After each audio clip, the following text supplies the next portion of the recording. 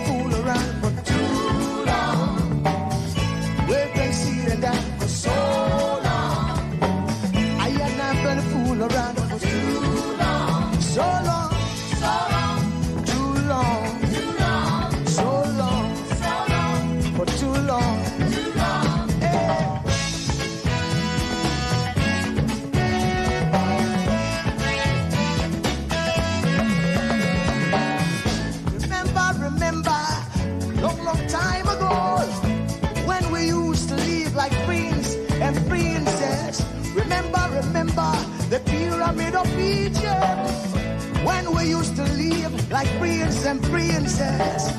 Remember, Marcus Garvey, who are the dream for New America. Oh, remember, Martin Luther King, who are the dream for New America.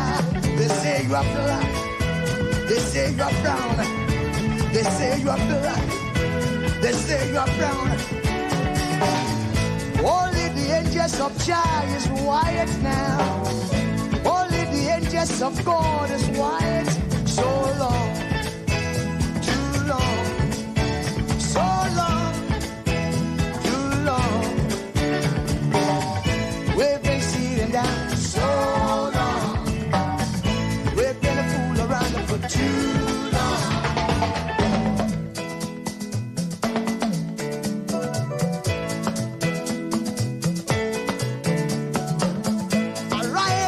Sleep, Africa.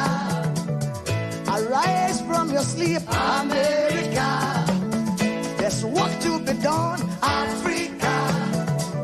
So much work to be done, America. But if we unite, hey, we will be free so long, too long, so long, too long. So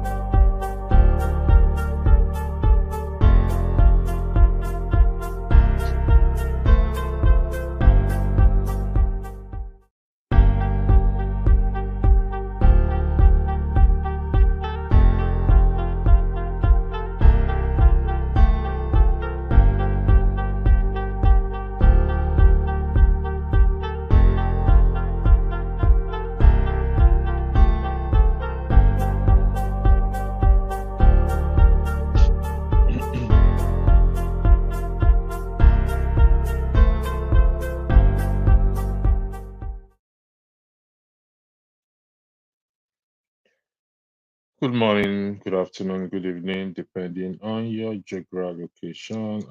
It's me again, Electricity. Thank you for joining, and I apologize that this broadcast should have been held prior to now, but due to circumstances, was supposed to have been held yesterday, but due to circumstances, I've not was unable to to broadcast yesterday. So I'm back today. I'll be joined by my fellow co-moderator by the name Chim. Actually, he is the guest and this evening, and questions will be put to him in respect to the top topic. I have just posted the link out there. Sorry for the earlier one. I didn't post the link properly. So I have just posted the link there for him to join, and for anyone also wants to join. This broadcast is just for the maximum of 2 hours. It's not going to exceed 2 hours under no circumstances.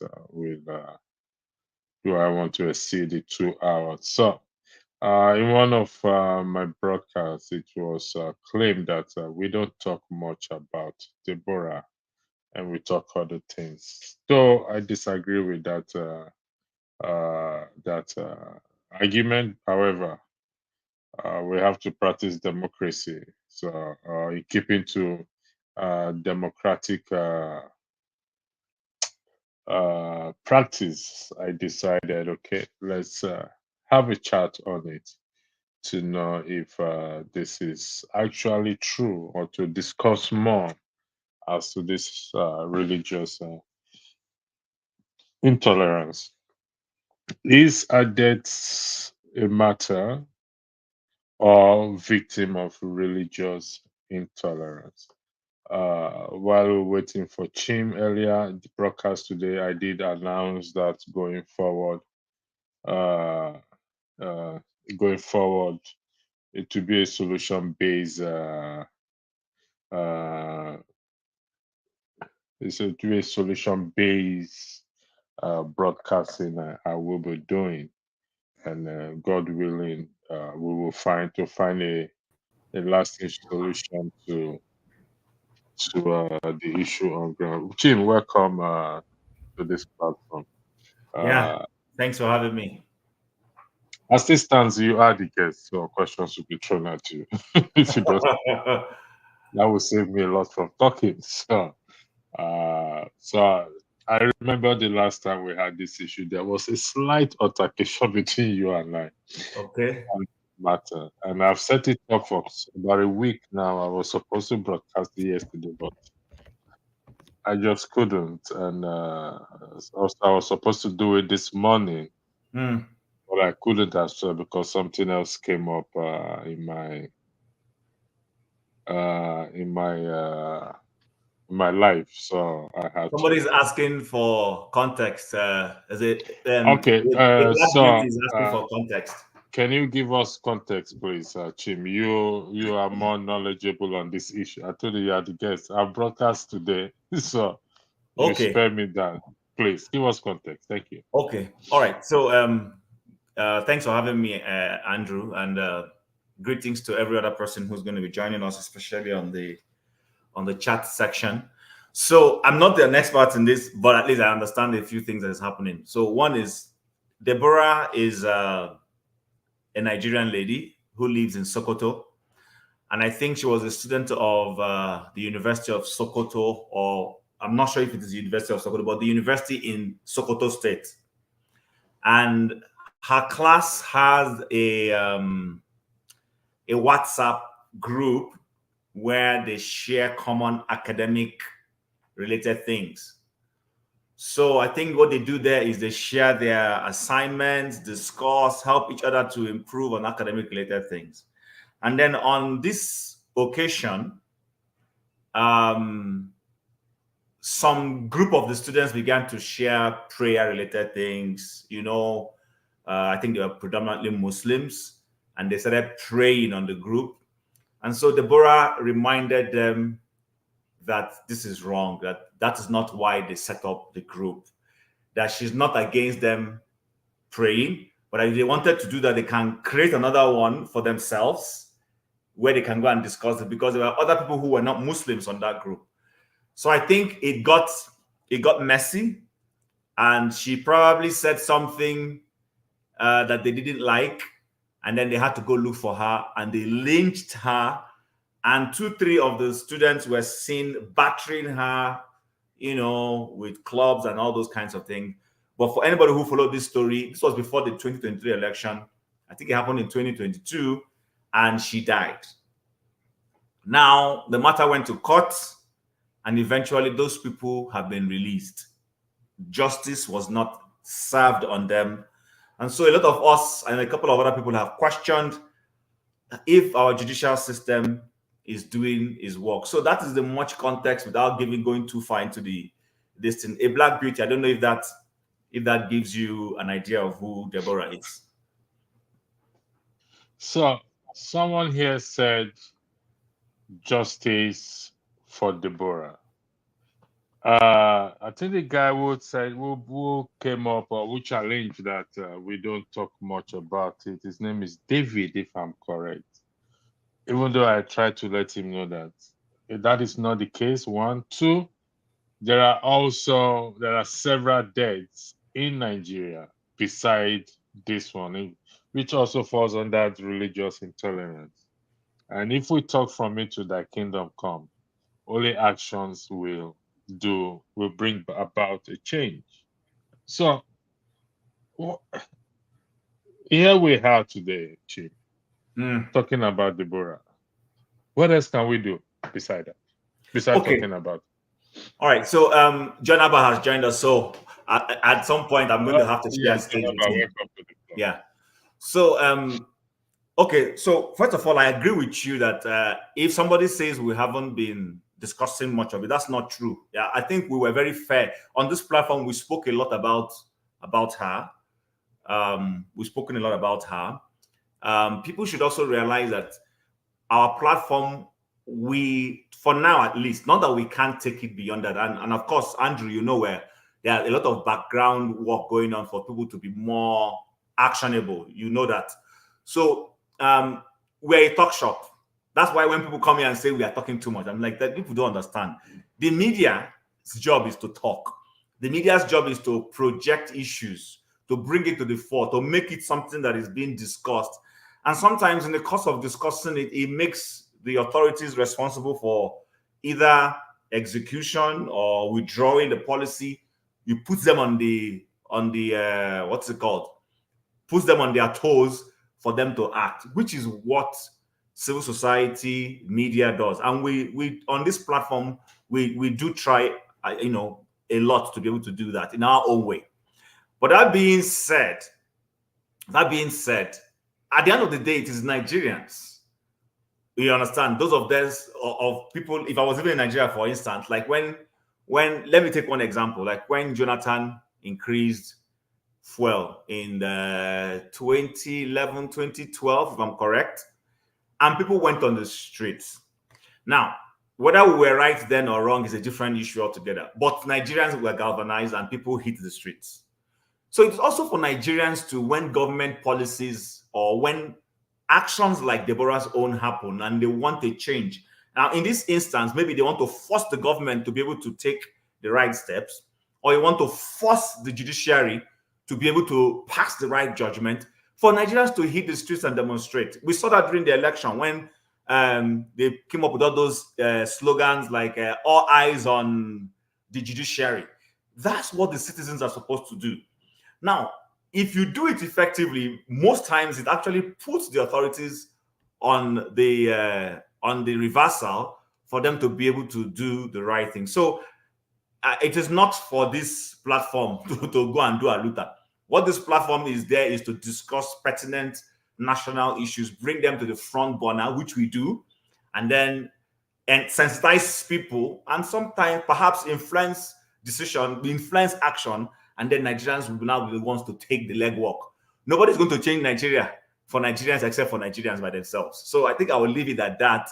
Then as we continue... Thank you, Chin. Thank you for that. Nobody's going to change Nigeria except Nigeria. I would like to, if you listen to earlier broadcast, say you were listening to, but at the point you will understand that I don't do backroom discussion again. I brought I brought it. I think John Abba was earlier. I brought it to the forefront right now, for us to.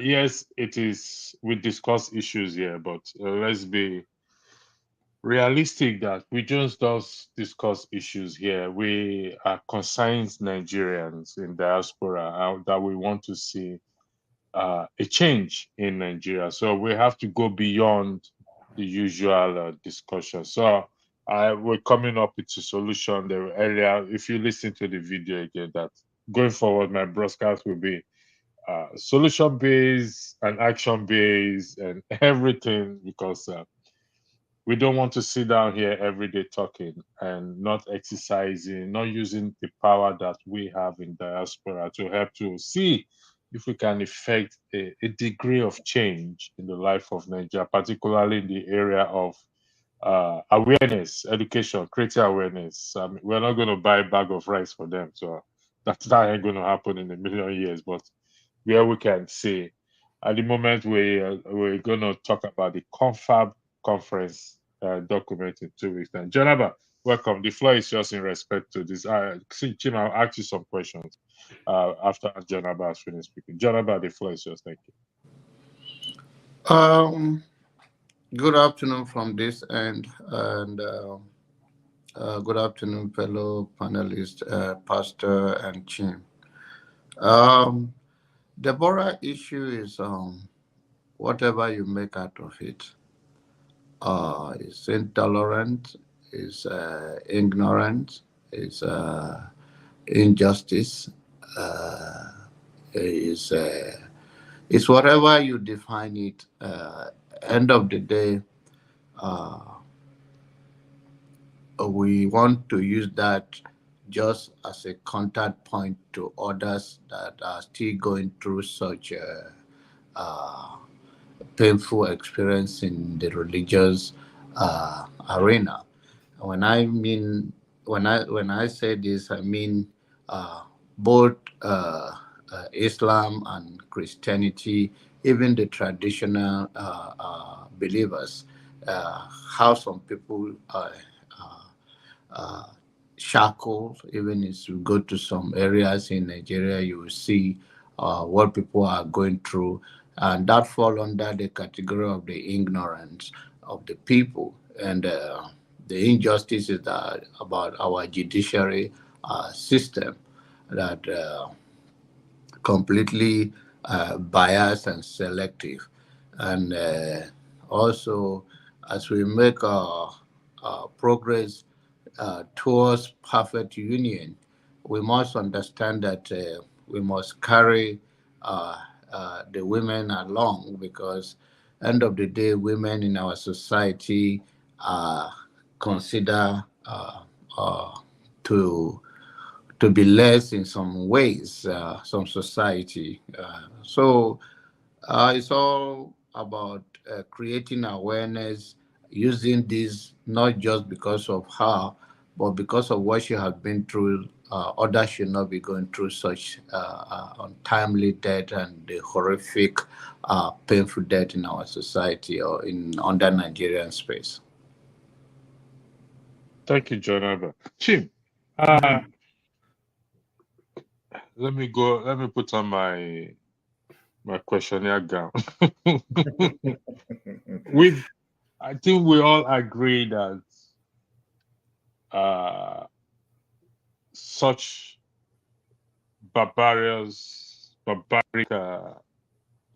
incident must be prevented. Justice must be served where possible. But I'm going to take you to, in the context of her being a Christian, a Martyr. Okay. Religious, you agree with me, both you and John, Abba, you agree with me that religious intolerance exists. It's recorded in the Holy Scriptures, in the Bible. Okay, so religious intolerance. I don't know whether I really agree with that, but I don't know where you're going to with this. But I won't say I really agree, but go ahead. Why do you say you really don't agree?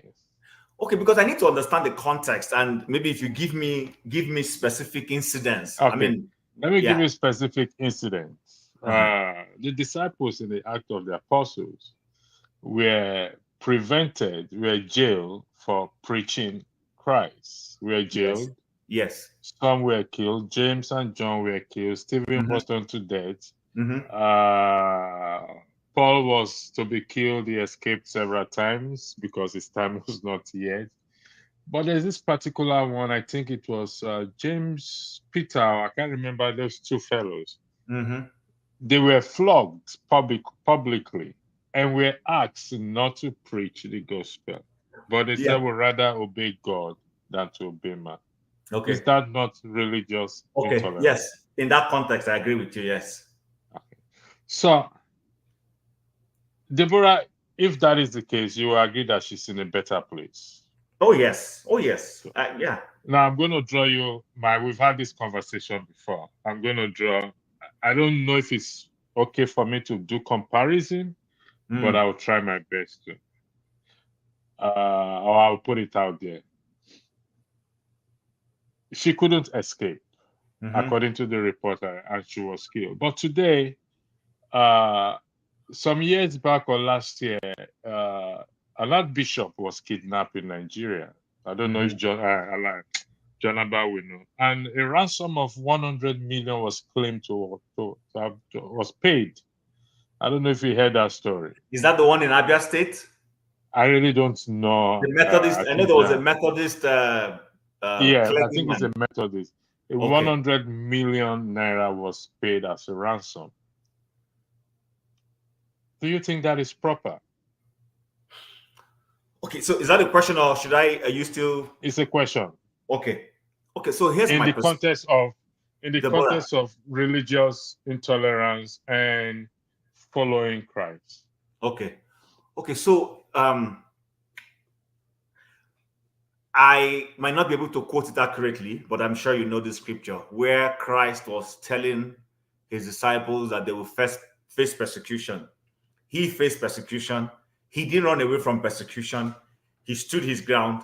But you know that Christ came to the world to die. The main reason was to die. So anybody trying to take him away from dying, trying to save him, would have been blocking him from accomplishing the purpose. That which is why when Peter took him away to rebuke him, he ended up rebuking Peter and telling him, Satan, get thee behind me and all that. So Christ came to die. So everything to make sure he got to the cross had to happen. Now, for his disciples, which includes you and I now today, we are also supposed to go through that trajectory. Nevertheless, Christ, in telling his disciples that they were persecuted, said that if they are persecuted in Lincoln, they can run to Aberdeen. If they are persecuted in Aberdeen, they are allowed to run to London. And can you provide the scripture, please, so that we can? All right. So, while we're talking, because that's why I told you I'm not able to quote it accurately. No, we have at least this broadcast is for 2 hours. No, when John Abba is talking, I will have the time to go and process it and get it. So okay, go ahead. So, but the point he was making was that, I think he was talking about with the last days and then he talked about how they were persecuted and they will go from one city to the other. Now, the way the word of God spreads, the word of God actually spreads more if we're paying attention when there is persecution, not when we are in peace. That's the strategy. Unfortunately, many Christians struggle to accept this. Do you understand? You will see that the original modus operandi was the Jews who started Christianity in that days. As soon as they started persecuting them, they now started spreading to other places. And as they were spreading, they were taking the same gospel. That's the way the word of God spreads. The reverse is the case for some other kinds of religion. Now, that being said, if I was, and I'm going to tie it to the bishop, so I'm going somewhere. If I was Deborah, maybe I wouldn't have done it the way Deborah went. You have classmates, you have a forum that is supposed to be for purpose. I won't antagonize them. I might laugh about it. I will allow them. Maybe when I see them on a very friendly jovial note. I feel say, bros, now what for you? Or, those kind of things. Look for a way and get them to laugh and perhaps make the person see reason why they should create another forum to do those things. I'll tell them, actually, what you people are doing is good, but you know what? Why don't you guys create another WhatsApp where you guys, nobody will disturb you? And you know what? Maybe it will work, I don't know. But this is me. This is me. So we all have different temperament. Unfortunately, she went about trying to tell them that what they were doing was wrong. Perhaps she used, and now even though she's late, and that does not mean that they should have killed her. Perhaps she also was too confrontational with them. Remember, brother, good. Remember our brother Stephen. Stephen was saying the truth, but he said it in a harsh way. Even though he died a martyr. But go and look at the scripture. You see that he was quite harsh with those people. And the thing stung them and they got angry and they stoned him. So I wanted to put out that there is always wisdom in trying to do the work. God does not want us not to use wisdom in doing his work. And you said something here. He said they tried many times to kill Saul, but it was not yet his time. And Saul also did a lot of applying wisdom in this. There were places where he was bold. There were places where he was patient. There were places where, depending on the situation and the circumstance, he read the mood of the environment as he was doing the work of God. So we too, as if we're Christians or people who do the work, should apply the same thing. Now, coming to whether it is right to spend 100 million to liberate a captivated bishop, I would say nothing wrong if this person as a minister gets, as long as it's not fraud, though. My tentacles are high now because people can fake their own what is it called, captivity. Only you get what I'm saying, Andrew. People can fake their captivity, get captive, and then go and raise money, and I'm not accusing the man of that, but I'm just saying all manner of things are happening these days. Sometimes we don't even know which one is true anymore. But let's assume that yes, he's been kidnapped, and then people raise money to free him. I don't think there's anything wrong in trying to raise money to free a bishop or a minister of God that has been taken hostage, and you want to bring him back. Nothing wrong with that, because guess what? Maybe in coming back, that might be an opportunity. If he was not doing the work very well, perhaps now this would be a trigger point for him to see how close he has come to death, and then be able to change his ways, amend his ways, and start doing God's work in a better way. So I don't know if that answers it, but that's the perspective I have. All right, I'll go to Jonah, but I'll come back to you, Tim. Yeah. I'll come back to you. Jonah, the floor is yours. Thank you. But writing it? Now, rephrase the question again, please. The bishop that was 100 million was paid as a ransom. Is that proper in the context? Was he kidnapped because he's a bishop, or is a random pick? It was kidnapped. We don't know if it was kidnapped, if it was a bishop or not, but it was a bishop. Okay. On the context that is just a kidnap, and was he the only one? Sorry, Jonah, Andrew. That scripture is Matthew chapter 10, verse 23. You can read check it out. Yes. All right. Go ahead. Sorry. Go on, John. If it's the one that came on the on TV that I saw, that was a group of people together, and he narrated how they take them around the bush and all of that. To me, he was not arrested because he's a bishop or because of the gospel. He was just arrested, and he happened to be a bishop. So even if they pay $1 billion to free him, if they can afford it, and more importantly, if it's not, and I'm not trying to insinuate anything here, if real that that happened to him and people came to his aid and give the money that the kidnappers or whatever demanded, to me, it's not a problem. Thank you.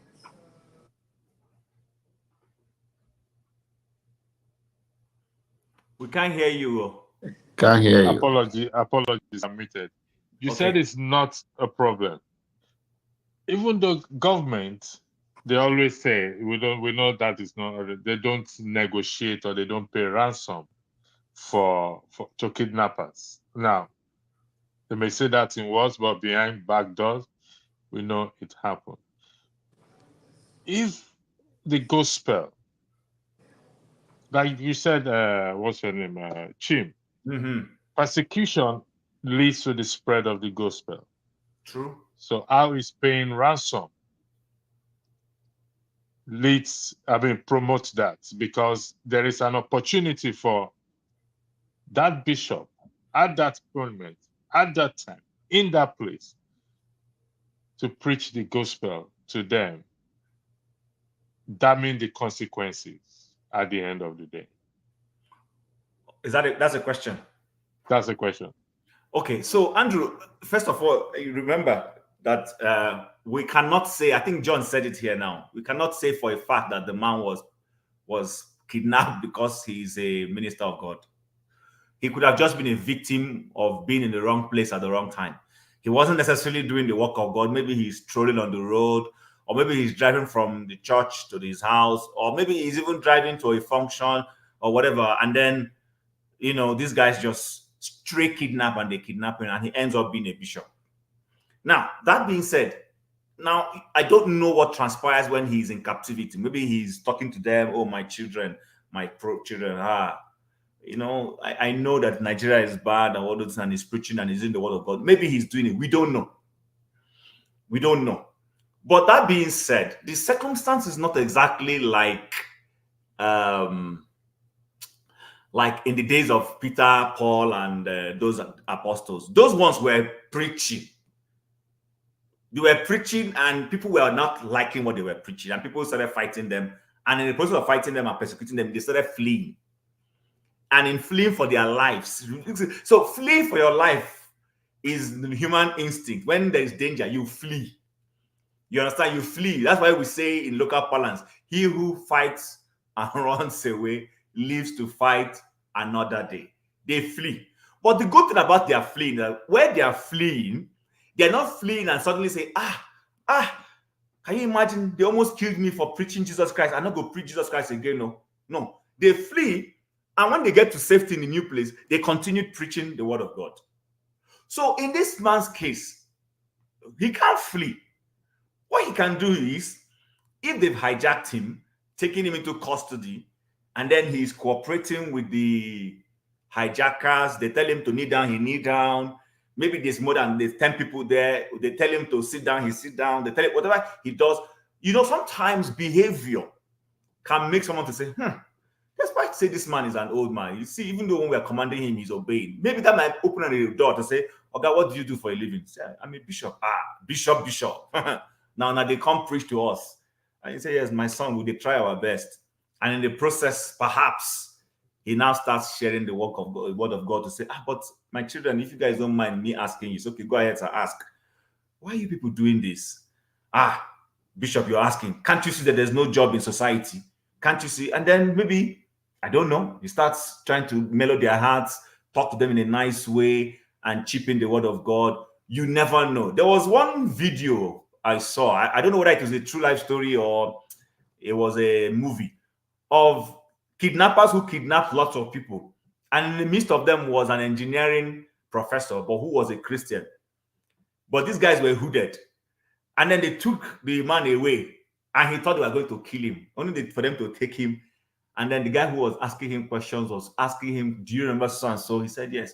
Do you remember so-and-so? And he said, yes. Do you remember so-and-so? And he said, yes. It ended up being his student. And the man freed him.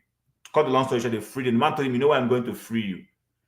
When other instructors were making my life miserable as a student, you were the only one who kept encouraging me. You didn't give me wrong marks and everything. When I saw you among the people they kidnapped, I recognized you. I'm like, that's my lecturer.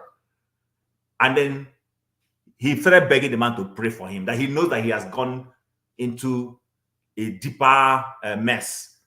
And the man prayed for him, and then he freed him. Can you see that that man has done the work of God also there? So you see, the circumstances may not exactly be like Peter, Paul, and those apostles. It could be in a different way. But your testimony will go ahead to speak on your behalf. Okay.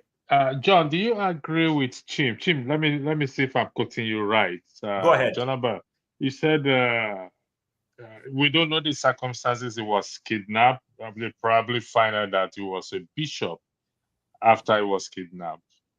However, Jesus said, "Let your light so shine among men that they may see your work." So this could mean, in other ways, be Christian anywhere, anytime, and any day. Would that be correct? So, yes, so whether correct. they know he's a bishop or not, he's going to be a Christian at that point. Jonathan, do you agree with Chim's argument in that regard that the Christians of nowadays is not the same as it was in those days, even though he's a bishop? God will remain the same, and it should be treated as it's forever. The Bible said, Jesus, or the word of yesterday, today, and forevermore. So there is no change in time that changed the word of God. But in this context of this guy was not kidnapped because he is a bishop, and he was just preaching the gospel and he was kidnapped.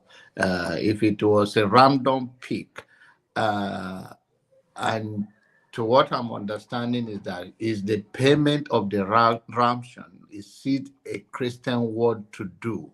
Is this seems like something like a bribery or something in the context of I will not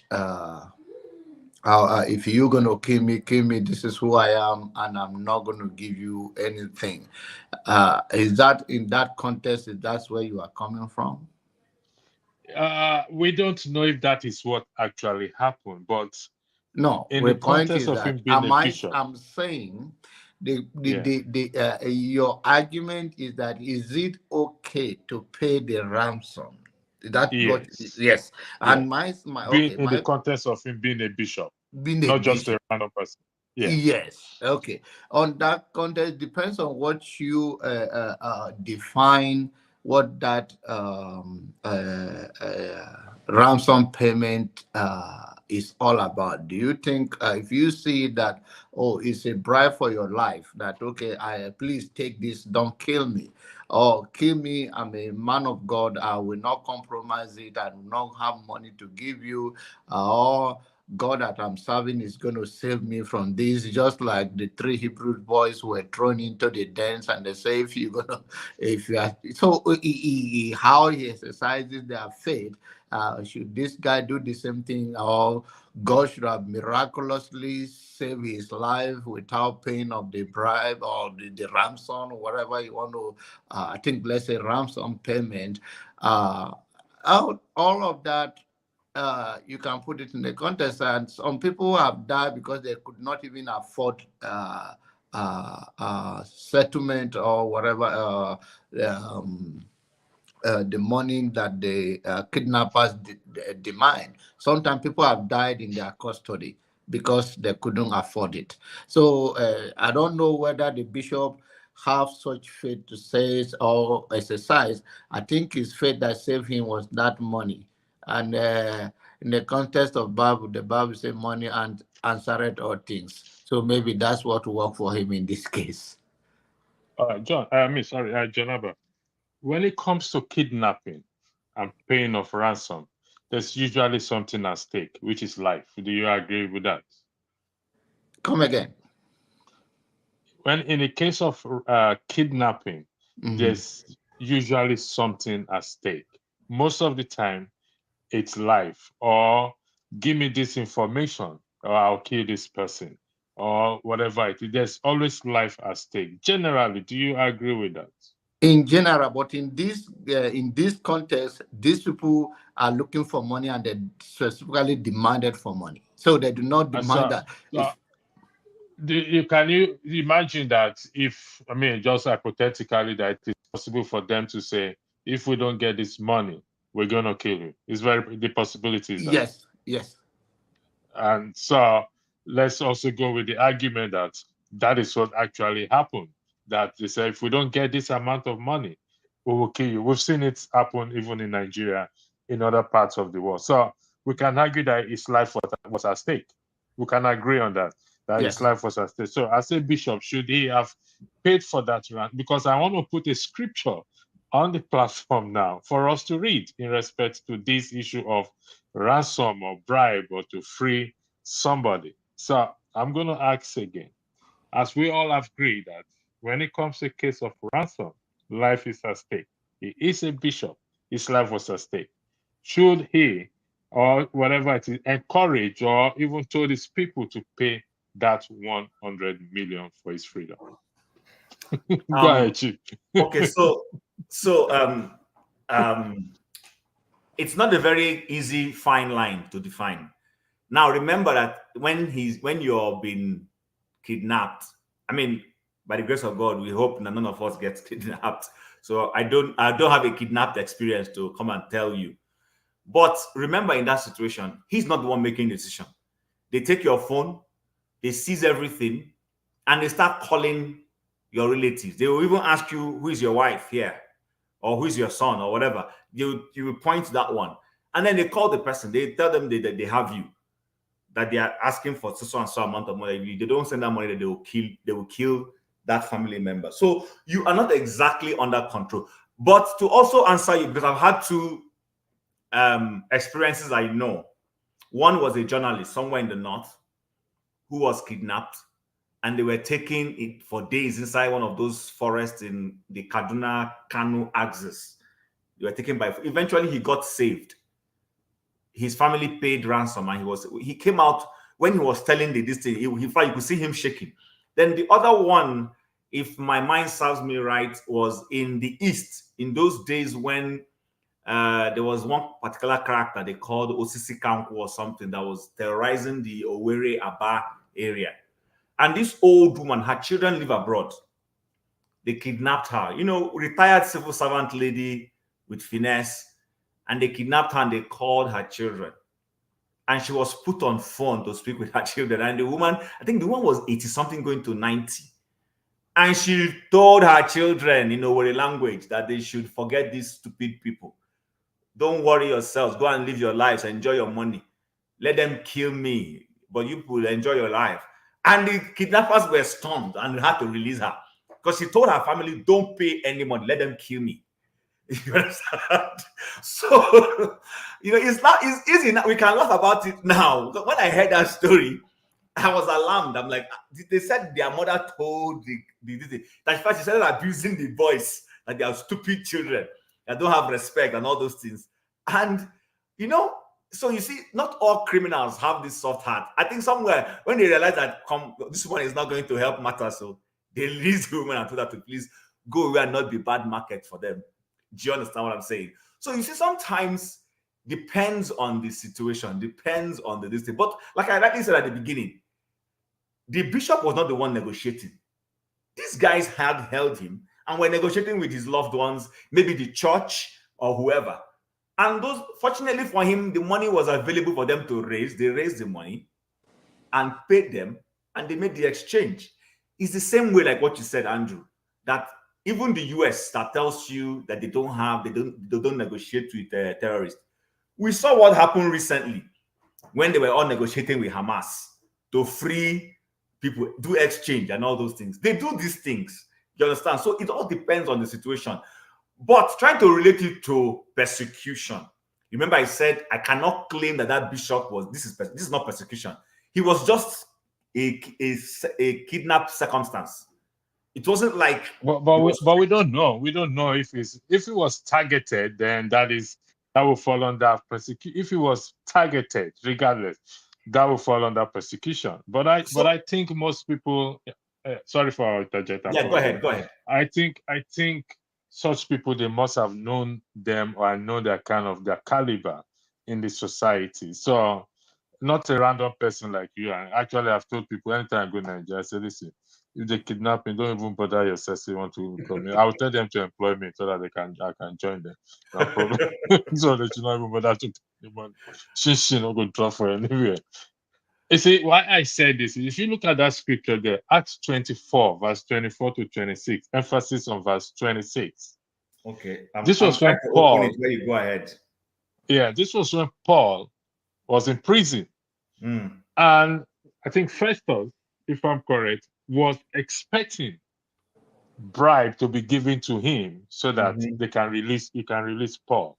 Mm-hmm. But the brethren or the Christian there did not bribe or pay any. It wasn't a case of ransom, but a case of let's give you something, so that he was expecting money to be paid so that he could release Paul. But that is not the case.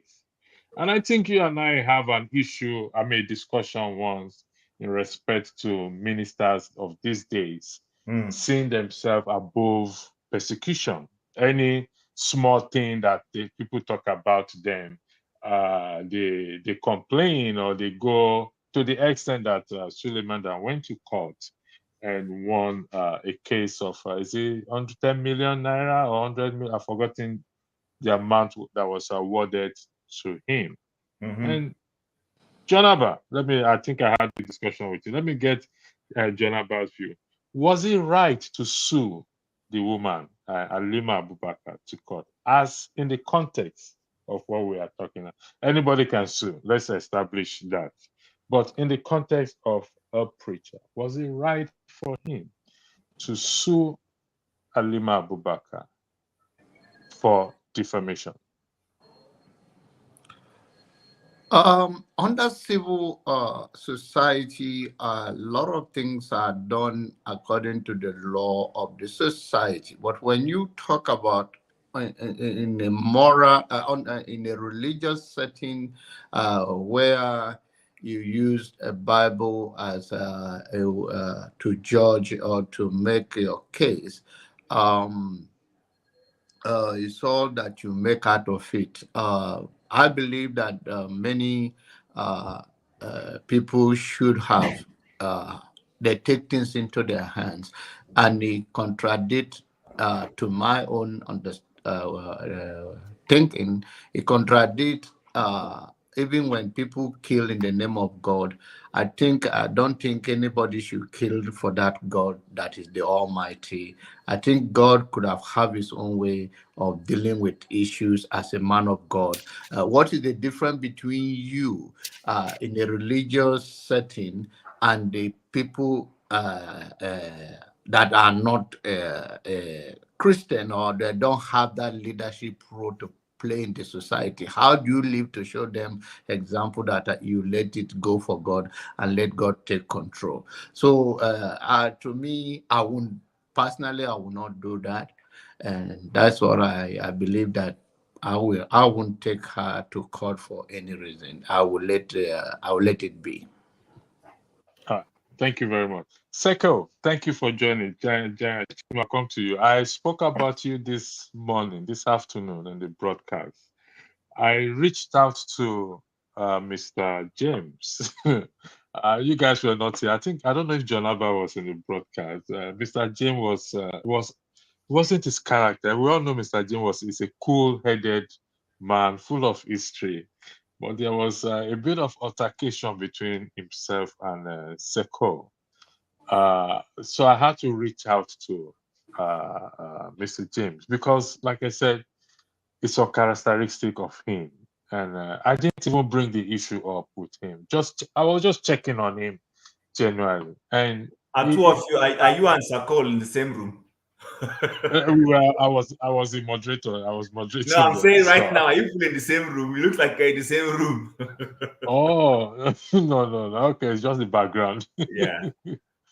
So he extends his apology. To be honest, like I said to you, even I told those in the comment section, I mentioned names of those who who highlighted that this is not Mr. James. It shows his deep concern and interest for Nigeria, and seeing somebody, even though you are not out of point, seeing somebody to him that appears to be desecrating or pulling down Nigeria in his presence, he got upset. So he was able, I mean, he gave his apology. So I hope he will come personally and extend same to you. So again, I hope you have accepted apology on behalf of the platform, and that's why you are here. Because if you have not accepted the apology, you won't be here anyway. So thank you very much. So where did I stop? I lost my train of Yeah. thought again. Help me here, Chief. Where did I? So Do you were remember where so did I I wanted to stop? contribute to that. It was you were Okay, asking good. John About Abba about the lawsuit, right? Yeah. Thank you for that. yeah. So you already know my view, which is not too far away from what Mr. Pastor John Abba has said. For me, like I told you that time, if you're a minister of God and somebody defames your character, perhaps I won't go it the way the man has gone, but I'm not going to judge him and say it's wrong of him. You know, the way our threshold for pain is different. He may feel, this thing is seriously, this is my character. His character is more important to him, and he wants to really clear his name, which is why he went that far.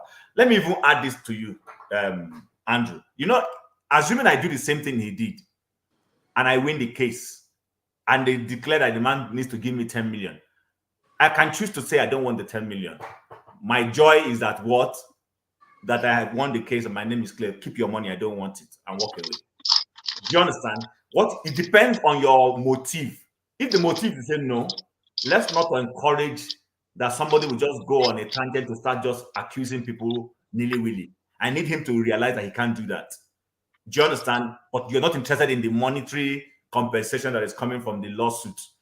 That could be a situation. But like I said, sometimes there are people who go out there and just spread falsehood, and they think they can get away with it, that because somebody is a minister of God would mean that the person will not be able to, or might choose not to go to the law courts and all those things. Now, the law courts are there. God does not forbid the law courts. He doesn't. I don't think there's any way where the scripture says we shouldn't follow the law.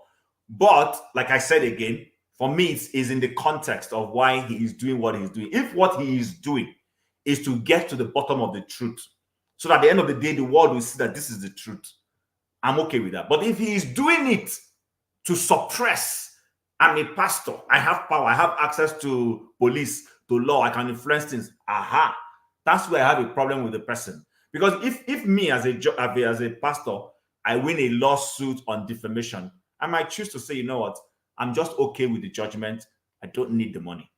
I don't know if that makes sense to you. This is what I would personally do. Jim, the lady only went online to spread this news. Would that be correct? Well, yes, but if we go beyond online, did she sue him? Did who sue who? Did Halima Abubakar sue Suleiman?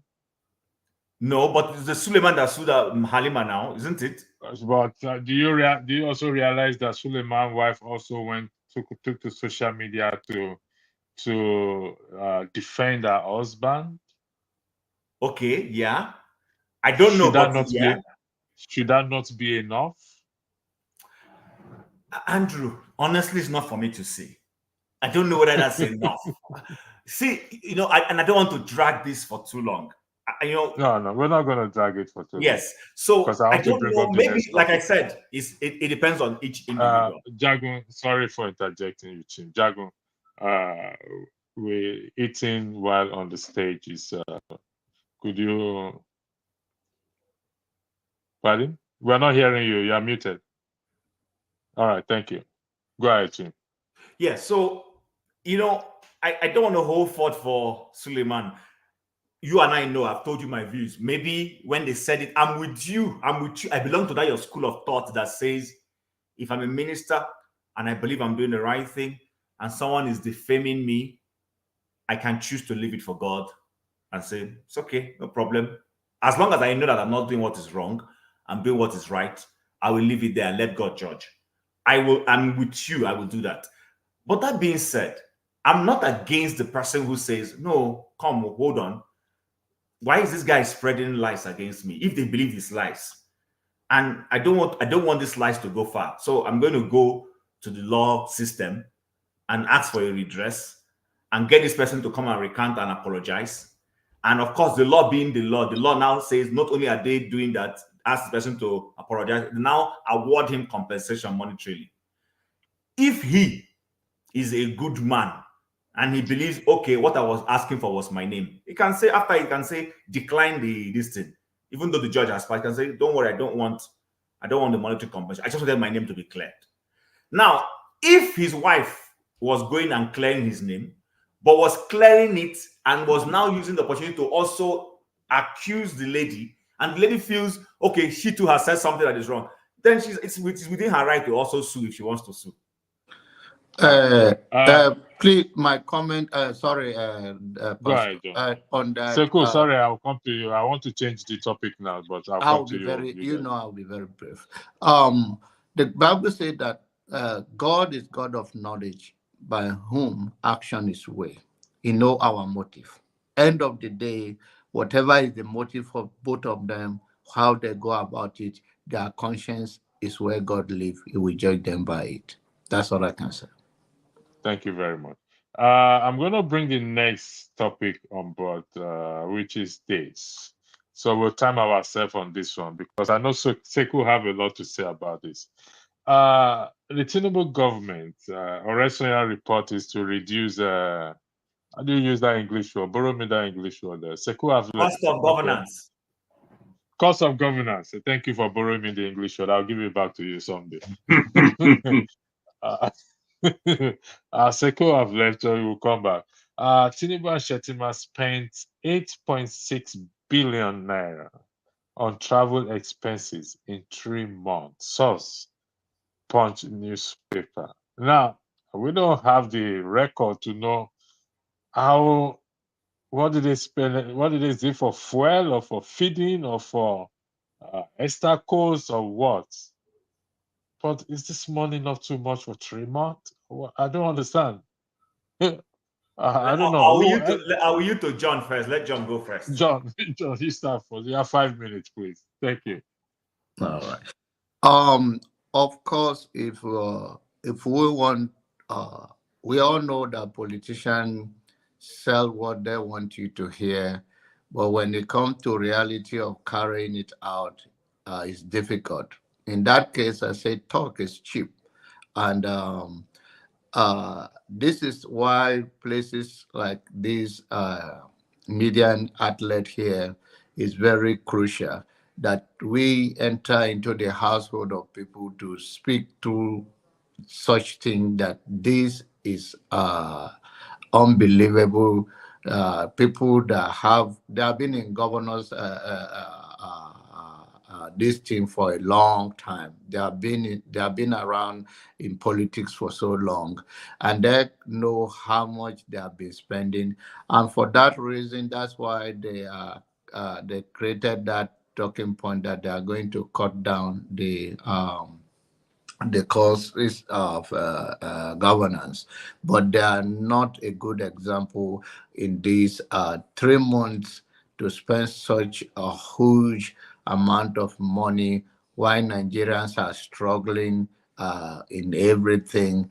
It's a sign of irresponsible, and it's a sign that these people come to do nothing rather to talk to the gullible Nigerians that and oftentimes they divide us within their own way, what they want us to talk about and not what they are doing that we should talk about. And that's why, to me, so many things that came up before the 1 year anniversary do not pay attention, because these are the things we should pay attention to. This is what we're supposed to talk about. So the issue of national anthem, as crucial as it could for some people, it never put food in anybody's plate. I mean, it's a pride of our country to have things straight up. But these are the issues that are more important to ordinary Nigerians, that these people come to lavish and just to do nothing for ordinary Nigerians. And Nigerians should know that all politicians are liars. Some are just better than the other, and their destiny is in their hand, and they should push back on them in every way, in media, and make the place uncomfortable for these people, because they have stolen so much that they have used poverty and all of these things as a way of taming the society, while you struggle to feed yourself. And instead of you to push back and protest, you don't even have energy to go on the street because you are dying. And this is what they have afflicted their own citizens, instead of living with a good example if they're serious about changing anything. Thank you. Thank you, John Abba. Chief, let me go to Seko first, then I'll go to Jagun. When Jagun comes back, then you'll be the last speaker. Thank you very much. Seko, the floor is yours. You have a knowledge of Nigeria, even though you are from Liberia.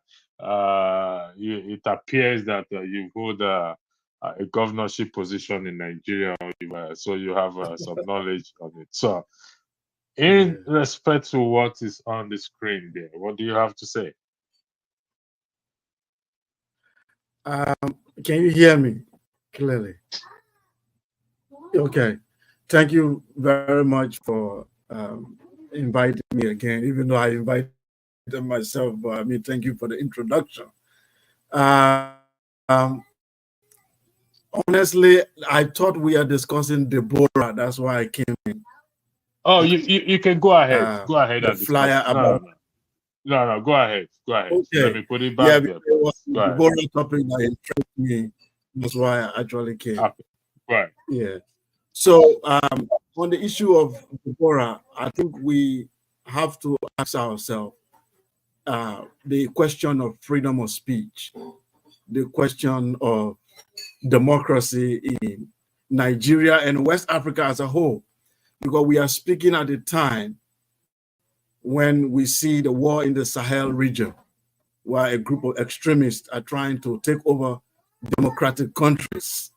We should be worried as West Africans and as Africans that in a WhatsApp group, a group of students will be discussing something, and one person will make a comment, and then the next thing the person is stoned to death or even burnt alive. I don't know how it ended. We should be very, very worried that is taking place in 2024, because the freedom of speech is not, it's built upon the idea that I will say something that you don't like, but your ability to tolerate it.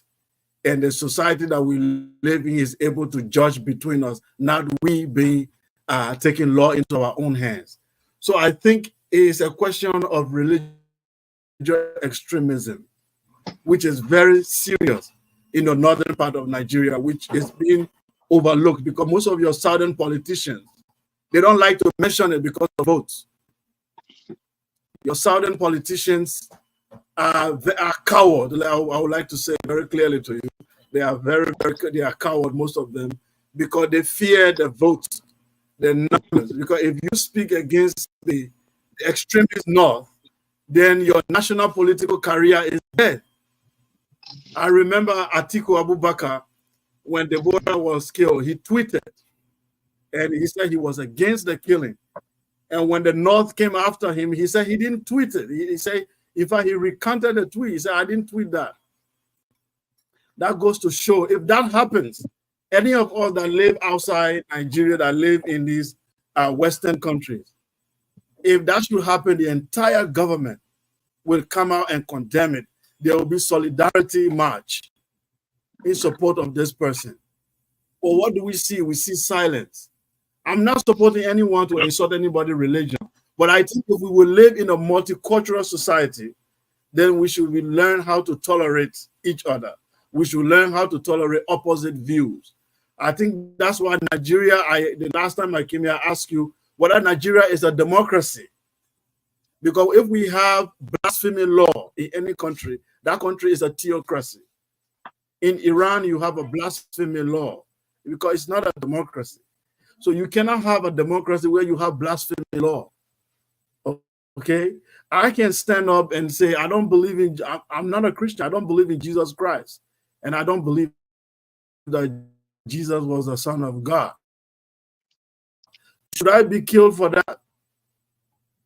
No. So someone be able to, I think that's the conversation we need to have. Thank you, Seko.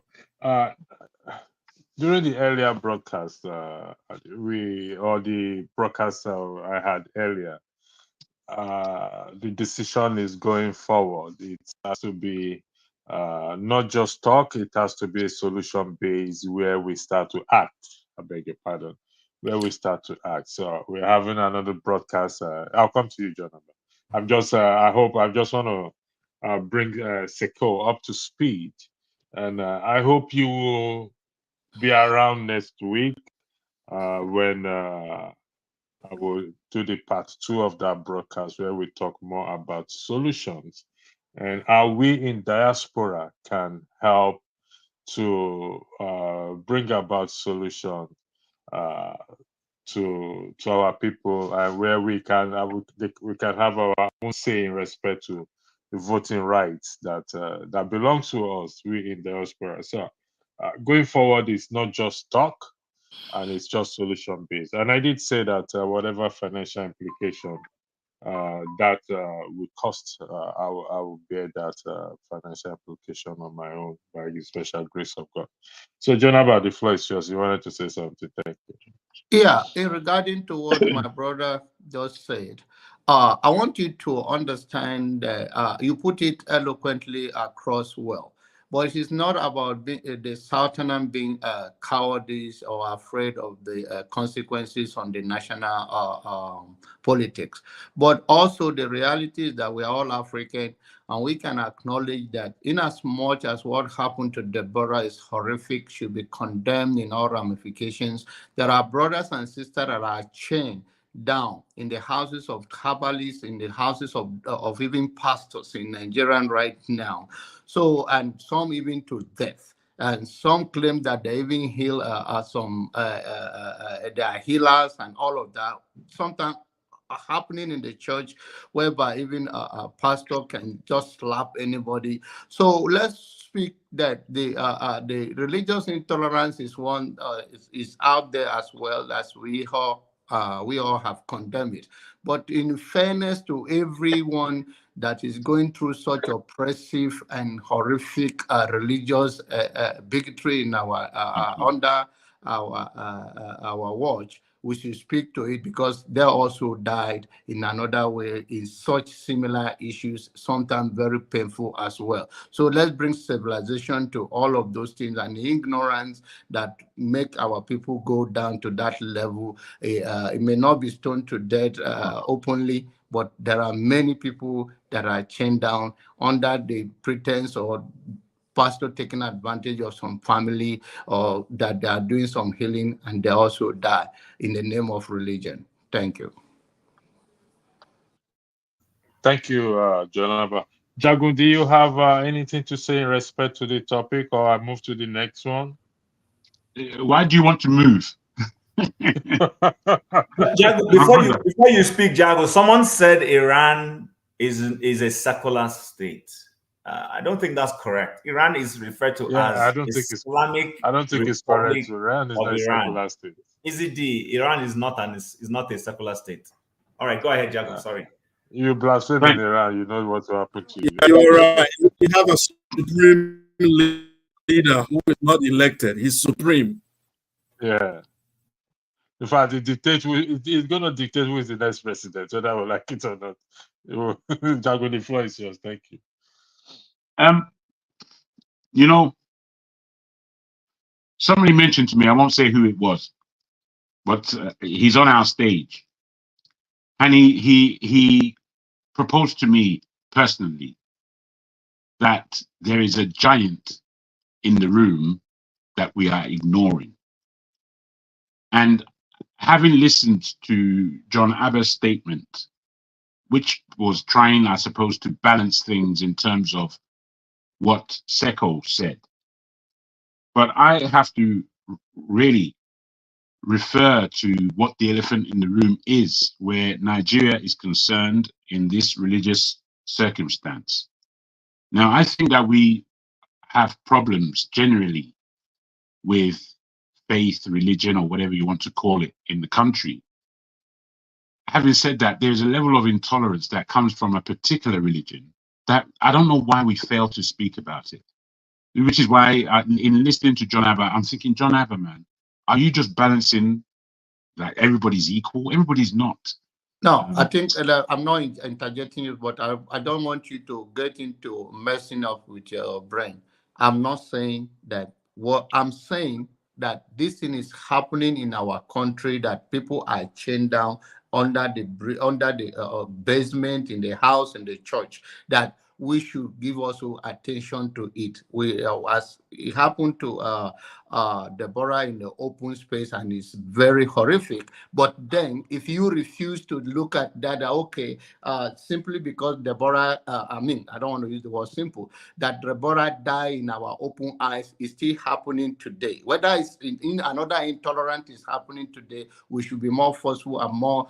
I can tell you right now that not only Deborah, Muslims killed themselves over this as well. So we are trying to say that I'm not saying I'm balancing it. Please don't misunderstood me. I'm saying No. Okay, and I have experienced it myself. Not personal that I was chained like that. I have witnessed it. I've witnessed such things. I fully appreciate you, and what you just said is the same as I'm hearing it before, to be frank. What I'm putting forward is that there is an elephant in the room. The elephant in the room is Islam, and we are somewhat reluctant to speak about it.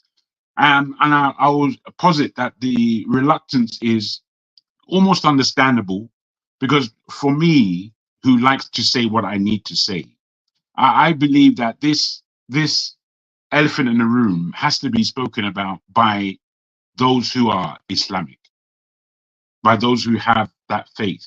Because really, when I look at the world, today, Islam is an issue. I won't say it's a problem, but it's an issue. And I feel that, again,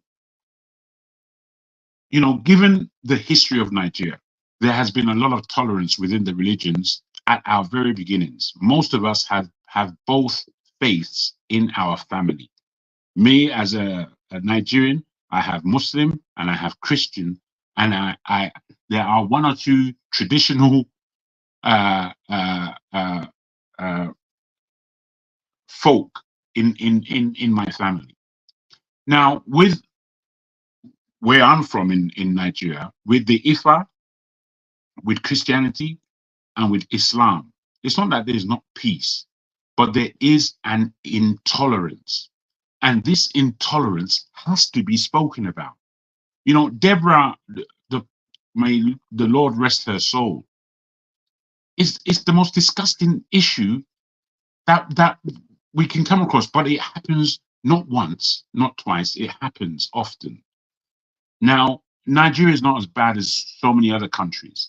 However, we do have an insurgence of religious intolerance, religious bigotry, and religious oppression in the country.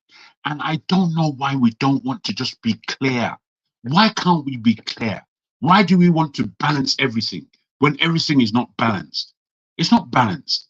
Christians do not, in that country, as bad as anyone would want to purport that they are, do not behave like terrorists generally. Now, I'm not saying Islam is a terrorist religion. I am saying it is an intolerant religion. I am saying it is an oppressive religion, very especially to the fairer sex. So I think if we don't say these things, we come nowhere close to tackling the problem. Electricity is somebody who posits solutions. He wants things to be solved. Let's come up with solutions. We can't just be complaining. And I respect that. However, I don't think we're going to get anywhere near anything called solution without tackling the subject matter. Now, the person who said to me that there's an elephant in the room, he was a Muslim, a Muslim. And he put it to me in such an open way and a way that he came across it himself. You know, sometimes we can speak to all people, but the reasoning and the recognition of an issue, of a problem, almost has to come from those who the issue or problem necessitates from. And I think if we're not doing this, we're doing ourselves a disservice. Thank you. Thank you, Jago. I don't think there is an issue discussing Islam. And like you rightly said, Islam itself is not a terrorist religion, but some people have taken it to the far and beyond and use it to perpetuate, carry out their own personal agenda. However, if we talk about, when we're talking about tolerance, I believe any religion their main primary teaching is to tolerate one another, regardless. But why is the case that a mention of the Prophet or the Quran often triggers them and they don't tolerate anyone to make mention of that? So tolerance, I mean, their religion teaches tolerance. I believe, I've not read the Quran, so I'm not expert in, I'm not even anything. I've not seen it before, neither have I opened it. But I believe those who have read it can agree with me that the religion teaches tolerance. I don't think it teaches them that if anyone make mention of the Prophet Muhammad or of the Quran, they should stone the person to death. I stand to be corrected. But until such time that I am corrected, it's subject that we have to talk about, because they will come on this platform. They will be there. Some of them are our co-workers. It's strange. Even in some of them are our boyfriends and girlfriends and everything. So we have to talk about it, because it's all about tolerance. Let's tolerate each other's religion. Go ahead, Chief, then I'll go to... Okay, so I'm going to try to put the two topics together. Let me start from where we left off, since Sekwa. Did I pronounce that correctly? Okay, all right. So I'm very happy you brought that up, and you put it out so well. So here's my submission, because Andrew wants us to be proffering solutions and not just complaining, which is good. The thing with Nigeria is that our founding fathers, especially from the southern part of the country, made too many concessions. That's my reading of why Nigeria is the way it is. Chief, sorry. I'll give the floor back to you. I apologize. Okay. I want to thank Blackstone. Blackstone, thank you for the super chat. And let me say this in respect to the super chat. It's highly appreciated. It goes a long way. And even if it's 1 cent you can afford, even though I know that's not the case, nothing is to don't be intimidated by those of KJ that donate $100 and no, don't be intimidated by them. Some people are here to intimidate people, but don't allow them. so if it's £1, 1 cent super chat you can make, it is all good. So we don't discriminate when it comes to money. So, all right, thank you, Jonathan. The flyer, Blackstone, thank you, Oscar. Blackstone, thank you again. All right. So why am I going back to that? Because as soon as the Sekwa mentioned that thing, I've read from Sherry Williams, and her perspective. That's okay. That's why we're here. It's good for everybody to bring up those concepts and their perspective. So, like I said, our Southern founding fathers made too many concessions. At the inception of this union, when we were trying to gain independence from the colonial administration, and the Northerners said they were not ready for independence, I am one of those who strongly believe that we should have gone ahead with the independence of the part of the country that wanted to gain independence. And then when these guys see how we're progressing and they still feel like joining the union, then they would have joined. Perhaps they're joining the union from that angle they would have come in on a different level and on a different basis. But when you started making concessions that were very fundamental, that would affect equity, that would affect rationality, that was when Nigeria lost it. That was when we lost it. And some of those concessions are the things that Sekwa has mentioned, which is why it looks as if the northern part of the country gets away with a couple of things. For instance, you find the issue of 2 children born by parents, even poor parents, and one child is expected to score nothing less than a 250 in a national common entrance to be able to gain an entrance into what we refer to as unity schools in Nigeria. While the other one from the other angle, just with even 6, it looks outlandish to say that just with 20, somebody is scoring 200, is expected to score 250. I had that kind of grade, but I couldn't make a federal institution. I had to go to a state university because my state was giving a very high rate, and I didn't exactly hit it.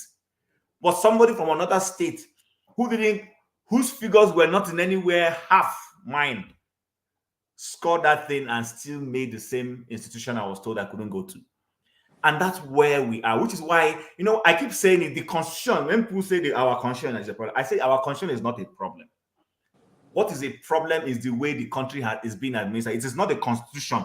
There is nowhere in that constitution that we have this thing I'm talking about, that the child from Zamfara should go to federal university with a grade of 12 or the grade of 20. And the one from Ogun State should go there with the grade of 270 something. There's nothing in our constitution. These are administrative leeways that we've allowed them to have. Or the argument that Sherry is making, that mentioning a red flag, something that somebody says is a red flag for him, becomes the basis for him to take laws into their hand to administer justice. But somebody goes into my church wearing his cap. Is not a red flag for me. For those of us who are Christians, we know that whenever we enter a church, what do? We take off our caps and go in there. But we have people from the north, when they walk into our churches, they don't take off their hats. If they're invited, they don't.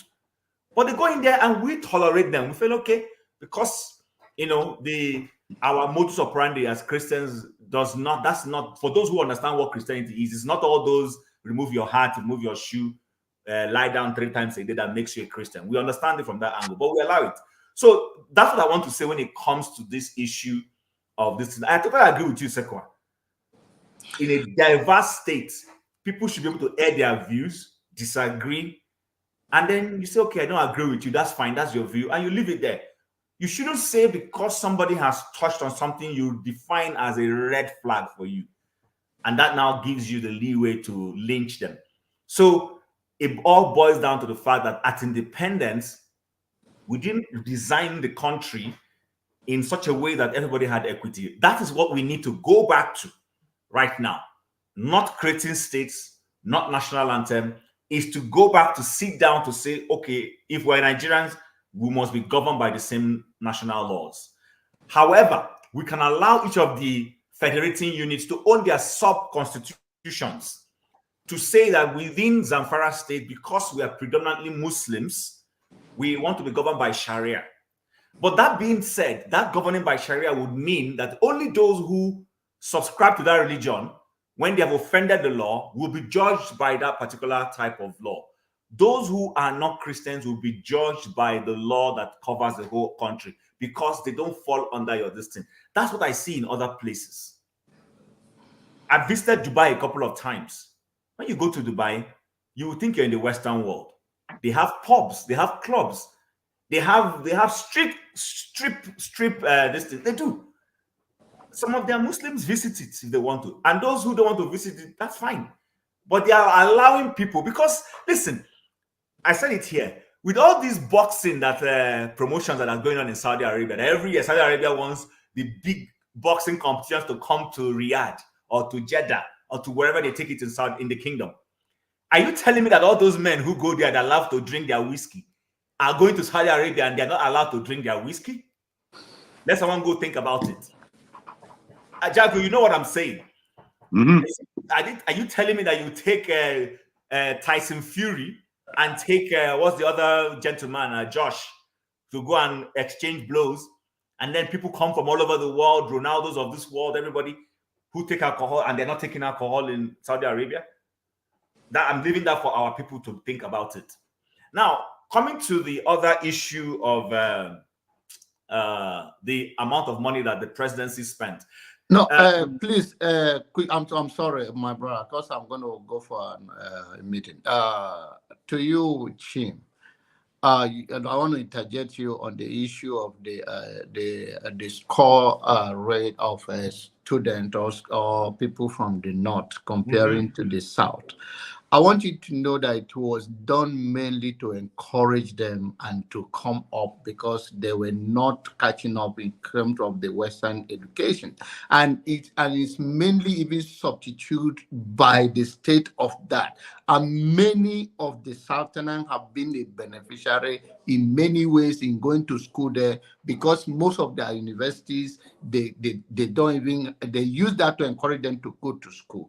And in that case, if you say that, okay, if you use your influence, Northerners use their influence to say that the standard of the national standard is like this and you are below, don't get into this, don't get into that. It's a fair argument, but where people use their own state money to encourage their own people to go to school, I don't think that is an issue like you think, okay, that is meaning that they are being cut down.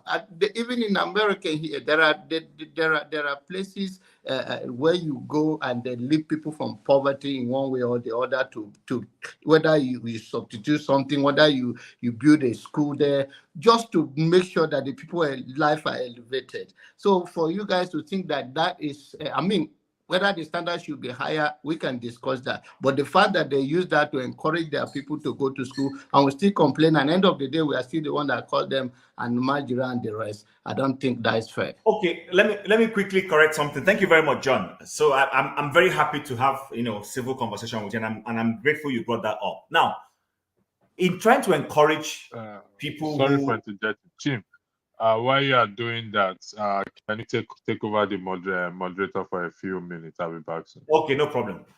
So now remember, John, that you cannot encourage another person by making it difficult for the other person. What is happening now is that if you say, let intelligent people, everybody, once you score, let's have a unified pass mark for everybody. Then you can say, okay, but you know what, because we know that some of our brothers are lagging behind, we can leave some additional slots for them to encourage them. We probably wouldn't have a problem with that. The situation is that you're saying that the man from Abia in the same military school that is run by the federal government, you're saying to him that all his children, if they don't score 250 and above, if the person scores 249, he's out. But you're saying the one from Zamfara, if he scores 6, he's in. So what you're doing is not correct. And that's not the truth. And you hold on now, John. That's not the truth. No, John, hold on. That's not right. It doesn't let us produce the best. Affirmative action happens everywhere in the world. The Nigerian affirmative process is one of the most horrible ones I've ever seen anywhere. What you do is you let people to have the same baseline, but you can say, because our people, by the way, it's not the fault of the child from the south that the one from the north doesn't want to go to school. It's not my fault. It is left for you and the leaders in those places and their parents to make those children see the need for them to go to school, because it's the same learning process. If they're exposed to the same learning process, they will catch up with everybody. What we're even saying is filling those spaces. People burn midnight oil somewhere, work hard to, and tell the person that he missed it by 1 mark. But you're telling the other one who does not even make an effort. He just goes to the exam hall that day and scores only 6, and you tell him 6 is okay, I should go in. My brother, John, we can have this debate, but I think let's set it because the way you are fixing it, you are just thinking that you balance it. Let's have this debate in another. Okay, I'm okay with while I'm not saying that it's okay or not, but you are missing the point, and we're going to get to the point. And I'm not saying, okay, let's say NDA right now, Nigerian Defense Academy in Kaduna. So okay. where maybe they say a quota system whereby maybe 15 come from Anambra State and 10 come from depends on the side. Let's say 15 also come from Kaduna State, right?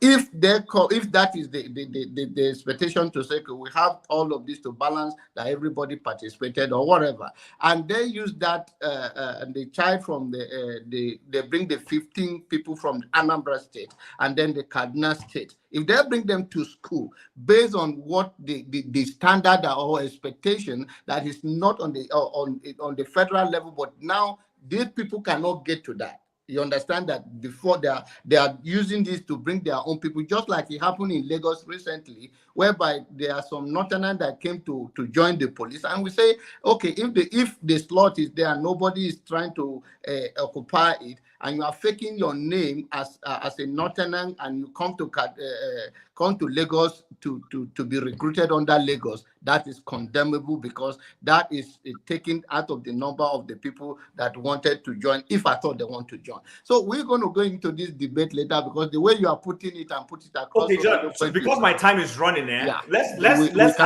I'm very open to having this debate later on. Thank you. I'm very open. Now, let me go to the other subject, which is on the issue of the expenditure by the presidency. I actually sent Andrew a video, and that is of the president of Kenya. You know, if we've been following what was going, the Kenyan president was also accused of spending some outlandish amount of money on travel.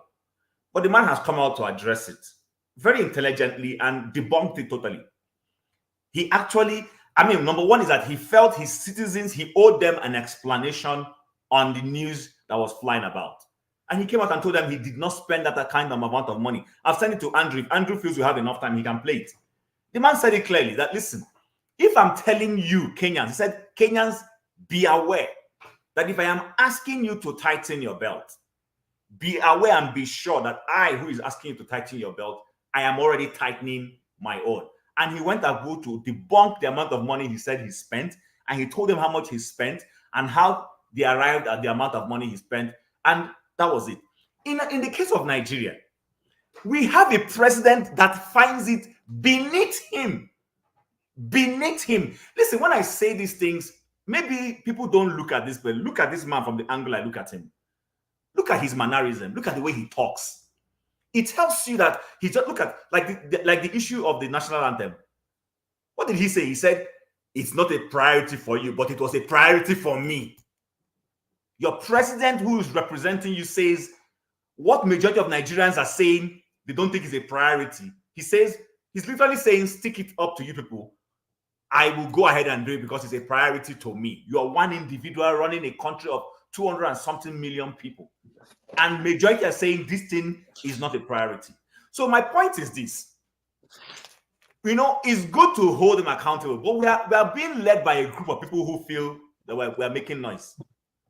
That they will spend money the way they want to spend it, that they don't care. That after all, they're president, that they have to, what do you expect them to do? Do you expect him to go and ride British Airways? Don't you know I'm the president of the country? That's their attitude. Listen, go listen to them. They don't care. So I think what Nigerians need to do is start asking for more accountability. And I don't know why I was here. Someone said, how do we get Nigerians to begin to... No, okay, it was another forum on X I was part of. They asked Professor Chidi in Canada, what do Nigerians need to do to get politicians to realize You are a servant. Look, we're not here to serve you. You're there to serve the people. Right now, for a very long time, as long as I can remember, we've had political leaders who don't give a hoot on the opinions of Nigerians. They don't care. National anthem, you're supposed to come out and debate it to say, okay, we felt that we should change our national anthem. Nigerians, what do you think? It wasn't thrown open. They just decided amongst themselves and they passed the law. Same thing with this expenditure. The presidency is telling you to tighten your belt, but they're busy spending money. And the only solution is that Nigerians need to start asking for more accountability. Go and ask for a way so that these people cannot just spend money and get away with it. Until we're able to get them to do this, they will do worse things than they are doing now. That's why I'm giving solution, because I don't want it to look like I ranted without giving a solution. Nigerians need to look for a way to get accountability out of our leaders. Is the solution? Thanks for that. And we have to work on it. So it's not going to be an easy job, but we have to do it anyway. If you can say, KJ, the floor is about the real citizens. This is from Obi Ezekwesili.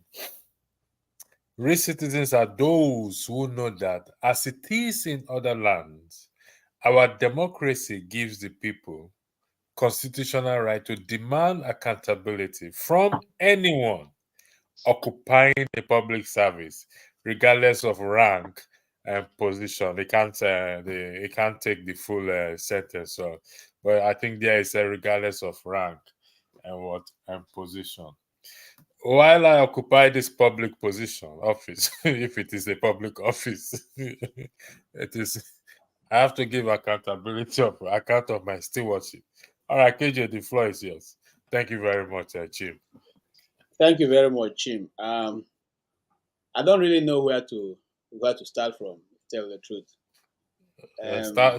Start from anywhere.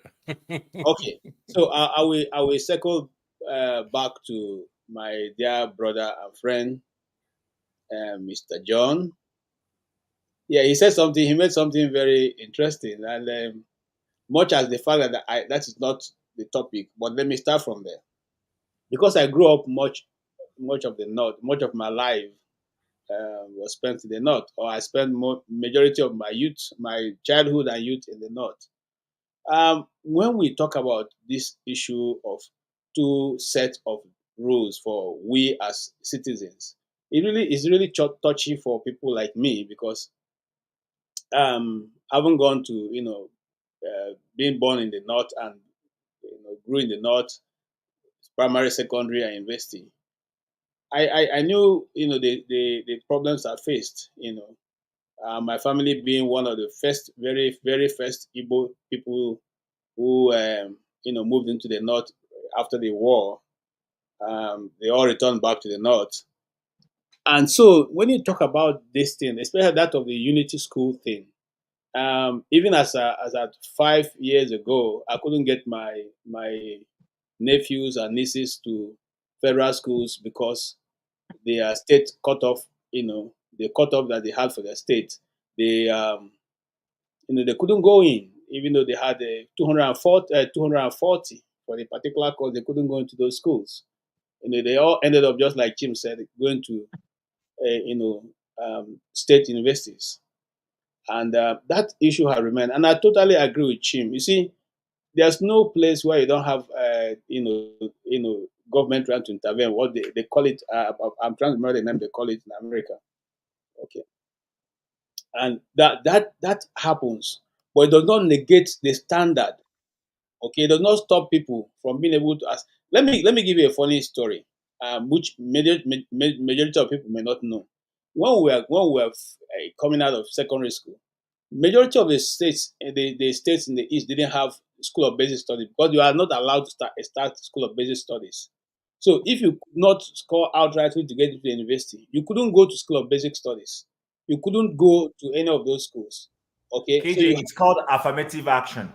Thank you, affirmative actions. Now, you couldn't go into any of those universities if you didn't score outrightly. Okay, and so, but you find out that in the north we had school of basic studies, which acted like a bridge, okay, for people to continue education. So from a childhood point of view, I saw that as a lot of injustice to me as an individual, because even though I had the scores to go into a federal school, I could not go into a federal school. All right. Even though I had this thing to go into school, and I couldn't make those schools because I was told that I came from educationally advantaged states. Now, 60 years after, we are still doing educationally advantaged and disadvantaged. Is that not fair? Is that can that still be described as being fair?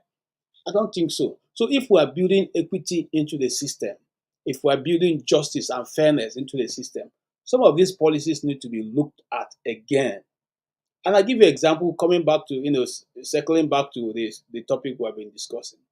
Do you know, and I can tell you without, any fear of contradiction, that if it were in the South, that if any of the states today wake up in the South and say, we are now declaring ourselves as a Christian dominated and we're going to run our state by Christian laws, it will become in fact, the army and the air force will move into that state and they probably declare a martial law.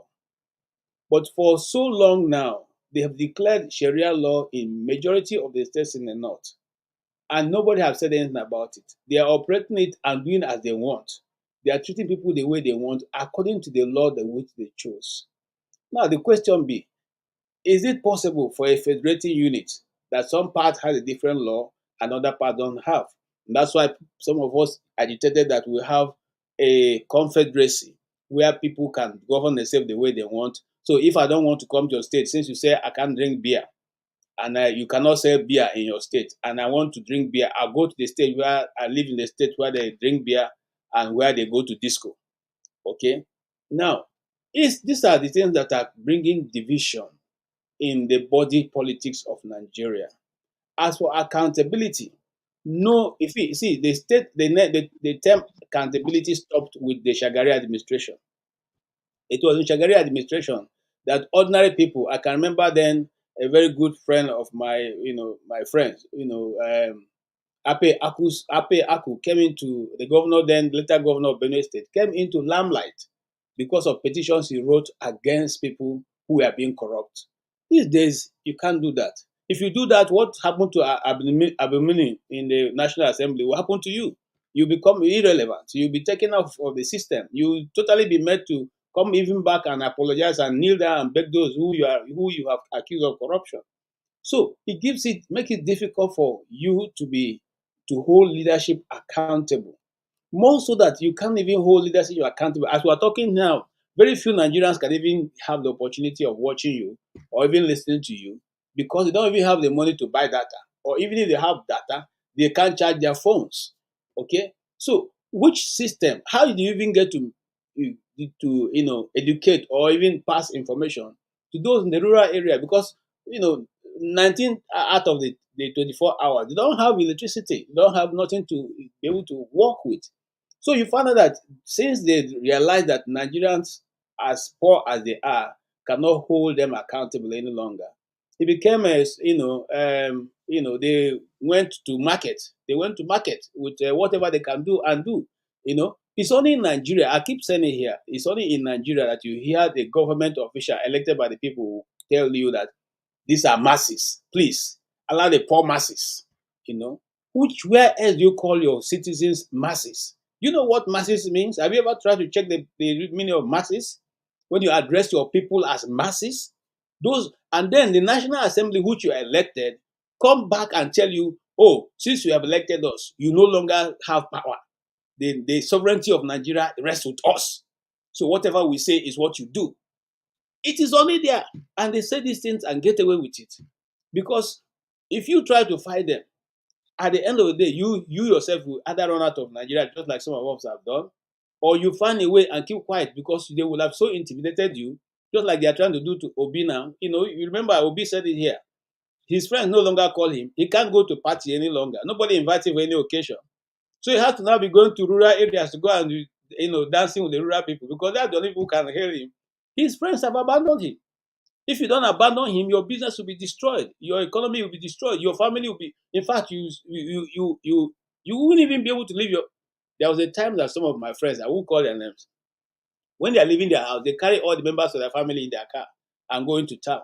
When they are coming back, they come back with them because you're not sure when you leave your house what will come and happen. And this is the capital, and this is Abuja.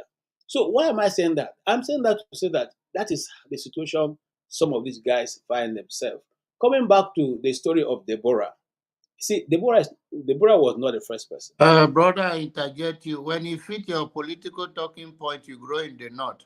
When you do not fit it, you grow in the middle belt. Today, you grow in the north. Thank you. The middle belt is the north by Nigerian politics. I said the day he fit your political talking point is a middle belt. The day it is not in your own destiny is a north. So tomorrow, don't say that the middle belt is not a north part of Nigeria. It's you, No. and we are here. Don't No, worry. I think Don't worry, brother. my brother John. Don't worry. I have always stood for injustice. That is a wrong assertion. Okay. And I will not Don't take worry. I will play it back. I will edit it. I will pay. Make them play Please it for you. bring it on. And you grow up in the north. You cannot my hear hand come in the. on my You cannot chest. hear come in outside. You grow up in the north. Thank you. John Abba, just do the super chat of $200. I'll play the video back for just. If you want, I can respond to you in Idoma. Apo, if you want, I can respond to you in Idoma. Just do the super chat of $200 now. I'll play Yes. the video back. Leave that Tell me alone. the date and the time and the year. Yes. So what I'm saying is this: Deborah wasn't the first person. You know, I remember saying on this platform, I did a story of the teacher in Bauchi State who was eventually killed because she was accused of abusing the Quran, which was not true because at that time the bishop of Enugu was then the archbishop of the Anglican Church in Bauchi State, Bishop Chukuma, who we spoke to, okay, and did our own research in the city. That lady from I think one of the Yoruba states, all right, had only 4 days to do in Bauchi State before she goes to join her husband who had been moved to Lagos, and she was supervising the exam, and she caught the girl cheating in the exam, all right, and when she confronted the girl had books, okay, that she was copying from, so she came to that place, took the books, and went to drop it in front of the class. And then this young girl got up and shouted "la la la la," and then said she has committed. The teacher had committed blasphemy, and then started shouting. So when the uproar became much, the teacher went to the principal's office, and the principal tried to protect because she explained this is what happened. Because having lived in Bauchi State and having been teaching in that school for so long, you know how they regard the Quran. So she couldn't have taken the Quran. She took the exercise book that the lady was copying from. But she said it was the Quran. And that is how the whole school went wide. I'll tell you a story I covered. Now, the whole school went wide. They went to the principal's office, started trying to, break into the door. The principal took the lady, went to hide the lady. They said to the principal, if you don't bring her out, both you and the lady will be in for it. And so the principal was still trying to protect, and they were calling the security officers who never showed up. Eventually, they broke into the principal's office, beat this principal to stupor, beat the lady, took her out, tore her clothes, beat her, and then they called a guy they called Angel of Death. The guy came from, at this point, they were beating her, she was almost, half dead. The guy came from the city bike, and the rest was history. I don't want to go into the public distance to say what happened. But eventually, the same fate that happened to Deborah happened. Hold on 1 second. I just want to find out, Forefather, are you backstage? I know you are backstage. Let me see if he's still there. Are you back? Are you coming in, Forefather? If you're hearing me, if you're coming in, let me know, because this broadcast is scheduled for. That's why I came in, Andrew. I came in so that in case when you need to leave, and if I need to take it for an extra 30 minutes, I can do that. Oh, okay, fair enough. Let me just going forward, Chim is the moderator. Even though I'm backstage, Chim is the moderator going forward from now till it brings the show to an end if I don't come back on the show. So, Chim, I yield the floor to you completely. I am not highlighting anything again, so it's entirely up to you right now. Gentlemen, I would like to thank you for joining this broadcast and those in the comment section. We are having a solution-based broadcast going forward. There will be one next week. So please endeavor to try. I encourage you to join. Thank you, Blackstone, for the super chat. Jonaba is gone. I'm waiting for us to play that video. You have to donate that $200 super chat, whether you like it or not. All right, Chim, the floor is all yours. Thank you. Have a lovely evening. Yeah. All right. Thank you, Andrew. So yeah, KJ, I'll let you finish, and then we'll go to Sekwa. Go ahead. Okay, thank you. And I read from the comments. So one Kikelombo is telling me that I'm talking about the story that I covered. There's a documentary on it, and if you can even search the story I'm talking about, it's on the internet. Okay, and it was during I'm trying to remember the governor at that time who handled that issue. He got to the governor. In fact, it was a mess. But somehow the government intervened and tried to, they handled the burial and all that. It's there on the internet. You don't even need to go far to look for it. That's one. Two, the story of Kanu Uka is still there. The one in Kanu, that was also, they did the same fate, and they even took his head around the city of Kanu. So what am I saying in essence? Why I'm touching all these things? Because there's been a precedent that have been set, and so far, government have not taken position. Government have not brought anybody to account. Government is not going to do it tomorrow. It is beholden on the people to decide how they want to hold government accountable.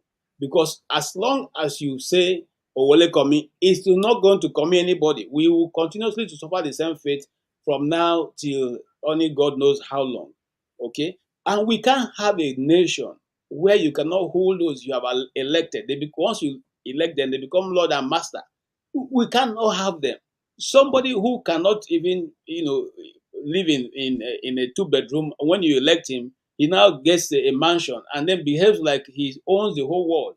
And that is what government is all about. I remember we did a story. Government about in Nigeria is about sirens. It's about security. It's about four-way drive. Okay, and it's about living in mansion. That is all that it is. Once they've been able to give themselves that, then they tell you they are in governance, and that is all they achieve for the time they've been there. If not, tell me, how difficult is it to hold government accountable? Why is that once they get into the government, they turn all the apparatus of government against the people?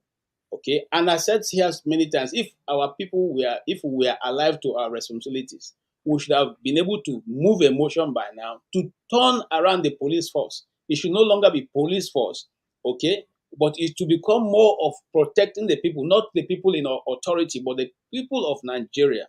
The army, the police, the air force, the navy should not be used as a weapon, an establishment of oppression against its citizens, but to be to defend the people. As long as I'm concerned, as far as I know, till tomorrow, the government still use these agencies as a weapon of oppression and continuously to oppress the Nigerian people. That's why whenever I have to do with poor man, you see the way they handle the poor man. They will beat him to stupor in the street, irrespective of whether he is wrong or right. So it's something that we need to discuss and come to a consensus. If you want to continuously to have a government that don't have respect for the citizens, or do you want a government who will respect and be afraid of those who have elected them into governance? Thank you very, very much. Thank you very much, KJ. I very, very much appreciate that. I think before I come down to who hasn't spoken, that's Tone. Tone, before I come to you, Sekwa wanted to say something earlier on, so he doesn't forget his trend of thought. Let's hear him out, and then I'll come down to you, Tone, before I come to Jagun. Sekwa, the floor is yours. Yes, thank you. I will go straight ahead and respond to Sherry Williams. There's some, I don't know why. Oh, your Can you hear me? your network seems bad. Your network seems Yeah, bad. Is it? I don't Are you know. able to go?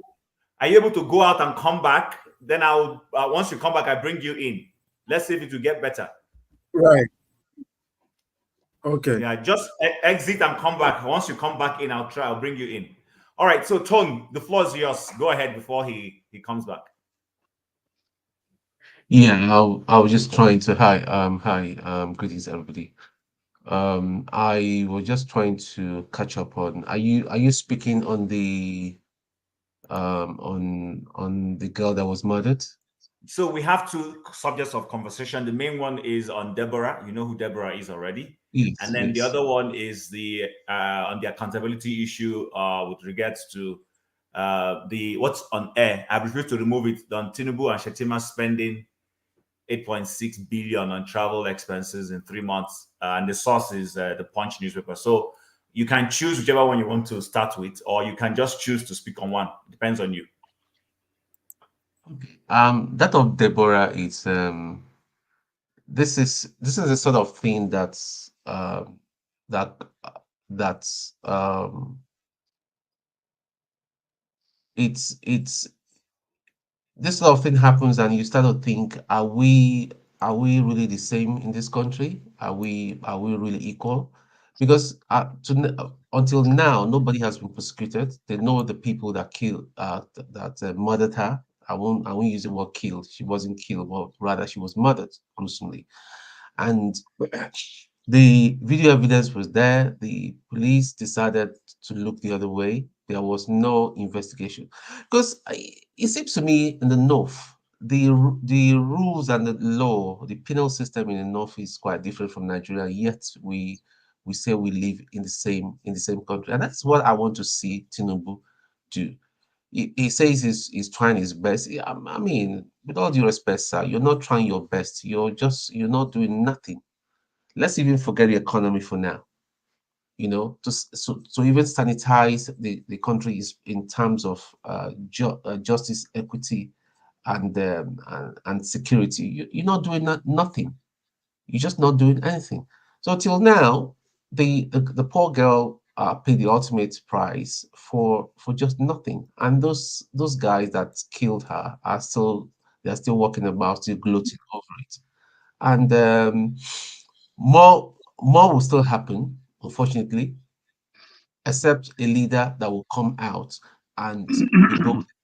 Because listen, the situation in Nigeria, you've got to be very, very daring and brutal.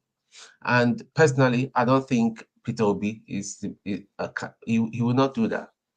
If Dati was going to be the president, yeah, I'll trust him to do that. I don't think Peter Obi is going to do that. And that is my fear for Peter Obi. Even if he manages to even somehow to go around and beat Tinubu to his rigging and become the president, he's saying that he's not going to go after them, pursue after what they've stolen. I think that's not very intelligent. Because I always say, why these people will always steal and steal and steal, because they know there's no consequence. They will get away with it. The day somebody in government will come and and do something very, very there will be a consequence for what you do and all that. Like, I mean, left to only me, I personally, I'm speaking to myself. This is not the view of Dr. Damages. I think the death sentence should be brought back to public offices, especially federal and state offices, the governors, the commissioners, and all that. You just go. So when you steal money, there's this saying that we have here in this country: if you're ready to do the crime, be ready to do the time. It's just as simple as that. So if you're ready to steal money, be ready to go down, and your family penalized. So that is why they're just getting away with all this nonsense. Now, to the travel expenses in 3 months, are we surprised? We're not surprised.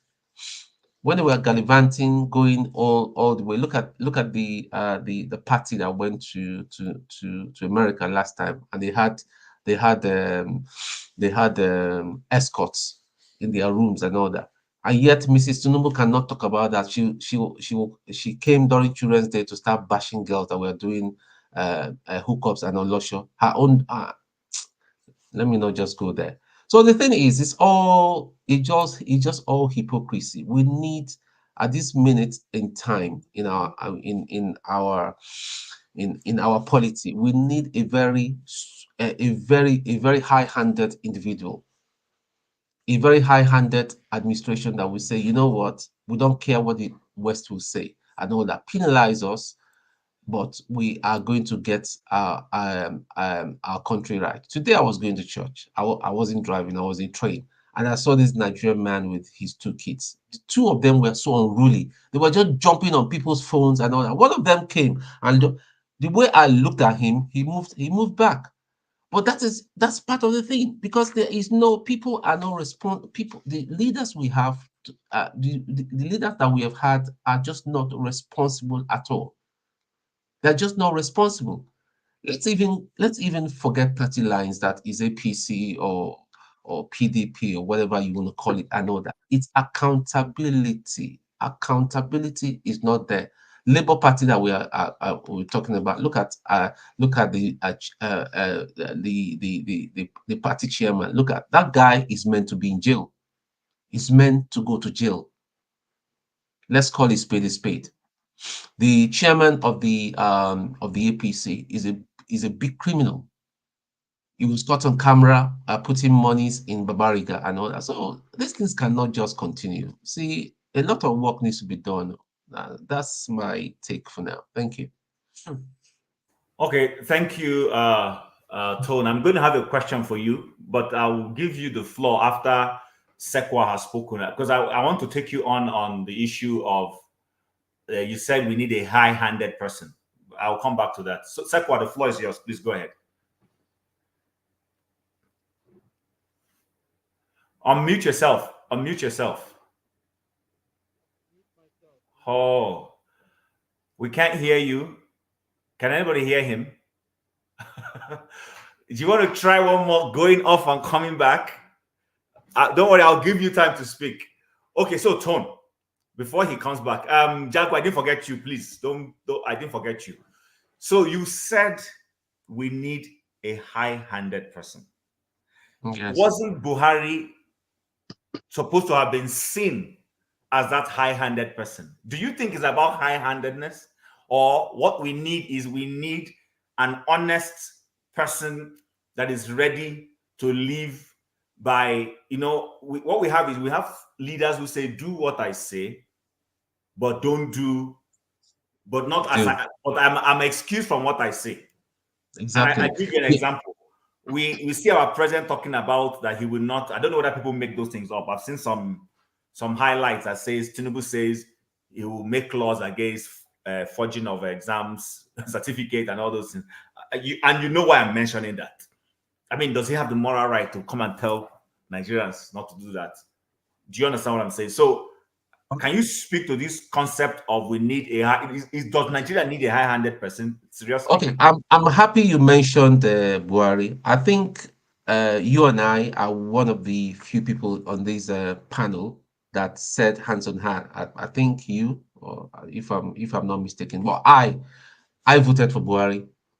I supported him when he came out because of his antecedents when he was a military ruler. I thought this man was going to be honest, at least, was going to do the right thing. But oh my God, how wrong was I? I was so wrong. He disappointed everybody, and everybody that did support him thought he was going to come and do the right thing, put things right, but we were so wrong.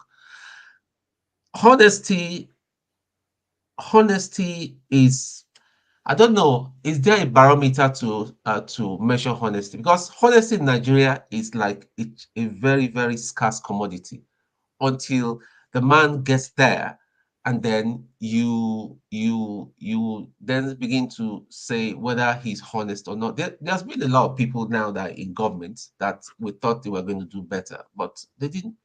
Sorry, hold on for a second. Please, SMO, I want to bring you on, but we have a few codes of broadcast. I need you to wear a shirt. you're wearing a singlet and it's not good for broadcast. Please, I want to bring you on, please. If you could just put on a shirt or t-shirt or whatever shirt, then I'll bring you on, please. I hope you can hear me. Go ahead. So yeah, honesty by all means. You need to be honest, but I believe that you need somebody that would not care to who get offended, whether it's an emir or an oba or an ex-general and all that, and just do his thing. Regardless of who you are and all that, if you have to go to jail, if they have to try you, yes, so be it. The problem is that we respect criminals too much in Nigeria. We say, you can't touch him. Oh, he's an oba, he's an obi, he's an ex-senator, he's an ex-general. That is a problem we have in Nigeria. Remember that general that stole? We've almost forgotten about that money. I think it's about $200 million. I know that some deal some time ago. I think that revelation came out in 2023. That matter had died. So we actually, that's why I say we need someone. I mean, look at Better Edu. Better Edu supposed to be. Sorry. Sekwa, is your volume back now? I think so. Okay, we can hear you. Brilliant. All right, Okay. so please let's quickly let him speak because his stuff keeps going off and on. Yes, no. Let this guy finish now. You're breaking him midway. That's not nice. Let him finish his sentence at least. No, Jago, what we're trying to do is we're trying to be sensitive. No, Jago, please, understand me, eh? Okay. Sekwa's been having technical issues. That's why we just want to quickly. Now we have him. Let's just let him speak and then go on. Yeah, it's please. fine. My apologies, Yeah, please. so No intention of cutting anybody short. Go ahead. Yeah, I was responding to one of the comments from Sherry Williams saying that we need to respect people's red lines, because the Christians in the South don't respect the red lines of other people's religion in the North. Yeah, yes. So I want to say that if you take and write all your red lines as a person in the comment section, write down all your. Hello? Is it going well? Yeah, go ahead. Okay, go on. So if you write down all your red line as an individual and you go out in the morning, you will find out that there are many things that offend you from other people every day. Okay, and you wouldn't want to say each time somebody offend you, you want to react or you want to take a life. Then we now live in a jungle, not in a civilization. Okay, so I'm saying if we have a country and there are laws, if someone thinks that somebody has broken the law, you call the law enforcement agents. This jungle justice that we've seen in the North is not acceptable. It is something that we all need to talk about that is not acceptable. Because of my network, I wouldn't want to stay longer. I want to say something very quickly, that the main problem we are having in Nigeria and many post-colonial African countries is the issue of fundamental values for a state. What are the fundamental values? Because for our people to come together and build a state, there are some fundamental values that they need to have. If you don't have those values, it's very difficult. Let's take Canada, and for example, where I live, they have two different values in the beginning of building their country, the Catholics and the Protestants. So the Catholics were the French-speaking people, the Quebec, and the English-speaking people were in Ontario. So what did they do? They came together and said, you know what, we have to agree on certain things. One, the Queen will be the head of state. We have to agree on that value, that the Queen will be our head of state. We have to agree that no religion will take precedence in our constitution. They agree on certain fundamental things before they build the country. Even though today liberal democracy have taken over all of them, they put religion as secondary. They focus on liberal democracy, science, and rationality is what they focus on to build their country. That's what all of European countries, they speak of Western civilization, which has to do with democracy, human rights, freedom, and all of these fundamental values. But the problem I'm having with Nigeria and many African countries, we have not established any values in building these states. There is no way you will have a theocracy and democracy in one federation. It won't work. It won't work. You have to really answer this question. What are the fundamental values of our elites? And what do we consider right or wrong? If these things are not answered, then we are building a country where someone can be put to death in one place, and in another place, it doesn't. If you overlook it, you overlook it, but with a country like that. So that's all I wanted to say. All right, thank you, Sekwa. I appreciate that. So just to address people, he's been having technical issues. For those who just jumped in and what kind of moderation is this? I mean, what I really don't want, what I really don't want. What I really want to go into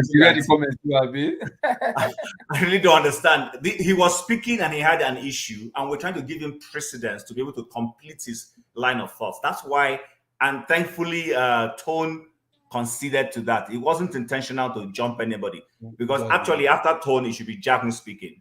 But we decided to let him speak so that he can finish. And like if you were listening to him, you would have noticed that even as he was talking, the line wasn't very clear. But thank you very much for that. This thing, Forefathers, welcome to the program. We've been looking for you. I don't know where you went to. So, but anyway, Jagu, the floor is yours. Sorry, before Jagu, Tone, do you feel compelled to want to finish your thoughts, or Jagu can go ahead? Let me just to sec. So what I was trying to say is, in other words, we need someone that will be more firm, assertive in as a president, as an executive president. But then again, you'll find out that he will be sort of handicapped by the system of government. So I personally, I think we need to tear down the system of government that we are practicing. Democracy is not good for Africans. It's not good for us. We need to build something that is tailored to our politics, our culture. And what would that be called? What would that be called? Jagu, I'm coming to you on that, please. I'm asking you. I'm just asking you a question. My dear brother, I'm coming to you on that. My dear brother, Jago, I wish I know. That's why we need a think tank. That's why we need to put our heads together, because this system of government obviously is not working. It is not working, and it's too expensive. By the way, it's just not working. I wish we knew, but our brother Sekus made some very, very salient points about people understanding. But Tinubu and his guys and all that, are they lettered? Are they educated? They don't understand what a statesmanship is about. The same way of thinking, the Agbero kind of thinking that they brought from Lagos State, there is now in federal capital, and that is why they're having problem. They thought, yeah, he came with a swagger, say, yeah, city boy, we're going to do it and all that. Right now, they're now throwing towel in. Even the CBN governor says that he's got no clue, that we should give them time. Give you time for what? You grabbed it, you rigged it, you stole it, and then you've got it now. You don't know what to do with it. And you are so arrogant even to reach out to the people that may give you some helping hand and suggestion, so that we can get Nigeria out of this mess and all that. Forget politics and all that. They're so arrogant. Thank you. Okay, so Jago, the floor is yours. Now, what I wanted to kind of dovetail into you was, in his closing remarks, he said democracy is not for us, it's not working. In the light of everything we're discussing, you can go about it whichever way you like. Do you really agree with that assertion? Never. I don't. I think the assertion that democracy doesn't work, it just doesn't work, it's too expensive. It doesn't have to be. It just like that in a country that is basically not functioning and not constituted to function. Democracy doesn't work because it's called democracy in Nigeria. Democracy doesn't work because of the people handling this democracy. When I look at the world and I see how countries function, under all kind of auspices. You see, it's not unfounded that some great philosopher, some great mind can come up with a new way of erecting leaders, a new way of running a country. That is not beyond human beings. But we must stay within reality. And to throw out, I mean, in Nigeria, if we don't have democracy, then we have some level of autocracy, some level of dictatorship, some level of oppression that is more than the oppression that we're feeling under this democracy. So I say that it's rather unthinking to throw out democracy just because of Nigeria. Nigeria is not working, not democracy. Democracy is working in other countries. It's just not working in Nigeria. So that's the particular thing that I think we've got to focus on. You know, with all what we're speaking about in terms of freedom of speech, in terms of the right of an individual to live and think as he pleases, in terms of the rights of the different aspects and the different ethnicities, the different religions, there are differences, and all these differences need to come under one banner that we call Nigeria, in a way that we all would like to function well. Now, we espouse the reasons why Nigeria doesn't function well, but we like to blame a lot without enough reasoning, which is why I asked the question: if not democracy, then what? What do we do if we don't have a democracy? We've had military rule, and military rule does what it can, but it is extremely oppressive, and it's not really geared to grow our nation in the way we would like it to grow. So again, you know, based on it's not I don't have a lot to say, but I'm just trying to ring down to what it is that we're speaking about. Now, Tinubu and Shettima are spending 6.4 billion, as written here. These things don't shock me. They shouldn't shock any of us, as much as they are shocking. You're saying that this is the expensive over 3 months. Let's say it's a year. Even over a year, that money for private individuals, because that's what they're spending, that's how they're spending this money, as private individuals, and not as agents of the state, as they should be functioning. It tells us of the individual greed that we all have. I always wonder about Nigeria and the way we look at the politicians. And I wonder about us as individuals. I dare say any one of us, as honest as we believe we are, almost any one of us, if we're in that position, if we're in the parliament and we reach some level of dead end, it's either we leave that position, which seldom we see that, or we continue the campaign of corruption to one level or the other. You know, in the past, you know, I'm an old boy now, but in the past, when I looked at Nigeria, I always wanted to look at it in a forthright manner. And my sister was telling me, if I'm in Nigeria, me, I go steal. And I'm thinking, what are you talking about? How dare you? What nonsense is that you're speaking of? But then I took a moment and thought. I said, in this Nigeria, if you get there really, in the climate that we're all in, it's very difficult to not follow suit. You'd want to look after your family because everything around you is crazy. You'd want to look after possibly your village or your region of Nigeria, and you may change your philosophical mind into looking at what you can do for self. And this is where corruption begins. So sometimes, I'm not saying that we need to understand our politicians, and just like Tone has remarked, I'm kind of revolutionary. I would like to tear the system down and to build it up from the ground. And I feel that's what he needs to do. And as I said, as our man said before, our man Seko, who has just left, you know, we premised on a philosophy, and Nigeria doesn't have any philosophy. It doesn't have any political ideology. And I believe that if we look at revolution against, I always have trouble with this word, revolution against restructuring. Evolution. Okay. No. Okay. Against restructuring. Reformation. A revolution against reformation of our polity, which is not to break everything down, but to bring it to a point where we can rebuild it, we tweak here and there.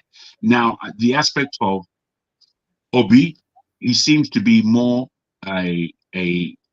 somebody who looks at again, I've just forgotten it like that. What did I just say? I beg your pardon. Do you mean rehabilitation? No, I just said the word and I've forgotten it already. I don't know why. Reformation. Thank you. Right, Obi seems to be a reformist and somebody who can come in and reform what it is that we have so that we don't tear everything down. And I think that's valid. But I also feel that Sowore is somebody who is a revolutionist and he wants to look at revolution. And there's so many things within his mindset about what revolution means that I tend to agree with. The candidates in themselves, I'm not really here or there on. I don't. If they stay, fantastic. If they go, fair enough. But the philosophy of revolution against reformation. Reformation. It just leaves me. I'm so sorry. Revolution against reformation. I think that is a great beginning point for real conversation and real change in Nigeria. What it does, it makes us ignore the status quo. It makes us ignore the people who are the Tinubus of this world. If we came to a point where 2027 was somehow made legitimate for us to vote because we were confident that our vote would count. If that was the case, I would suggest that revolution and reformation. Thank you, bruh. Thank you. Reformation would be the way forward. So that's where I land. Okay. So we have forefathers and Local P in the house. So just to bring you guys up to speed, and then I think from local, then we go to forefathers. We started discussing Deborah first, and talking about how we have this two-tier system in Nigeria, which is largely what has enabled those guys who committed that atrocity to get away with it. Because if we didn't, we wouldn't have a situation where people lynched a fellow citizen, and somehow the law has skipped them and they've been let free, which is what Sekwa was trying to address, that you can't have a two-tier system where we have to make a call. Do we want to be a secular state or a theocratic state? But you can't have both at the same time and expect that we'll have equity and justice. So from there, we now move to what you see on the banner on the screen on Tinubu and Shettima and the issue of accountability. So I don't know how any of you wants to go about it. It's free, go about it, addressing it whichever way you want to. So forefathers, we'll go to Local P first, and then we'll end with you if you don't mind. Local. Yeah. Okay. We're back again. Yeah. Anyway, how's everybody doing? Yeah. For the Deborah Summers issue, I think it just shows the direction with which Nigerian is heading or is at the moment. Saying that we're really not a secular state, we're just an Islamic state. You understand? Whereby when you say something against Islam and the law of being an Islamic state is to lynch you, and that's the law, and you go scot-free. That's just the definition of what it is. Deceiving ourselves that no, it's a secular state, it's not a Christian state, it's a Muslim, it's not that. No, come on. You understand? We still have situation whereby we pay our quota, our contribution to is it IOC or OIC? They call it, yeah, Islamic community. Yes, we still pay till date, and I don't see any counterpart religion whereby Nigeria also belongs to in the Christian side that will pay such levy. No, it's not. It's only the Islamic side religions that will pay whatever level we pay to them. You understand? given the fact that if you are a Muslim, you can say some certain things, threaten another tribe, the police or the security will not come after you. But if somebody of Christian, what's it called, origin or region say such to, like, hey, this and that, they come for you and they tell you you're inciting violence and they arrest you. We've seen that several times. So that just shows that the arrow of the law when it comes to religion is just pointing to one side, that this religion is supersedes this other religion, and that's just it. So for Deborah Samuel, so fortunate that her faith ended like that. And in fact, this is not, in fact, Deborah Samuel's case is not even the first. I remember this woman in Abuja that was beheaded in Abuja way back before this whole nonsense started. In Abuja, she was preaching. Abuja is even the capital, not even called not now, called Muslim state capital, where you still have at least some large number of Christians and whatever have you there. She was still preaching and she was beheaded. Broad daylight. Still, nothing happened. Nothing happened. Way back. I remember in Abuja then, beheaded. Nothing happened. That was why I was angry at some what's it called, some Eastern cleric, I think Catholic priest, when they were kidnapped or something like that, and they came out, they were having procession, demonstrating on the streets, like, yeah, that they are asking the government to do something, whatever. So me, I was totally against them. I was even swearing for them that God will punish all those Catholic priests having possession. Because I'll tell you the truth.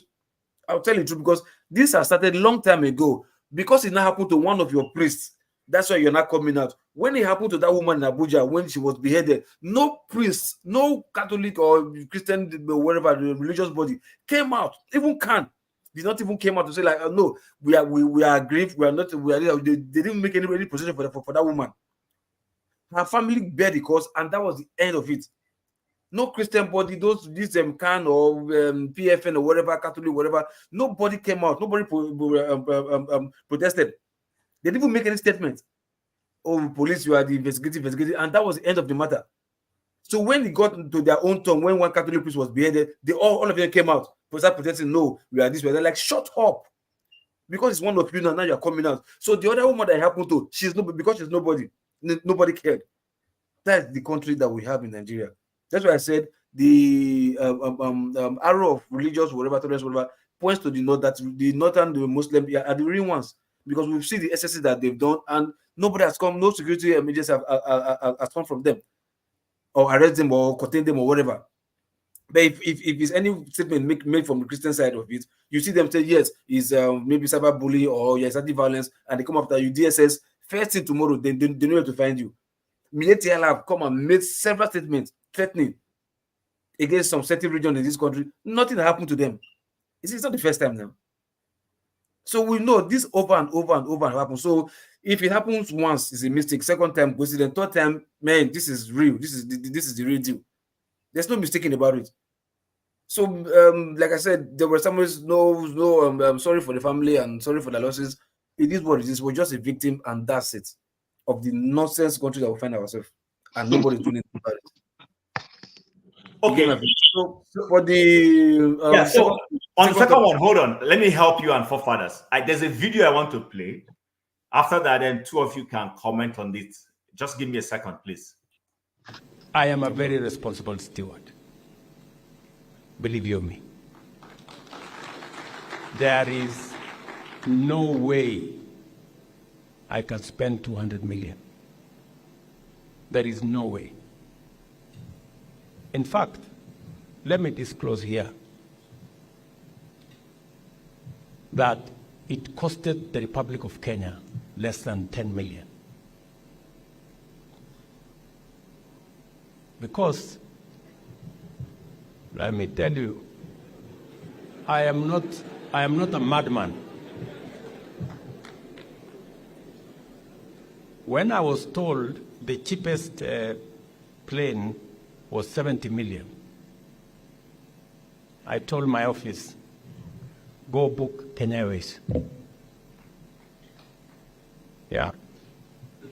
So when some friends of mine heard that I was going to travel Kenya Airways, and we have built a big reputation as a country.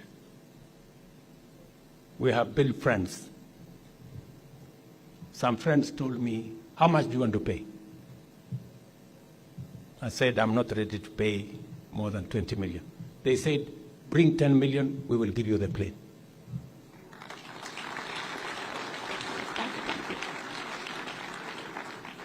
Look at me, Kenyans. Look at me again. I must lead from the front. As I tell others,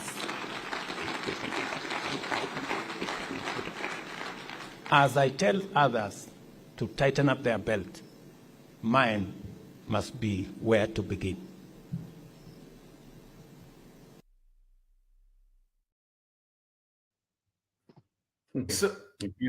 So guys, I'm not going to preempt what any of you is going to speak. I will say what I think about the video at the end. So I just wanted to give you that context, and then from there, maybe we should start with forefather. Since he hasn't spoken, then we'll come back to you, Local P, and then go around, if you don't mind.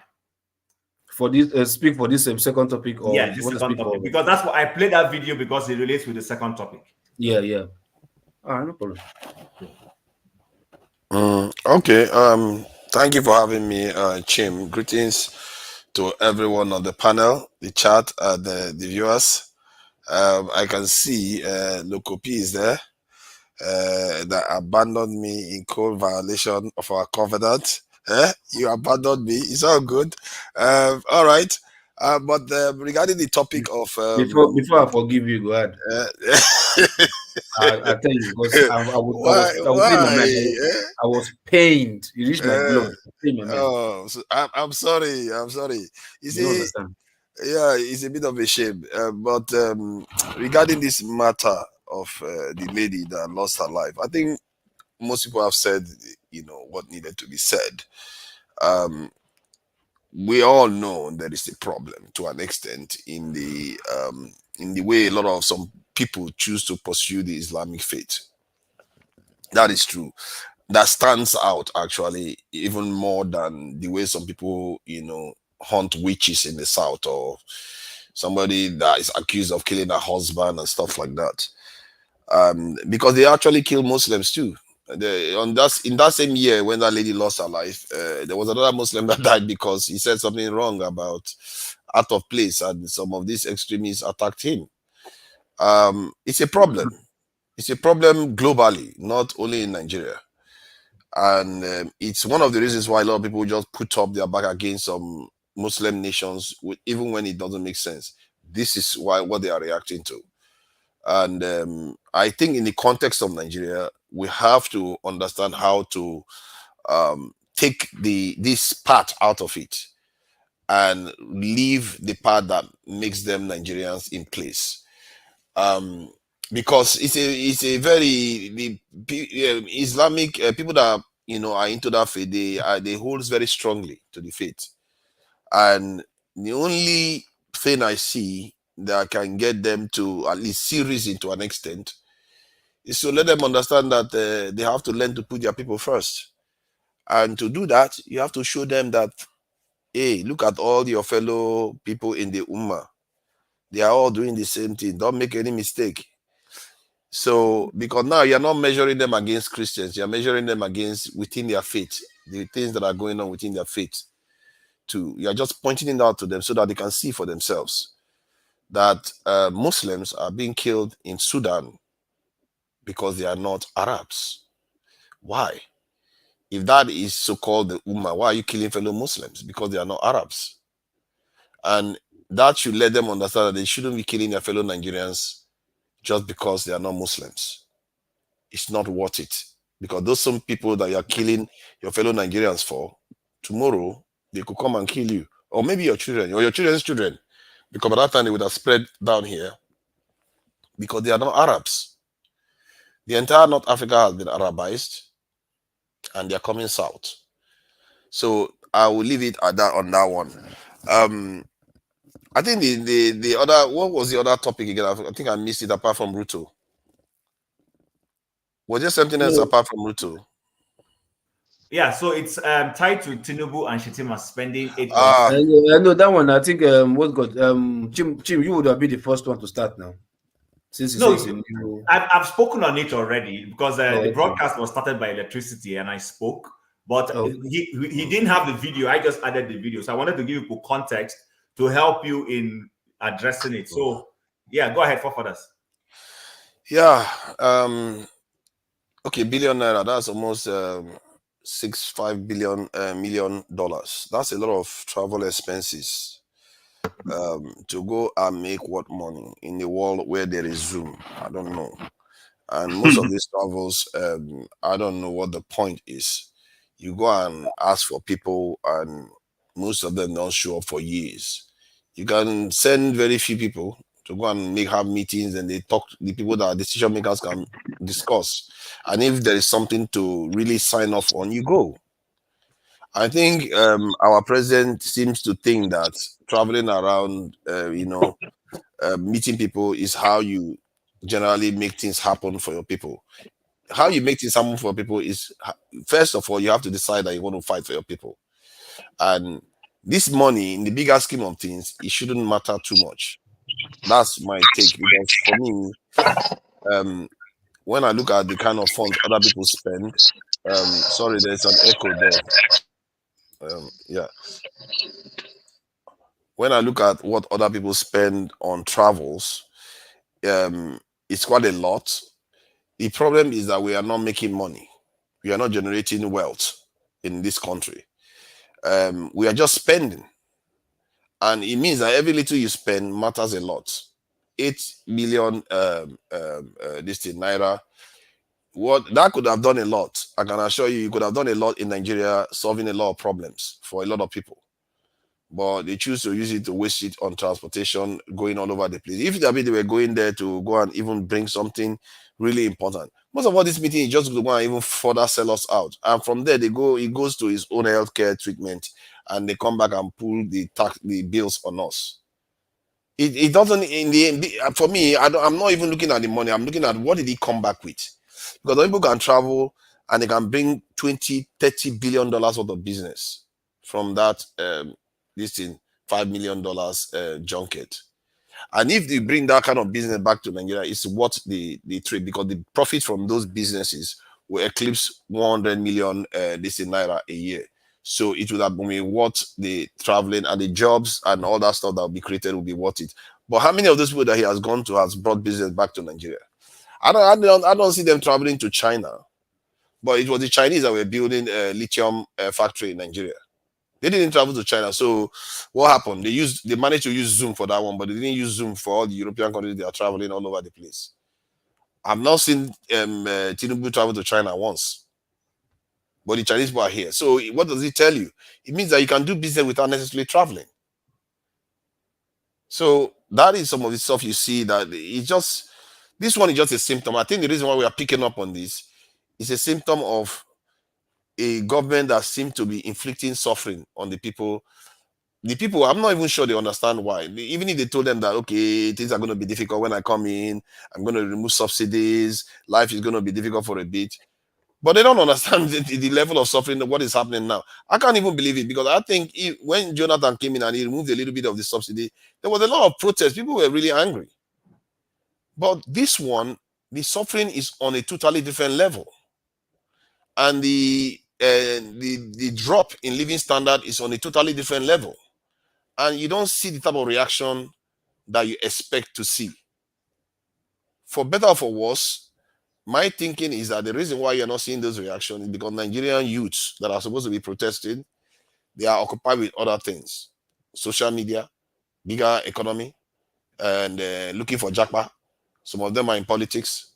This is what they are all doing. They don't care about all these details. How many people do you see protesting about their national anthem being changed without even them being consulted? In Nigeria, a national anthem that you sing to, they didn't consult you at all. And I think in terms of, I think somebody was discussing something about types of government. I think it was a circuit that said something about types of government.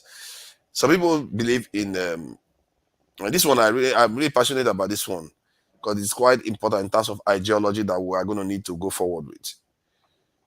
if you want to transform this country, you might need a new ideology. Just saying that you're just going to come and remove corruption and all the rest may not be enough. You need something that the people will buy into.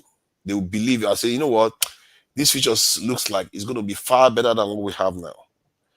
And I don't think if you tell them that you're going to be a dictator, they're going to buy into that. They're not going to buy into that. But if you tell them that they're going to get a more advanced form of democracy that puts power in their hand directly, which they call direct democracy, like the type the Swiss practice. If you tell them that and you start working hard towards that, one election after the other, I can guarantee you within 10, 15 years, you're going to have the transformation you see in that country, because that is very appealing to people. Because every single time they go to vote and they see that their democracy is not yielding any good dividends for them, they are going to start thinking we need something to empower us to take control of this government. Because if we had direct democracy, if Tinubu passed this bill, the people can remove it. But now the people can't. That is what direct democracy can do. Every single day you push that idea and you remind them that you look at the ridiculous stuff the government is doing now. If you had direct democracy, you will be able to change it. But you don't have it. But if you tell them that it's a dictator that is coming in, it's going to be hard to convince them. Dictators, you can't convince people to have dictatorship. It is forced on them. That is how dictatorships work. So I'm going to leave it at that. I think regarding that, I just think that we have to come up with an ideology that is far more appealing to the people to be able to, for them to buy into it. Thank you. Yeah, thank you, forefathers, for that. So, Local P, before I come to you, Augustine, welcome to the show. Thank you, Tim.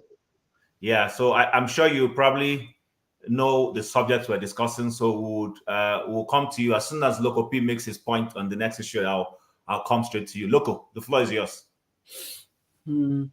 Yeah, Tinubu and Shetima spends. I mean, this is not news to us now. Why am I getting her back? Let me. Okay, that stopped. Okay, yeah. So, like, yeah, for me, it's not news to us. Like, in 3 months, come on, we've been doing. Somebody spent $90 million to send somebody to promote your religion, to go to Mecca or for pilgrimage. That money just went natural deaths. The money did not bring anything back to the country. Just for some group of persons to just go and say Alarwa or Wakba and this and that, and the money just went, and nobody in Nigeria even said anything. The youths are there doing TikTok, doing skit making. You understand? Meanwhile, their future is being mortgaged for God knows what. Whoever is spending the money, the future of their children is secured. So for me, it's not news. And back to what you guys were discussing now, what somebody else, their tone was saying that if democracy is bad for us or whatever. For me, I think it's just like Jago said, it's just application, method of application, because military can also be better if it was applied the way it's supposed to be applied. Democracy can also be better if they are applied the way they're supposed to be applied.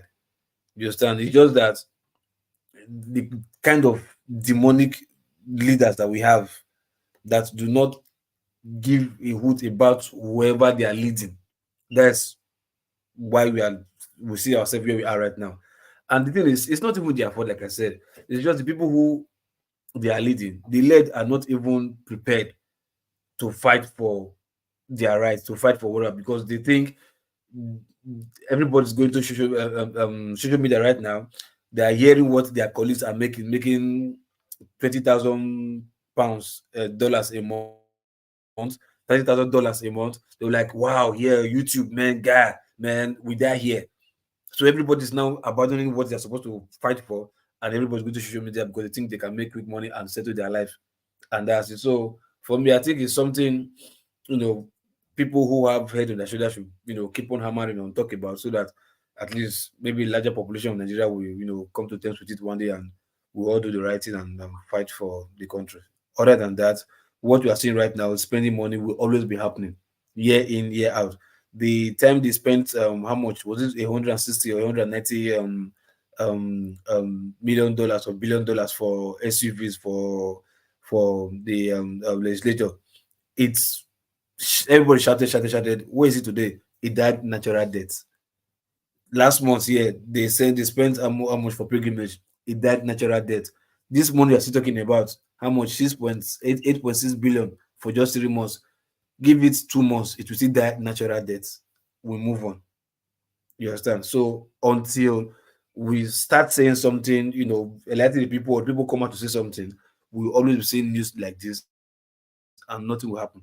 So that's why I'm still begging. We in the diaspora, we have to do something, not just talking. We have to act, sacrifice ourselves, at least sacrifice our comfort. Not really our comfort per se, but at least do something. If it's only the embassy we can shut down, because I'll tell you, Chim, this will not stop.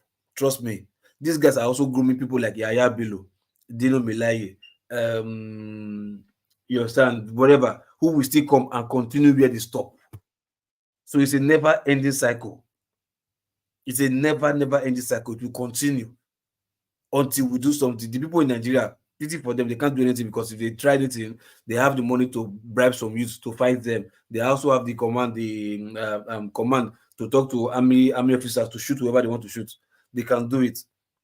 You understand? So since we are here, we can go there and fight, because we know we'll lose our life.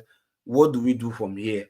Yeah, we are talking. People will definitely talk to give some people orientation, but everybody must not talk, because everybody would not, be able to articulate the right, put words in the right articulated manner that will make people rise up to fight for themselves. You understand? Everybody will do that. Some will talk, but majority of us that are here can also act, not by talking. Because, brother, trust me, it will continue like this. And now, look at the fact that what Europe is going down, because America is going there right now. Look at the way they're doing the politics. Europe, we all know they are going down. Soon enough, those of us in the UK will tell you things are not okay here in the UK too. They're also going down. And for them to survive, they're looking at Africa, looking at Nigeria to leech on, to survive. So are we going to fold our hands because of our bad leaders and allow these people to come see and leech on us to survive? No. You understand? So we all have to do something, please. Thank you very much. Okay. Thank you very much, Eluko, for that. So for Austin that just came back in, and then I played the video of the president of Kenya, who also, by the way, let me just say, so some of these expenditure things we're seeing, we don't have facts yet, especially this one. I don't know, although it says source, the Punch newspaper. Now, my perspective to this is the president of Kenya was accused of spending 70 million. I think that's what he said if we listen to him. I played the video now. And the man quickly said, no, I didn't spend 70 million. He came and he addressed Kenyans. He said, Kenyans, I'm not a madman. I'm not a madman, I want to assure you. And he explained to them how much he spent, that the country spent 10 million on that and not 70 billion or million as was suggested. And he also told them the process he went through. Now, whether the Kenyans bought it or not, but he felt compelled that he is a servant of the state. He needs to explain himself to the people. And he did that. There have been allegations and rumors of our president. We don't hear him or his people coming to say, Nigerians, please, so I'm not the one who bought the forerunners for the National Assembly people. They already had a budget and they spent that money. Count my government out of it. But I agree with you people, perhaps we should start spending on our local manufacturers. If it happens to be that our government officials need those vehicles. My view is that, because Stone said democracy is not working. Is it that democracy is not working, or is it that the people called Nigerians, anything they touch, that works elsewhere produces results? Dictatorships have produced results in China. Exactly. Military, they have. No, I don't even want to say military. I'm just going straight to say dictatorship they have. has produced results in Singapore, in Malaysia, in China, but dictatorship did not produce in Nigeria. Democracy has produced results in other places. It didn't produce. Is it the system or is it the people? So, Austin, in discussing it, can you tell us, is it the system or is it the people? For me, Yeah. it's the people. Thank you so much, Chin. And to be candid with you, when I saw the topic, I was like, oh my God, again. And what came to my mind, I never knew. I never saw the video you played. That was exactly what came to my mind. And it's not even his refuter or his detailing that accusation that touched me. What touched me, say, Kenyans, look at me. He said, look at me, my people. The humbleness, it was humble, it was respectful. So for a leader to say, look at me, it goes beyond, no matter what happened, that language, look at me. How many of our leaders can stand up and say, look at me? And you see, when you ask Nigerians to go on the street, heaven knows, I will plead with any soul in Nigeria not to try it these 4 years. Please, let Tinubu finish. How many of us that will remain at the end of his tenure? Oh, where is he coming from? How many of us that will remain at the end of his tenure will now decide how to move on? Do you know why I say so? The highest revolution was last year. Nigerians had given up. Nigerians would have gone to the street. But the INEC came in and said, we have gotten everything right. And people spent their last energy. People were awakened. And people went in. And people did their best. I am not saying that Tinubu won the election or did not win the election. That the process did not go through. And the people kept calm, thinking that they had a means to make them understand what happened. We thought that the court would have explained what happened. And what happened in the court is a shock to me till tomorrow. That when the appeal court refused to listen to all the cases, we got to the Supreme Court, the highest of it in the Supreme Court. They had given a date. But the moment the Chicago story came out, they changed the date. In Nigeria, instead of going forward, they came backward. And they declared, go and read that judgment again. And you see the kind of gang during the military regime, people that were going to the street, they were on the street believing that the court will save them when they go, when the government, the military government comes on them. But now that everywhere have been bought over, a gang has taken over everywhere. I am pleading with the few alive that they shouldn't go to the street. I will plead with anyone in Nigeria. If people in diaspora, which you have seen some of us here, we are very comfortable. So many Nigerians are very happy what is going on in Nigeria because they want to be the richest in their community. They even want the dollar to go to 5,000. So that when they come home, everybody in their community will be bowing down to them. So they don't want Nigeria to be normal so that people will be happy. So many people in diaspora love the game. They will even do more to destroy Nigeria. So if those in diaspora feels that we can do something, then we can. But anyone living in Nigeria that is surviving, please don't go to the street because they will kill you and nothing will happen. And when you start reacting, they will call you a bigot. I listened to Kashim Febua. I thought Kashim Febua was smart. I thought he was something. But I listened to him on this guy, Shegu's platform. I became ashamed of him. I became so ashamed of him. He was talking about religion and telling me that politics is not where you make heaven. Look at a man in that class telling me that politics is not where you make heaven. Who is talking about heaven or talking about standardization? And you're telling me you're into politics to favor your people. And at the same time, you are suppressing other people not to favor their people.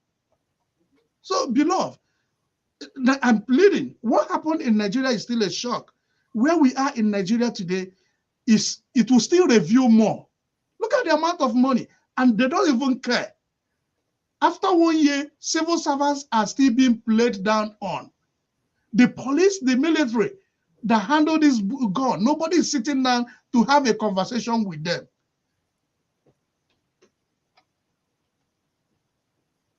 Are you done? My brother, I will come back later. I'm still in shock. I mean, I don't, you see, it's just like when you have a hug in your neighbor, and you're thinking, oh, this hug might be a virgin. You don't talk about that. These guys in government, those that know them, if you read the history of them, you know that you won't expect anything from them. You won't, and you can't hold them accountable. If, like I said, I don't have any. If Tinubu says, "Hey guys, I want to explain to you what happened. The accusation in Chicago was a false, or I did it when I was a youth. Now I am leading you people with a sincere. I will buy in for him. I will support him. But him not making any utterance about all those allegations, I'm not expecting anything from him. I am not. I'm not thinking that he can do anything better. That's my position. Okay, thank you very much, Austin. So, welcome to the program, Golden Mind. But before I come to you, Jack, would you have anything to say in furtherance of, especially after playing the video, or would you want me to go straight to Golden Mind?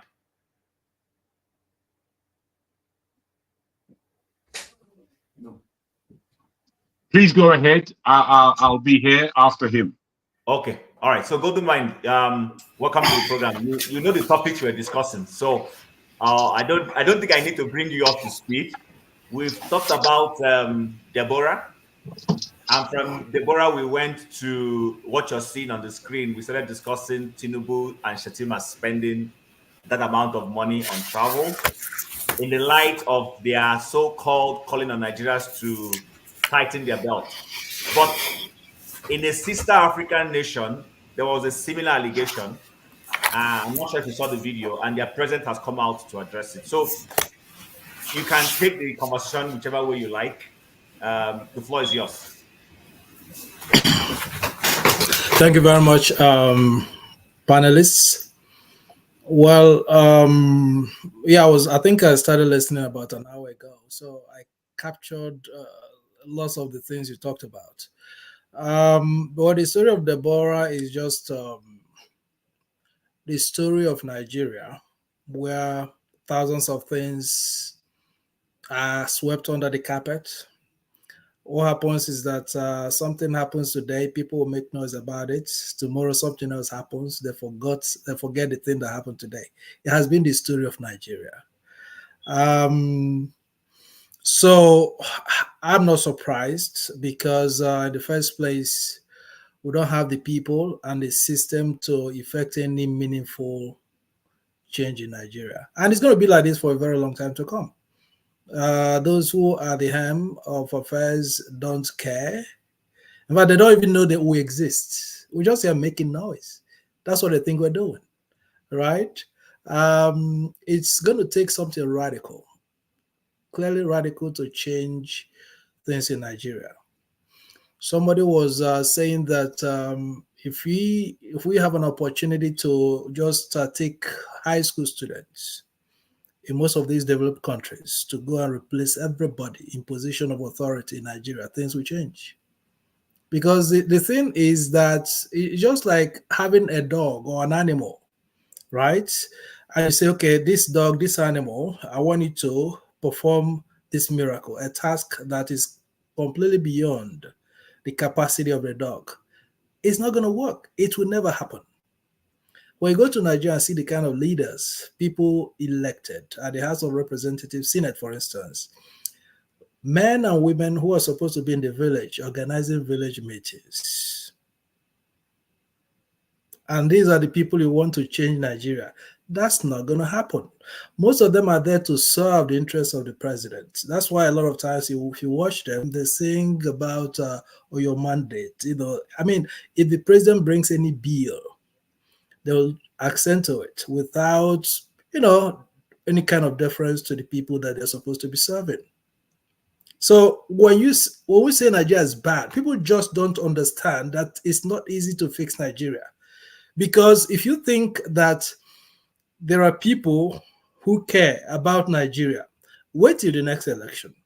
All the things you talked about, cried about, will repeat themselves. They're going to happen again. They'll be cheating, people will be prevented from voting, and a whole lot of stuff. And somebody was asking a question: is it the people or the system? Well, I think primarily it is the people. For some reason, people don't like this when I said this, because we did conduct a kind of survey sometime, and we found out that the way a typical Nigerian or a Black African thinks is quite different from the way a typical American or British thinks. They're quite different. If you post something on the internet, let's say somebody kills somebody, that this person kills somebody, a rational mind will first of all ask, is this true? That's what normally happens.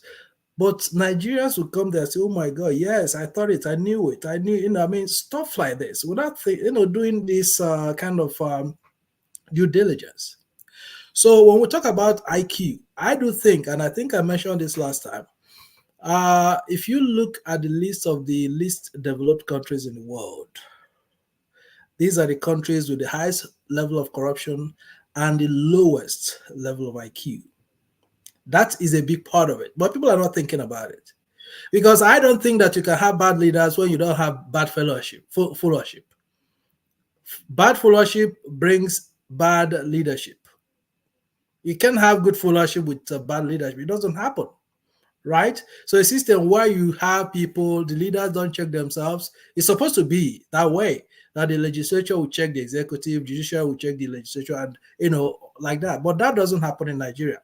So one thing I need us to really start to think about, or to begin to face that unfortunate reality, that it boils down to IQ, emotional intelligence. Intelligence quotients and emotional intelligence. Because when you have these people, a bunch of people with very low, people might argue, but they haven't proved me wrong, right? That, a typical Nigerian doesn't have that, analytical skills, very low, poor analytical skills, problem solving skills. We don't have that mindset. Maybe we're not wired to solve problems, because I think that most problems, there are problems. So hold on, Golden Mind. Sorry, hold on, Golden Mind. So yes, I hear you. I hear your argument. Quite interesting. So are you suggesting that, because you said we don't have that mindset, that intelligent quotient, that IQ? So where do we get all these other Nigerians who, like in the diaspora, go? Are you saying these are just outliers? Oh yeah, they are. Now let me tell you something. I know that question was going to come up. And just because we have engineers, scientists everywhere, that doesn't. Of course, as scientists, when we talk about this average Nigerian, it just means the majority. There are people who are on the both ends, who are really low, and those who are really high. Now my observation also, even if when you come to maybe Nigerians in diaspora living everywhere, I've been a part of them, and it's the same problem. The same problem that if you go to a typical Nigerian association, they're always fighting. They are fighting. People don't come to meetings with the aim of solving a problem. I was opportune to be, teaching high school for a long time in this place, and I could see the way high school students think. And you now take that same problem to a group of Nigerians who call themselves professionals. It's fights. Fight everywhere. People don't want to listen to each other. People listen to respond to what you're saying. They don't listen to understand your point of view. That is the issue. So that's led me to say, what? It's not really about education, right? Because you can take, how do Americans say it? You can take the village, a man out of the village, but you can't take a village out of the man, right? So these problem-solving skills, because I believe that if most Nigerians have this mindset of problem-solving, okay, here are the problems. How do we solve it? But my challenge is that even the basic, the most fundamental, simplest of problems, we cannot solve. Tell me one problem we have solved in Nigeria since 1960. Tell me one problem we have solved in Nigeria since 1960. None. The same problems we've been complaining about in 1960, these are the same problems, electricity. And anytime we see ourselves struggling to solve a problem that has been solved elsewhere, then people are the problem. Are you telling me that no African country with steady electricity? There are. Why can't we solve it? Despite the fact that we say we have a lot of people educated, people who are scientists or whatever everywhere. Nigeria has a Very lot of much. medical doctors, healthcare professionals, but the medical system in Nigeria is in shambles. What is the problem? Right? You have all these Nigerians trying to solve problems, help other countries solve problems, but you go to Nigeria, it's a mess. It's a complete mess, right? So the system, first of all, the system and the people, right? I was saying the other day, say, now, as long as, and I think that is a more practical way to start, but the question is, how do you get this started? Let's have a political system where we make sure that the right leaders are selected. That selection process. Because if you have three parties, and these three parties give us very good candidates, even if my candidate doesn't win, then I will not worry about the other person leading. But the situation, look at Nigeria. Since Yaradua, we have been having sick presidents. Sick. Apart from Jonathan. Yaradua, Buhari, and then Jonathan was sick. Sorry, hold on, Austin. I'll come to you. Let him just finish, please. I wanted to probe him in his thoughts. Yeah.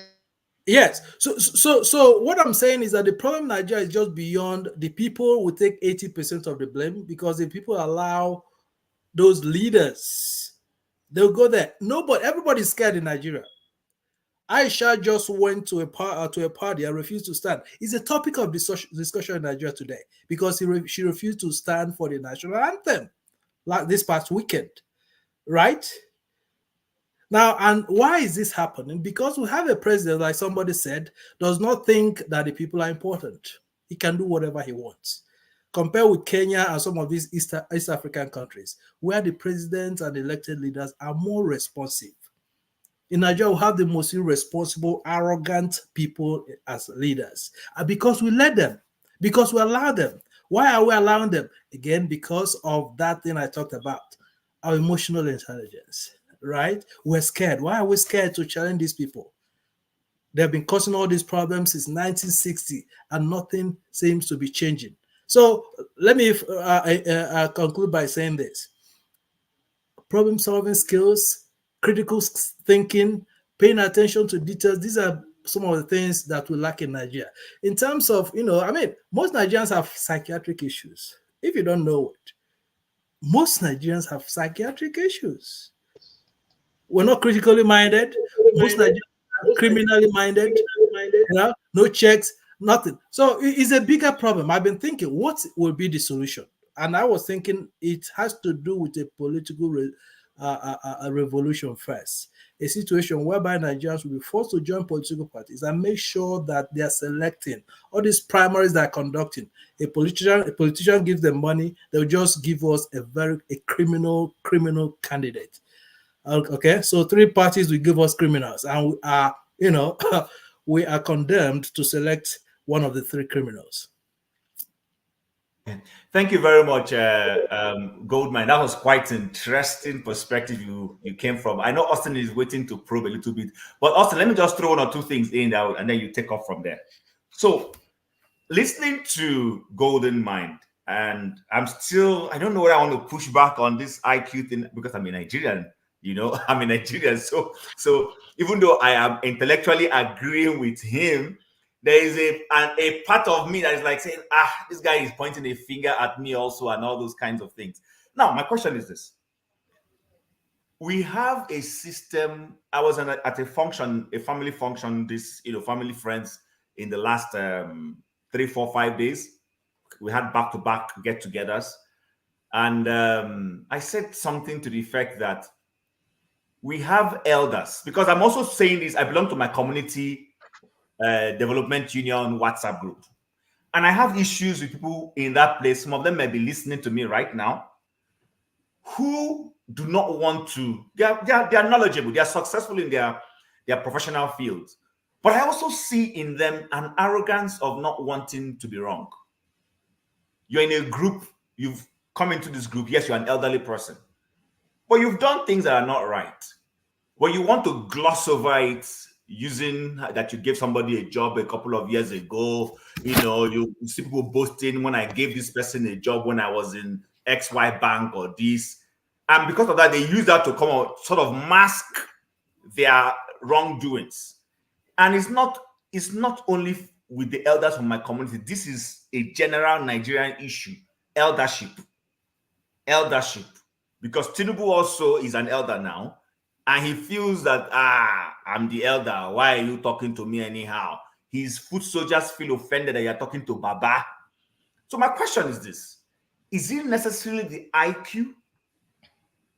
Or is it the fact that we have this part of our culture called respect, but we stretch it too far and it doesn't let us hold leaders accountable? Because I believe that even as a leader, as an elder, you should be humble enough to be able to admit mistakes. You should be humble enough to be able to say, I got it wrong. Because that is pretty much what Ruto just did. Do you understand? Where he felt compelled, he felt I owe Kenyans an explanation, even if he was lying, even if he was doing it for the optics. Is it a function of the IQ, or is it a function that there's too much of our culture gets in the way of doing things right? So Austin, you can take it from there, and then we go around, and if Golden Mind is still around to speak on this, then he'll come. You missed me out, too. Sorry, okay, you want to? Can we? Okay, Jago, please. Brad, you've done this before. You don't. I know now, but you went off and came back. But I went off not by myself. If you wrote, the thing is throwing me off. It's not by. I didn't go and have a sleep before I came back. Okay, permit me. I'm going to come to you after Austin, please. Don't be offended, Austin. Yeah. So Jago, sorry, it was supposed to be your turn, but because I wanted to probe what Golden Mind said, I'm not taking your turn. I'll just be. Golden Mind, I love your argument. I love your position. But I also want you to deepen that research. I'm not against your position. Many people buy your idea. And I look this research, I'm looking at it from the point of inheritance and conscious building. Let's use a company. If you inherit a company, and when you sit down with 5 people, say, let's begin a company.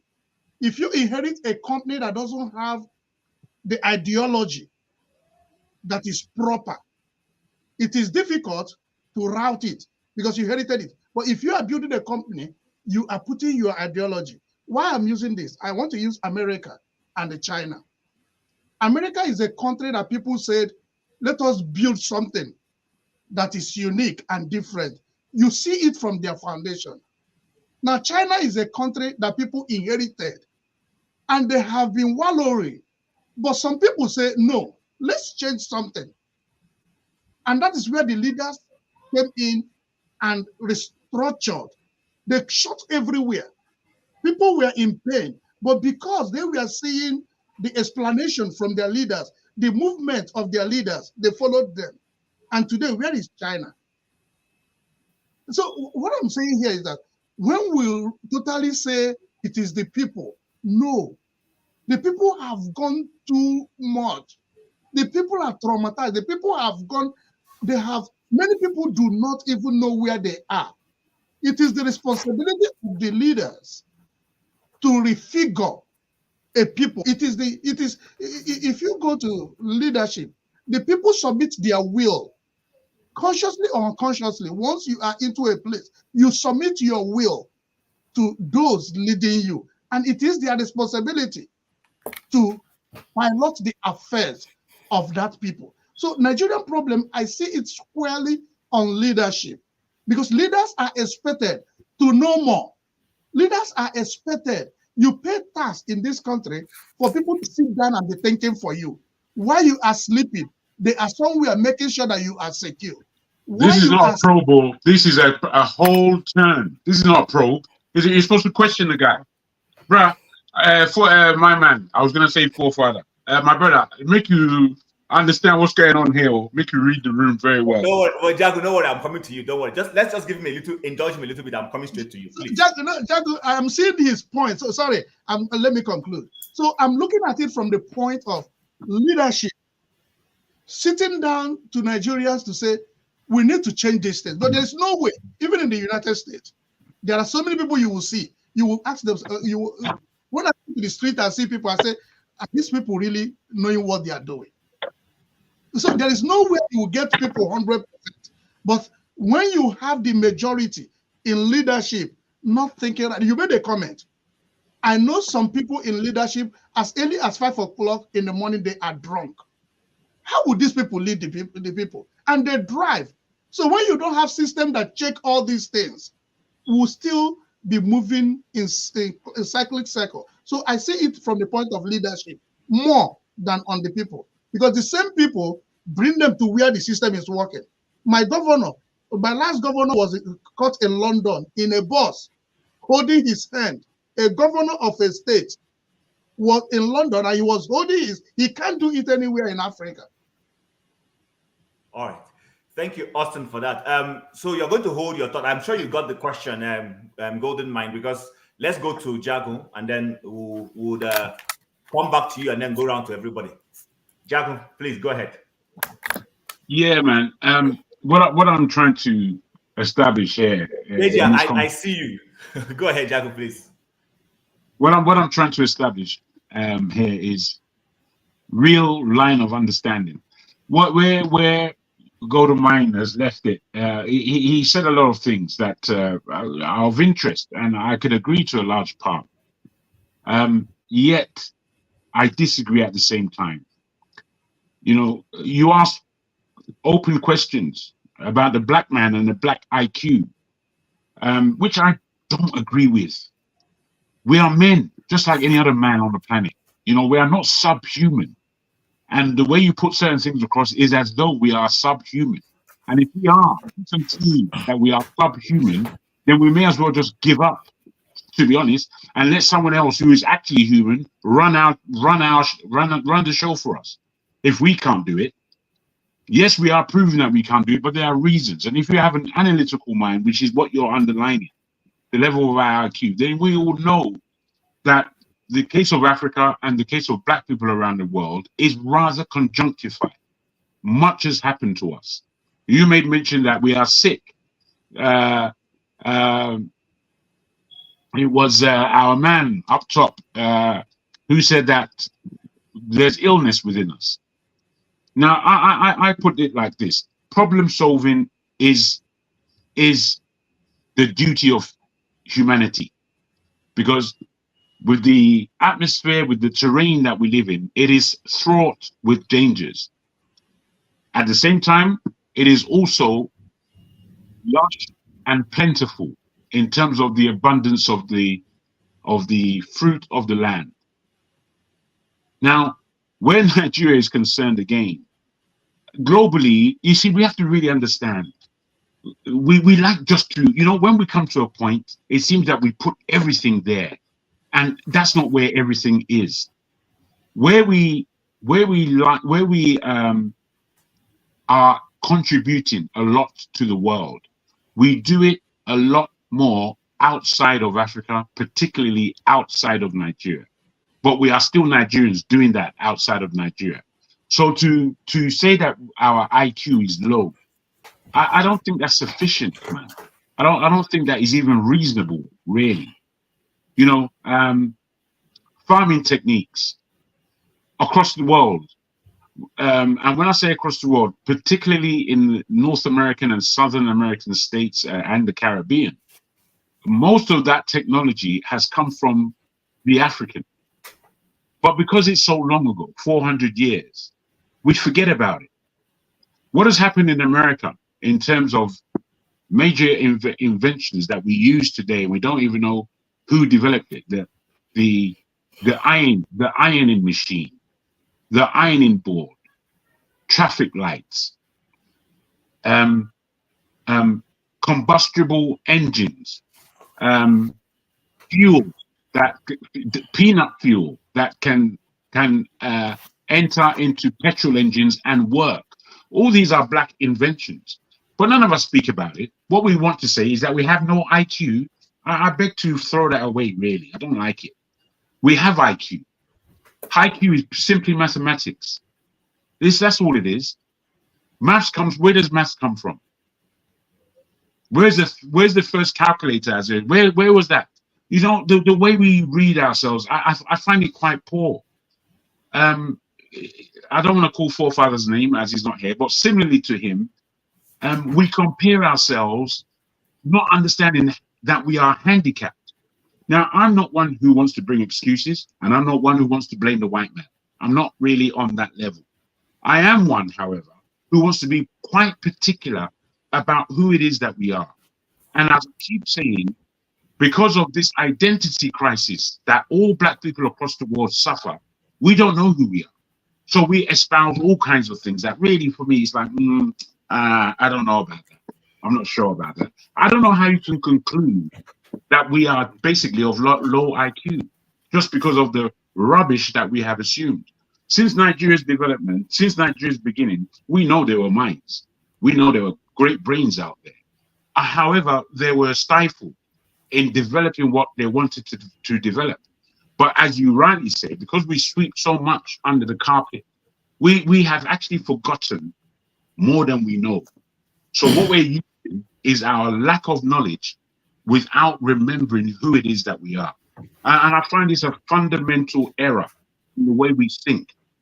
You see, I don't know about you, but I'm quite sure that Nigeria can turn itself around within 5 years. Within 5 years, Nigeria can turn itself around. How? When we are so low IQ. I don't believe that we are so low. I believe that we are totally disorganized as a nation.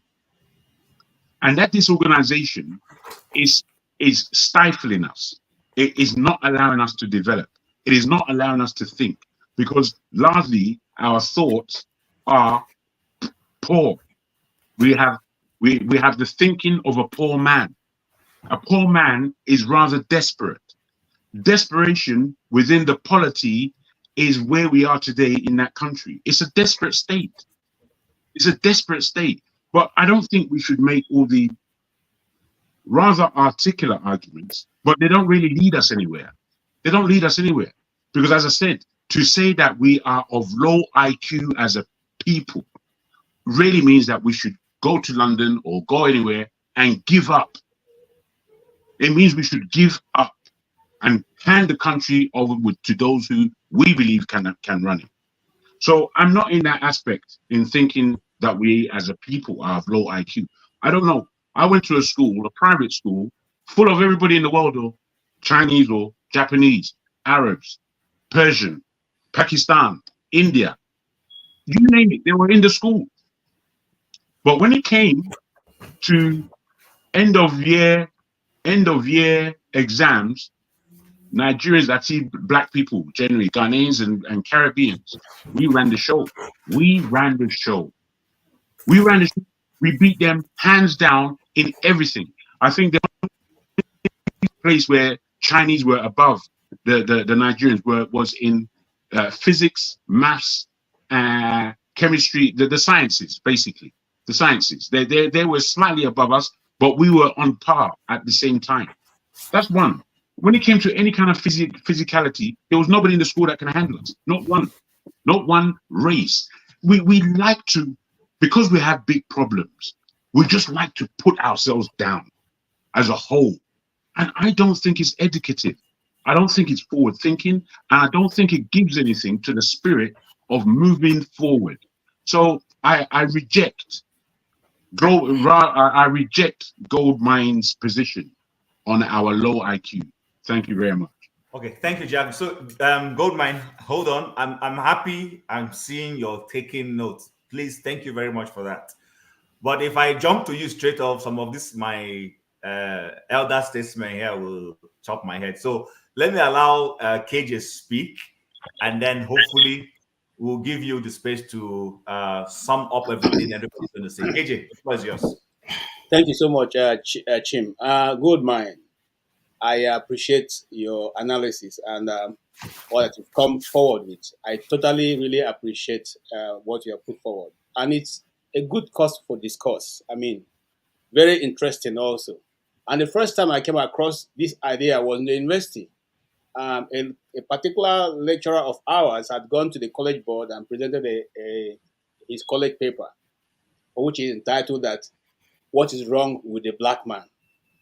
And in going forward, he was able to put an argument forward that because of the heat in Africa, especially Nigeria, we couldn't reason properly, and so the heat was too much and makes our brain not to reason properly. And you see, this guy, to even make it worse, he was from Sokoto State, and it was vehemently rejected by professors and deans, and argued. In fact, some of the professors marked his paper. I still have a copy of it because it was a very hot debate, and for a student, for me, it was, I've not seen that kind of before. The professors tore him to pieces and then marked his paper and gave it back to him to go and do further studies.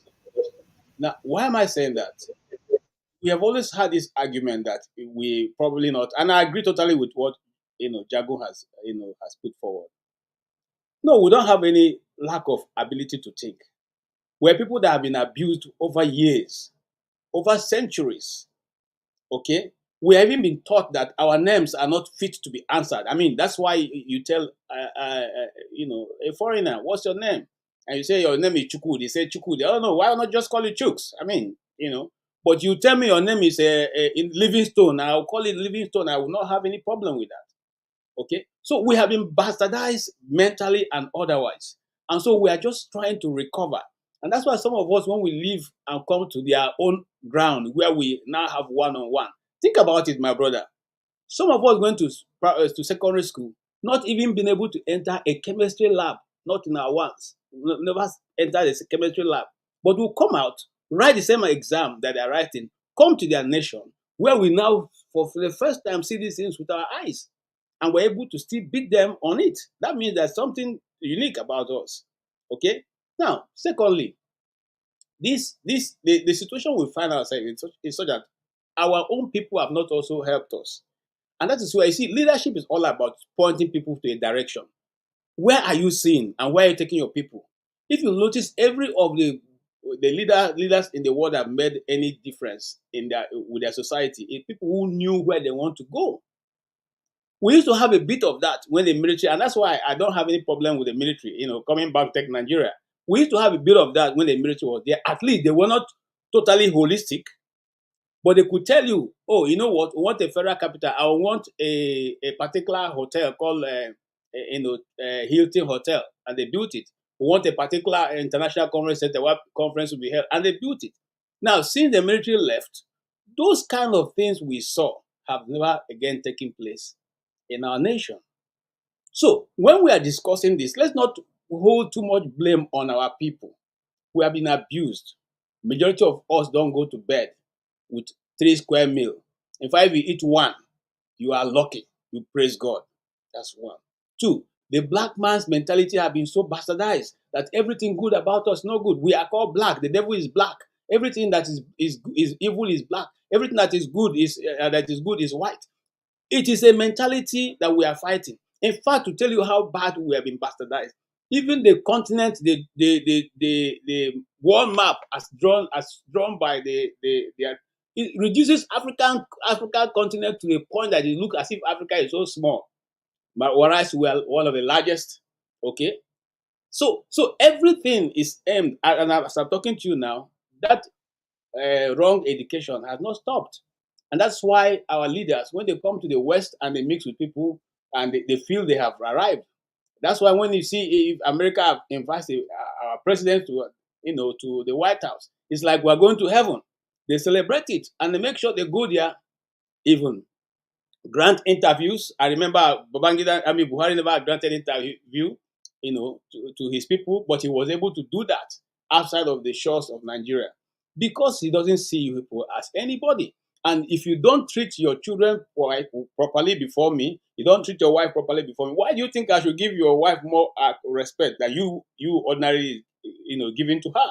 So I will, as a friend of yours, I will treat your wife the way you treat her. If you used to call her a goat, whenever I want to say, I say, Madam Goat, let me have this thing. You see, that is what I'm just reducing it to a barest minimum so you understand what I'm talking about. It's not about the black person. It's not about that mentality. It's not about, it's not about our environment. It's not because we lack ability to reason. No. After all, one amongst us wrote a book that has been translated up to 50 languages in the world and is being studied all around the nations. So that means that there's something that we still have even in this time. But I can also assure you, that generation that used to feel that way, just like now, if a white man sees me talking racism, I don't understand what they're talking about.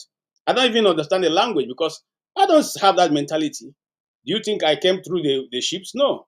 I flew and I landed, in a Boeing 747. That's what I came with. And I have my blue passport. I mean, green passport. So you're not going to give me that thing because I don't have that mentality. And that's how it's going to go down. My son will even be better than me. And his son is better. And very soon, we'll all be at the same level again. What I thought is a problem, why we are not moving forward. And I circle back to Nigeria as a people. Because the leadership in Nigeria do not have one iota of regard for the people of Nigeria. They don't respect the people of Nigeria. They don't regard the people of Nigeria. And the people of Nigeria cannot protest because they don't even have the wherewithal to be able to protest. Okay? I was once doing a story of a woman who lost the husband and she had 8 children. And out of that 8 children, we only met her with 6. 3 had died from hunger. Sorry, met her with 5. 3 had died from hunger. So what you say is, you watch your own child die because of hunger. And I'm not talking about rural area. I'm talking about Kuje. Kuje is just some minutes away from Abuja. I mean, from the federal capital territory, the center is municipal. Okay? So what am I saying here? I'm saying that because we have been abused. You see, it's not just like when you see certain people, they are so abused that they don't even know who they are any longer. You need to. I'll give an example. Thank you. I just got reminded. Look, when God took Israel out of Egypt, okay, please, I don't know, I'm probably a Christian, but if not, just indulge me this. When he took Israel out of Egypt, he took them into the desert. He had to start teaching them everything afresh. He had to teach them that you don't have to defecate in the place where you are living. If you want to do this, you go outside of the camp, you dig a hole, and then when you finish doing your business, you cover it. You have to teach them manner. You cannot take your neighbors. You cannot do this to your child, your female child. You can't do this to your wife. You can't do this. You have to gradually restore them back to humanity because they have been so debased and abused that they don't even know where else to, where to pull and where not to pull. So this is what I think is going on with the black person, most especially Nigeria. Nigeria, I put emphasis on Nigeria because for us, it's not the white man that have abused us so much. It is our own people that have reduced us to the point where we are. Ordinarily, I think a Nigerian can hold his own anywhere, anytime. And that's arrest on that. Thank you. Thank you, KJ. So, Golden Mind, here's what I want us to do. Is Loco P still there? Okay, Loco, do you have anything to add?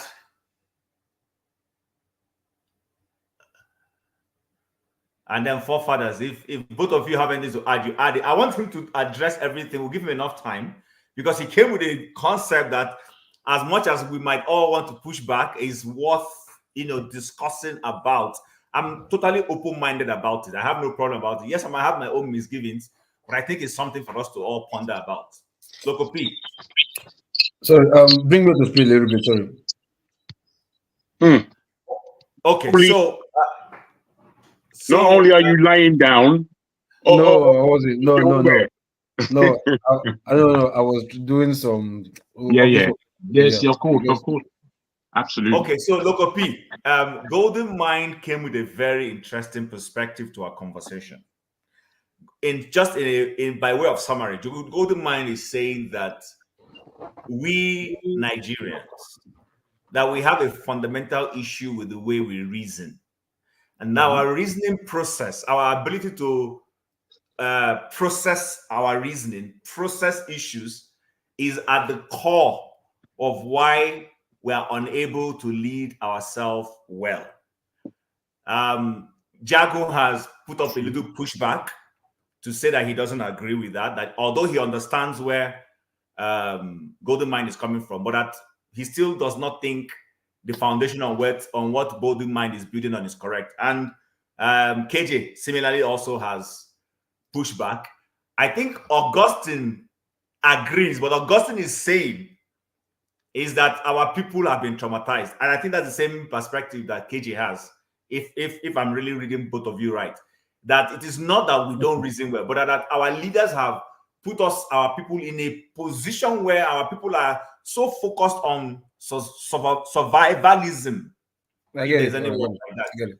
Okay. I think So just my opinion to fighting it. So hold on, Dr. Yes, quickly. Yeah, just my opinion is that all of us have been traumatized, but leaders who supposed to have known more to help every one of us to get out of that situation is failing. Okay. You did a good job. You did a good job, Tim, of bringing us all into a place. Thank you. Now, from what you just analyzed now, I think we are all saying the same thing. Because the cause of what Goldman is saying is what Nigerians have passed through. Because if you say we don't reason, yes, he's saying the fact that you really we don't reason. We just act. We just flow. We don't really we just follow the rave. Like hey, this and that. Hey, okay, just move. We can't think. We can't. Oh, pause for a minute. Oh, what if? We just follow the bandwagon. You understand? But this situation of Nigerians didn't just start like that. It's because of some what they've passed through, which is what KJ and this other guy is talking about. Like, no, we are not. We think, yeah, we don't, but we've been traumatized over and over and over and over that this has become normal. Then not being able to reason is not a normal thing. We just follow. I don't know what I'm saying, because like nobody in his right sense will just wake up and like, because think about it. If I tell you, hey, go to your backyard, right, and everybody say go to your backyard, you see a portfolio of 2 million there. You ask me, you won't follow. Just ask me first. You would think you're like, this guy is telling me the truth. Is it a trap or is it that you would think? You understand? Because regardless that we follow, they will still think. So, but like I said, that's why I said both of everybody saying the same thing. Like, yeah, because of the way we react, you understand, we just sit this down, just follow the bandwagon without even thinking, because everybody's doing it, we think it's right. We don't pause to think. You understand? But this is coming from the fact that, yeah, over time we've been traumatized and we've now like, oh, this is the way to go right now. So whenever it happens, I want to keep myself with the thing. I bet move jare. I beg the and so if one says yes, 2 say yes, 3 say yes, and truly that means it's yes now. Let's go without even thinking. You know, so like I said, both of them are saying is correct, but one is the end result of what has happened before. So Goldman saying he's talking about the end result, while Chip is talking about no, this is what is costing this your end result.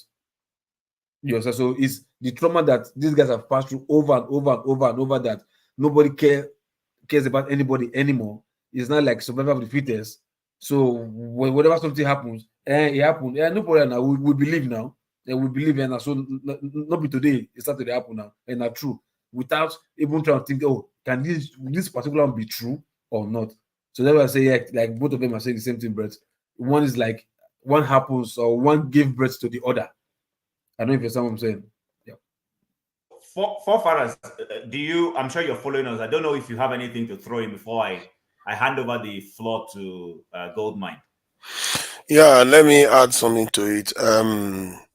The idea of this in intelligence, I think we've had, my goodness, we've had a lot of these conversations. And individually, Africans can compete with anyone, subject to similar conditions. In terms of nationally, we do have gaps due to, being strapped of resources. The less resources you have, the more stressed the citizens are. And chances are that you have less people that are highly educated, not to mention intelligent. However, the real issue is not necessarily that intelligent aspect. We have enough intelligent people to transform any nation. I actually think that the British didn't even have that much intelligent people compared to the intelligent people we have in Nigeria now, that made them be able to, transform the entire world if you put it side by side.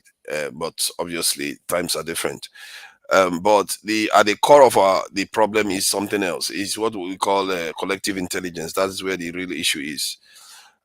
Collective intelligence is different from individual intelligence. It took me a while for my head to get around this one.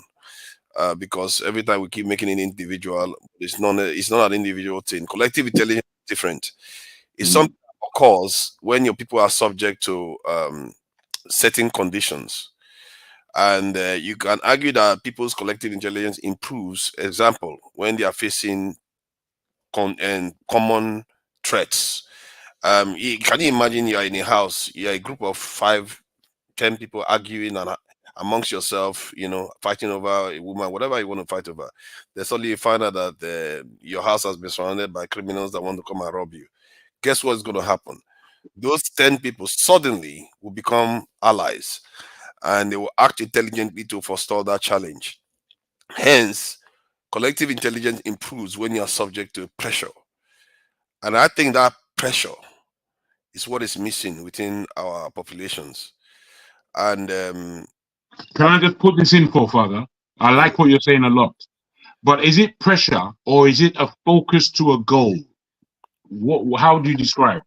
That is interesting, actually, that you put it that way, because at the core of it is unity, isn't it? You are right. You have to be focused to a goal, and to be focused to a goal, sometimes, from what I've seen in the world, it seems to have to do with some serious pressure, something beyond what people can actually, have time to intellectualize about. You just know everybody falls in line and are willing to make the necessary sacrifice. And this is why I've said several times on this panel, I've watched when I was growing up, I was watching all those documentaries, watching how human beings are following orders and killing their own fellow human beings. They sacrifice millions. And you wonder how, why? That is what does it. It gets you to that point where you realize that, you know what? We are not going to die with anybody that is in our way. They will die first. And the pressure will be so heavy. A lot of people are willing to follow that order. It's not because that leader is suddenly gifted or anything. It's because the people are in a place where the pressure is so high. They understand the stakes and they are willing to do anything to get out of it. And they will do anything to get out of it. And this is the area. And I think the essential ingredients is unity of purpose and willing to act. I've tried to find situations where the world has done that without any pressure. Like even America, it took America 9/11 for them to openly come out and invade this in Iraq, Afghanistan, and all the rest of it. Israel, they had to be attacked. Many cases like that, it just keeps happening over and over again. The only case I saw that stands a chance of representing where you bring people together and they actually unite to do something is in Ethiopia, where they kind of came together. The leader told them, you know what, we are going to build this Renaissance dam and you all have a stake in it. If everybody has a stake in the nation, what tends to happen is that they will do anything to protect it, so they unite on that. Especially if somebody tries to threaten it, they will even galvanize together even more. So at the core of it, from the submission of Golden Mind, is the area that I think we lack is that collective intelligence, and there are very factors that can increase it. And if there is a mechanism that can do it peacefully, definitely I would like to hear about it because I've been looking for it. Okay, thank you very much, Forefather. So, Golden Mind, you've listened to everybody. I just wanted everybody to be able to push back, agree, or whatever. So, my question to you, and then you carry on from there, is: did we misunderstand you, or what we all surmised to think is what we heard from you was not right? Or if that was exactly accurate, the floor is just go ahead. Unmute, please. Unmute. Yeah, I said I wasn't surprised. Every time I raise this issue, it's been going on for the past 10 years. There's always this pushback by people. And I'm glad that a lot of people are beginning to come to terms with the fact that truly maybe maybe we're not as smart as we think we are. Otherwise, why should we be having the same problem over and over without having a solution? Right? Now, we're living in a world that is focusing on data-driven governance, data science. And if you are having a government and you are not using data to actually inform your actions and decisions, then that's a very unhelpful government, right? I am a statistician, and one thing I have learned over time is that before you say something, make sure you back it up, okay? And that's part of the intelligence I'm talking about. I listen to a lot of people. Last time I was here, I was listening to people, dishing out their opinions, their views, and thinking they are facts, right? Those are not facts. Now, if you go to worlddata.info, it has a list of countries by their average IQ.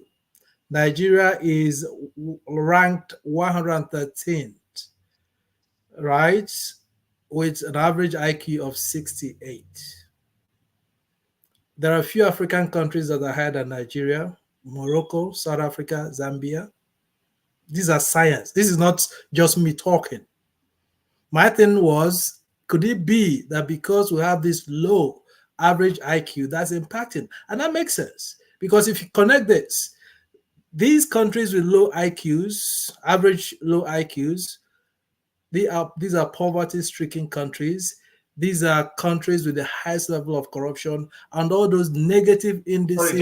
Sorry, can you write down your question, please, so that when he finishes, I'll come to you. I want us to. The only reason why I'm putting my hand up is because I hear you, but we're all having a conversation. There's only 7 of us here. Thank you very much for what, if you can. I'm just wanting to point him to what forefathers said as to an individual intellect and a collective intellect.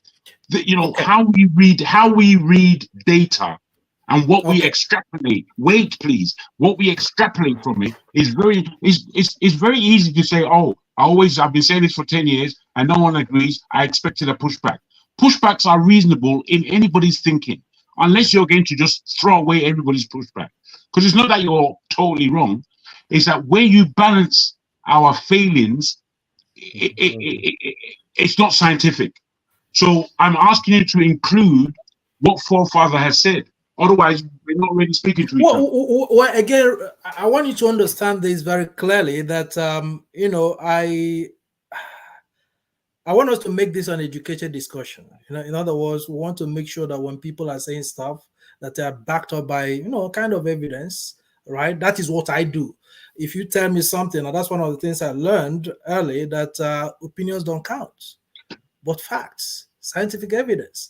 That's what I listen to. For instance, if you tell me I'm stupid, I need evidence, right? When I say psychiatric issues, that's a general. I was just trying to say that that's not backed up by evidence. But when we Golden Mind, when it comes to the world of intellectualism.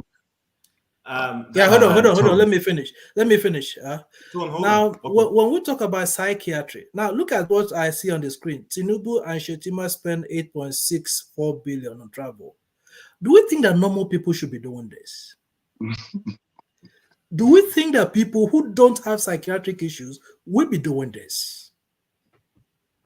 I mean, maybe someday I believe that before anybody gets into a position of authority, that they have to go through psychiatric tests. Because when you begin to hear the kind of money that people are stealing in Nigeria, the only thing that can come to mind is that these people are not well upstairs. There's something fundamentally wrong with them. And then some people accept this, right? Now, let me go to some of the issues raised.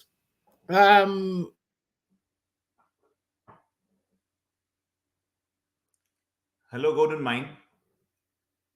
Are you there? Oh my God.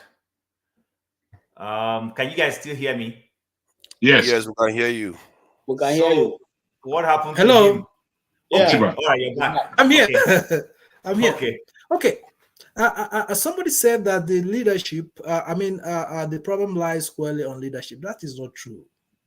That is not true. It is said that the people get the leaders they deserve. Why? If you have a population that don't care, they are aloof, right? They let the leaders do whatever, then the leaders will do whatever they want. You understand that Nigerians have passed through a whole lot. Some countries also pass through a whole lot. My thing is not about the traumatization. It's about people willingly supporting leaders who do the wrong stuff. Go online and talk about maybe any bad leader. You're going to see that it will be split into half. People supporting. You see, Nigerians are, when I talk about emotional intelligence and IQ, right? There should be a line between tribalism and actually supporting something that is not right. Just because my father is the president doesn't mean that I should support him, in his corrupt acts. These are things of intelligence. Now, when I go online, for instance, I try to collect data, and you post a talk to an American forum, a Nigerian forum, I can tell you for sure that these issues will be discussed differently on these two different forums. I'll give you an example. There was a lady that actually had a wedding. And during the wedding, a musician was invited. And when the musician came, I think it was a Christian musician or singer that was invited, came, and then she left the husband and went and hugged the musician and was doing all kinds of stuff. Right now on the Nigerian forum, they were saying, okay, do you know, they were kind of supporting the lady. You never know if she was in the spirit or something. But the same thing was posted in an American forum. Oh my God, everybody was, especially the guys, that's a divorce right there. The divorce was going to happen there and there. Right now, this is just to show you a kind of differences in thinking. I'm not saying that this is the kind of intelligence I'm talking about. My part of the problem is documented, unless somebody can prove me wrong, that Nigeria and most African countries, Black African countries, have average low IQ. There is science. I don't know if any of you have taken IQ tests before. As a matter of fact, the IQ test is measured without you knowing it. And it cuts across people living in Nigeria, people living in the United States. And for the fact that you have met, I know people say this a lot of times, all the time. Hey, Nigerians are smart because you see Nigerians here, there. Nigeria is not even among the 20 most educated countries in the world. They're not. Right? So what I'm saying is that when we're talking about IQ, it is an average. Doesn't mean there are no people who have high IQs in Nigeria. There are people who have even lower IQ. But we're talking of average here. So this is very important. So this is something we need to explore. Why are things not working in Nigeria, especially things that have worked elsewhere? Why? Some people might complain about the diversity. There are diversities everywhere. Some people might complain about other issues. Those issues are also elsewhere. So that is something we need to start thinking about, because if you look at the system we have in America or the UK or all these developed, now, if you are not competent, the system will stop you somewhere. You can't get to the very top. You cannot. The system will stop you. But in Nigeria, you have the worst kinds of people getting to the very top. Why is intelligence? Why is it? So a situation where you have allowed people, the so-called people who are not smart, to lead you. How smart are you to allow people who are not smart to lead you? We can make all excuses we want. We have been bastardized, we have been traumatized, but the fact of the matter is that we're allowing people who are not smart, who are not brilliant, to lead us. What does that tell about us? This is right. So that's one. We talked about total disorganization. That's I don't know, I forgot his name. That is a disorganized society. Yeah, that's a function of lack of intelligence. Because when we talk about IQ, it measures everything about yeah, I see you. What do you call it? It measures the totality of every aspect of intelligence, right? If you are intelligent, you can't be disorganized. You just cannot. It's impossible. Are we saying that everybody should be intelligent? No. But majority of the people should be able to drive that effort and win that argument, right? So IQ, as I have said, is documented. Unless anybody has anything, any argument about it, that Nigeria for now ranked 113th with an IQ of 68, right? So we need to start asking ourselves questions. I know people always argue about this here because we know few smart people out there. Of course, we make noise. We conducted a research, and they used to say that Nigeria is the most educated United States, which is false, actually. All right. So we have people. One thing about us, I think that has to do with culture. We work hard everywhere we go, right? And when we talk about intelligence, there is this theory called the theory of multiple intelligences. Because you are intelligent in leadership doesn't mean you are intelligent in one thing. Nigerians, if there's anything like working hard intelligence, Nigeria will rank high. Maybe it's a cultural thing, right? When you go everywhere, you see Nigerians working very hard, making their money everywhere. But when it comes to things that matter in terms of leadership, in terms of organization, nope. I was opportune to lead, just like somebody said, an organization. What I noticed was that most Nigerians will attend meetings whenever there's an issue.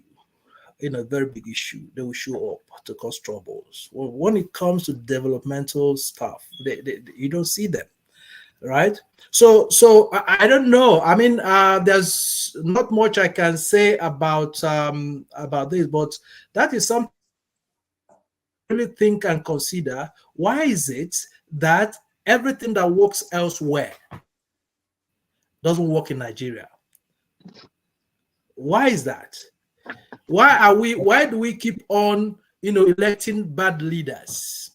Is it because, let's say Tinubu, for instance, Tinubu emerged the presidential candidate of APC. Why was it possible that everybody that went there, most people that went there elected Tinubu? Was it because they were corrupt, or they were not smart enough to know that Tinubu was not good for Nigeria? I don't know. So I don't know. Let me see if I missed anything. Can I, whether bro, you can come back. I think that's it for now. Yes. Okay. Yes. Sorry, do you mind, Chim, if I have a little 2 seconds, 2 minutes? Yeah, I'm going to give it to you now. Just a second. Let me just add something, and then you take off from there. So, Golden Mind, thank you very much for that exposition. Someone's asking if there is a link to that. If you could share the link on the private chat. There's a link to go read up some of these things. We'd like to have it. That's one. And then the other thing I wanted to say before Jagu takes up the floor is, if I'm following your logic, let's look at what's happening in the United States right now.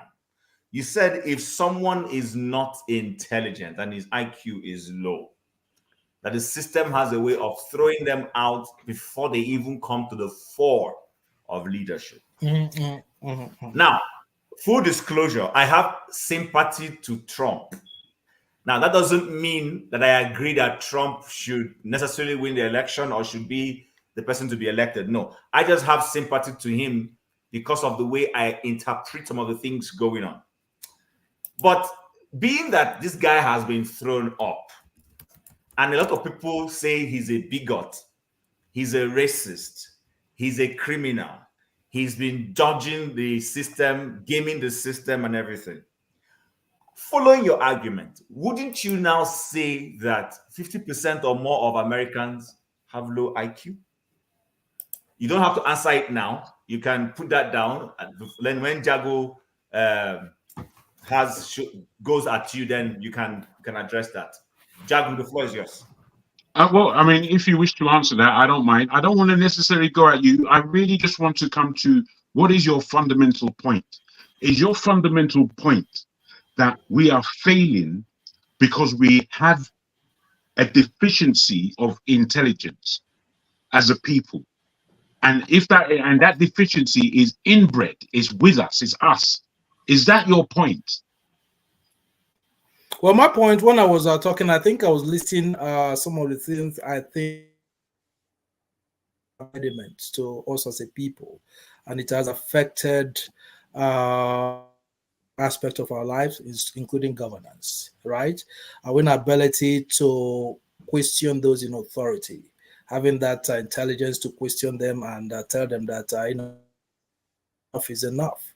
Because I can't fathom why we see a clear violation of the normal ways of doing stuff, the standard procedures of governance in Nigeria, and people are not speaking, right? People are not finding ways of governance. When the revolution happened in Tunisia, it was the people that said, you know what, enough is enough, right? Not even there. Now there's a process called the record process in the political. Nobody has ever been recorded in Nigeria. I'm not sure, maybe one or two. But I can tell you that if we are smart enough, people can galvanize people to get to record some of these people, right? So again, that is not me saying. Our data says that we have low IQ, and I'm trying to see a link. Of course, there's an established link between low IQ countries, corruption, underdevelopment, and all those bad indices. These are facts, not me saying it now. Go and look at the list of the most corrupt in the world. I've seen it. Don't repeat yourself. Go and look at the you don't have to repeat yourself. IQs. Exactly. So it's not me saying that. So that's a factor. Okay. A fact as far as you're concerned, me, I don't believe in facts the way you do. Because in my lifetime, I've seen facts change. I've seen them say that this is no more the fact, that this is now the new fact. Whether or not you've experienced that, I don't know.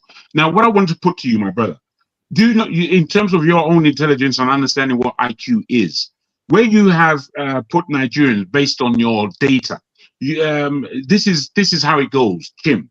Let me start from what is normal, what is seen as normal in terms of IQ. It is point system between 90 and 109. That is normal. Below that, between 80 and 89 is considered dull. Below that, 70 to 79 is considered borderline deficient. Under 70 is intellectually deficient. Now, when we go to above the normal, we go to 110 to 119, which is superior. We go then from 120 to 140, which is very superior. And then they go above 140, which is genius. Now, my friends, when we consider our beginnings, or just prior to our beginnings, when we had 3 regions, we took our independence, and education for Nigeria was a big thing. In the West, we were able, fortunately, to educate many for free. In the East, they sweated in order to get education, and they got education. In the North, there was a big issue where most of the South were trying their best to push the North to the formality of education, which is just now taking root. I will put it that way. Now, from our beginnings, we were better than we are now. I think that might be arguable, but I think most people around the platform would agree. From our beginnings, we were better than we are now. Now, in the globe, in this planet that we live on, it is highly manipulated, and it's highly manipulated by data, because the data that is constructed for them. It's constructed for those who use that data, for them to make sure that, yeah, you can say no if you want, but that's up to you, because you can be blindly led. You can be blindly led by whatever Oyinbo give you. I'm not of that ilk.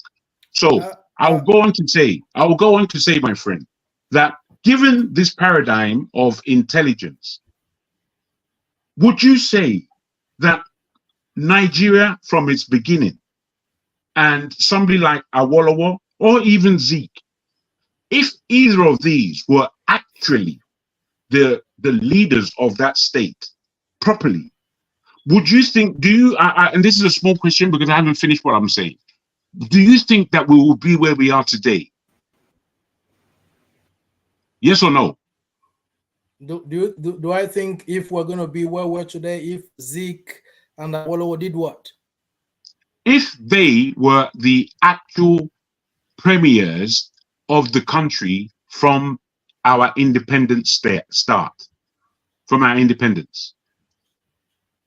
Yes, so it's a yes or no question. It's not a big explanation. I don't know. I don't know. Sorry, let me help you. Golden I don't know. But did you understand what Jago was saying? No, but the fact, let me tell you something. No, don't do that because I haven't finished. Please don't do that. I'm asking this question for a particular reason. So please, if you can answer it, I can move on. I think you're screaming. If you want us to have a very decent... No, I'm not screaming. This is unfortunately the only way I have to speak. This is my speech pattern. I was trying to tell you, right? I don't know if you tell me if I knew what could have happened. I don't believe in could have, should have. I'm not a fortune teller, right? Okay, you've answered. Thank you very much. You've answered me. Exactly. But one thing I want to say. No. Let me conclude. Let me conclude where I'm going. Okay. Plus, we've given you a lot of time. We've given you a lot of time. You should respect us. What I'm trying to put forward is that if you are basing Nigeria's growth simply on the data that you are picking up today, it doesn't tell us anything. It doesn't tell us the story. It is not a way of extrapolating information. Information in what we're talking about is key. Is key. And then how we use that information is also key. And I'm putting to you, my brother, that Nigeria and Africans and Black people have proved their intelligence. All these data that we don't know necessarily how to read, we're just taking it as a given. But why haven't we done any of our own? Why you're a man of statistics? Why have Okay. That's a good question. Why have we not? You answer me. You say let me put it to you that in the world today, So there now is come something. to you after Jago. Thank you. In the world today, there is something called dumbing down. And the dumbing down is for a reason. Many of us are professionals. And sometimes when we're professionals, our minds become very myopic. Sometimes we need to step away, even from our profession, and have a good observation on what's around us. Now, when I started school in this country, I can tell you for nothing that the education for everyone was very high. And what I mean by that, people that were in comprehensive schools, which are non-primary government schools, their education, when people who went to comprehensive schools of my age in this country, when they write, you can tell that they're well educated. Well educated. Today, if I go to a school and I pick up a document from any of these school leavers, even from private schools, bruh, when they write, it looks like a hog of rubbish. A hog of rubbish. And these are the people that are coming out of universities today. So I really need us to, if we're talking about Nigeria and its development, we really need to have a look around the world that we are living in. It's too easy to go to Google and quickly get information and say, oh, that's the answer, and then move on. But my brother, that's not giving you any real nous of what's going on. Now, I would say to you that when I go to Nigeria, there are a lot of people who are very ignorant, extremely ignorant. But bruh, are they intelligent? Are they intelligent? I'll tell you that they're intelligent, my friend. I'll tell you that they're intelligent because they're living in hell and somehow they're able to survive. All we need to do to pick up ourselves as a group is to make sure that we come to the fore in order to develop our situation. But what we're being given here is that, you know what, we're quite stupid and there's no real way for us to organize ourselves. It's proven that we can't organize ourselves. So let's just forget about it, which is what I'm getting from you, my brother. That's all I'm getting from you. Oh, I'm you can't organize yourself. Your country is not organized. Hear him. He's saying your country. Yes. Okay, go to mine. Yeah. Go to mine. Hold That's on. the truth. That's the fact. Go to mine. Hold on a bit. Almost the most corrupt country in the world. Yeah. And then what? Hello, can you hear me? So that's why what I'm saying to him, if you don't mind, Chim, is what he is purporting is for us to give up. That's what you're purporting. You don't understand that's what you're purporting, but that's what you're Can I say purporting. something? Can I say Yeah, something? no, hold on, Goodman. Can you hold that thought for a second? All right. It's a very listen. I'm supposed to go somewhere, but as I'm talking to you, since you came up with this, I wanted to hand over to forefathers and leave. Suddenly, I feel like not going for that place anymore. I want to stay here and see this conversation to a logical conclusion. Now, before you go on and complete with what Jacob asked the conversation we're having with him, don't forget I have a question you haven't answered. That's one. What is that? Okay, so I said to you, because I want to go to Tone. Tone hasn't said anything. I said to you, following your logic, the logic of this IQ thesis, if I may put it that way, what would you say about the way Americans are going on, with a certain political figure? And I was honest. As much as I know majority don't like him, I have my sentiments towards him. Not because I necessarily agree with everything, because to be honest with you, when it comes to politics, there are a lot of things that go into it. So my question was, seeing that a lot of people back that man, would you say, in the light of the way he's been projected as a criminal, as a lawbreaker, as you name it, would you say 50% or even more of Americans have low IQ? Now, I will add this to it, if you may. I was at the function yesterday and I was discussing with medical doctors. And we're talking about recent innovations in medical practice that stemmed off the DNA testing, because I asked them if this DNA thing that people are taking, where some white man comes and says, I am 70%, DNA just came out, and I'm shockingly realizing that even though I'm Caucasian, I have 16% African lineage. And I was saying, is this thing correct? And these are two Nigerian doctors. They said yes. And they told me the genesis of this thing, which feeds into this conversation we're having, interestingly, that they were trying to come up with something that would help them narrow the way they treat their own people and segregate us. That was the original intention, where they would be able to say, oh, Mr. Felix, this is the kind of pill you need to solve your problem, and make some arguments that, they can solve theirs and leave us to die. But in the process of doing that research, they discovered that a lot of white people have ancestry DNA from Africa. They originated from Africa, and they refused to go further because they got scared of what they were seeing. So if I'm listening to this whole conversation about our IQ, how come, and Jago has mentioned a few inventions that Africans led, but they don't want to admit that Africans led them. We saw how the former Secretary of HUD in the US, you know who I'm talking about, what's that his name? KJ, remind me, the black guy, the doctor. A medical doctor? Yes, the neurosurgeon. Ben Carson, okay. Yeah. Exactly. How Ben Carson did something that he's a first.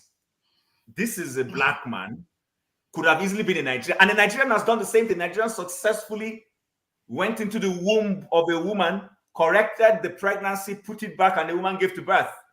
So when we're talking this IQ, I want to have very intelligent conversation. And I don't have a problem with your thesis. I don't have a problem. I'm just trying to probe it to see that if this thing is accurate or not. So my own pushback is I want to probe to see to the extent what you're saying can really stand the test of time. So keep that question, because Stone has a question to answer, and I want to satisfy everybody here. And then you can please don't forget to answer this question. Tone, the floor is yours. Okay, right. I'm going to disagree diametrically with what you placed on the plate, and for us to digest without asking, because I think when it comes to intelligence, you need to question some school of thought, and the school of thought you're presenting to us just because some white guy probably came up with some data, because data is all about is all about in and out, what you put into the data, and then tells me that I, a black person, that this is where you're going to score me, this is where this is the wrong that you're going to place me. I vehemently disagree with that. I vehemently disagree with that.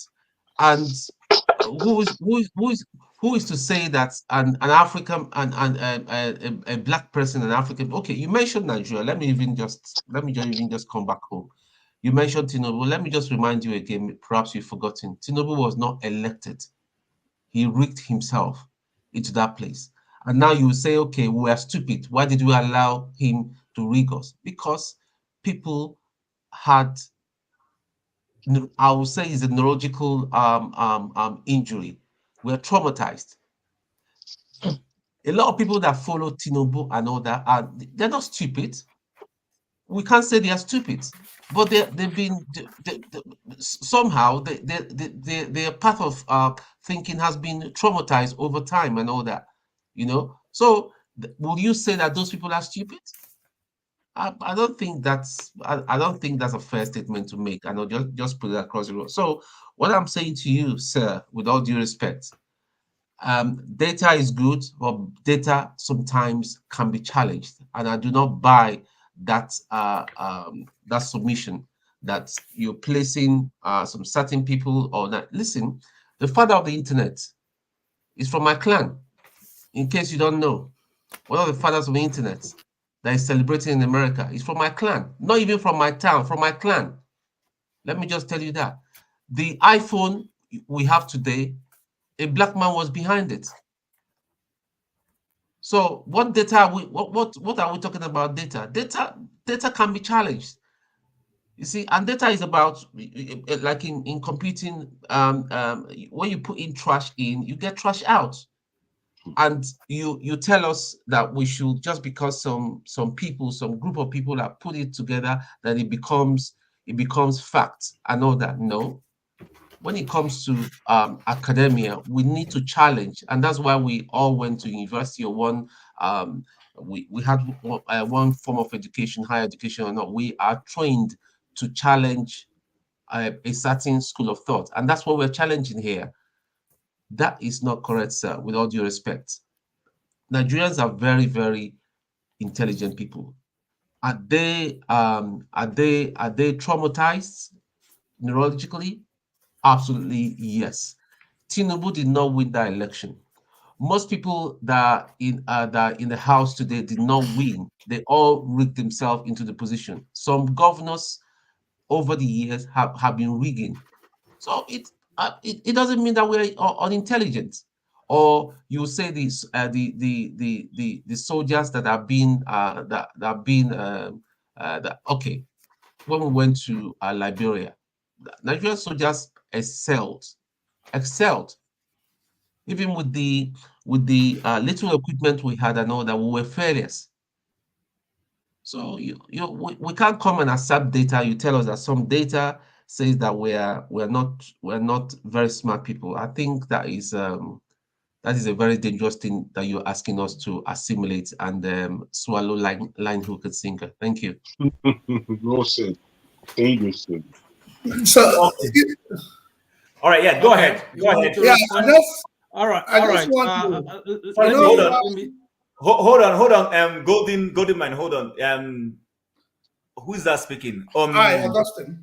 Augustine, okay. Can you make it quickly? Yeah, so sure. I will just, if you follow Golden Man, the only place I see his contradiction is between people and the system. Because when you are quoting data is a system. So system is also the problem because we don't have the data. It is clear. When you can, the best way to mark people is when you have exactly givens. If you bring the person you are saying has high IQ in the same terrain with the other person, then you be able to examine them and you will see who is higher. If you bring the white people you are looking at having high IQ, bring them in the same place, give them the same training, no, the same time and examine them and see who will come top.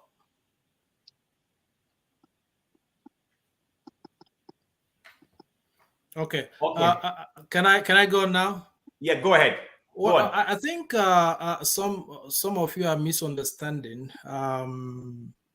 what I said. Now, actually, I had a list of the things I consider huge factors that have stopped Nigeria from attaining the kind of height it should have attained. And one of which I think was top on my list was the IQ issue, the emotional intelligence. And never did I say that every American, for instance, is smarter than every Nigerian. I'll be stupid to say that. And when we talk about average, what does average mean? It means that if you collect 20 people's, IQs, divide them by 20, that gives you. It means that there are people who are much higher than the average. There are people who are low. Nigerians who are living in maybe developed countries are smart. I remember what I said. There's what we call theory of multiple intelligences. So when people are smart, they're smart in what? Someone mentioned about people are intelligent. Intelligent in what? That's the question. Now, IQ measures general cognitive ability. You being able to reason, think critically, and do some things that someone who is smart should do, right? So I don't want anybody to think that I'm saying that every American is smarter than every Nigerian. That's not what I'm saying. This report is based on averages, average. So I would actually recommend that everybody goes to take his or her IQ, right? That is what measures intelligence from the cognitive aspect, right? Now,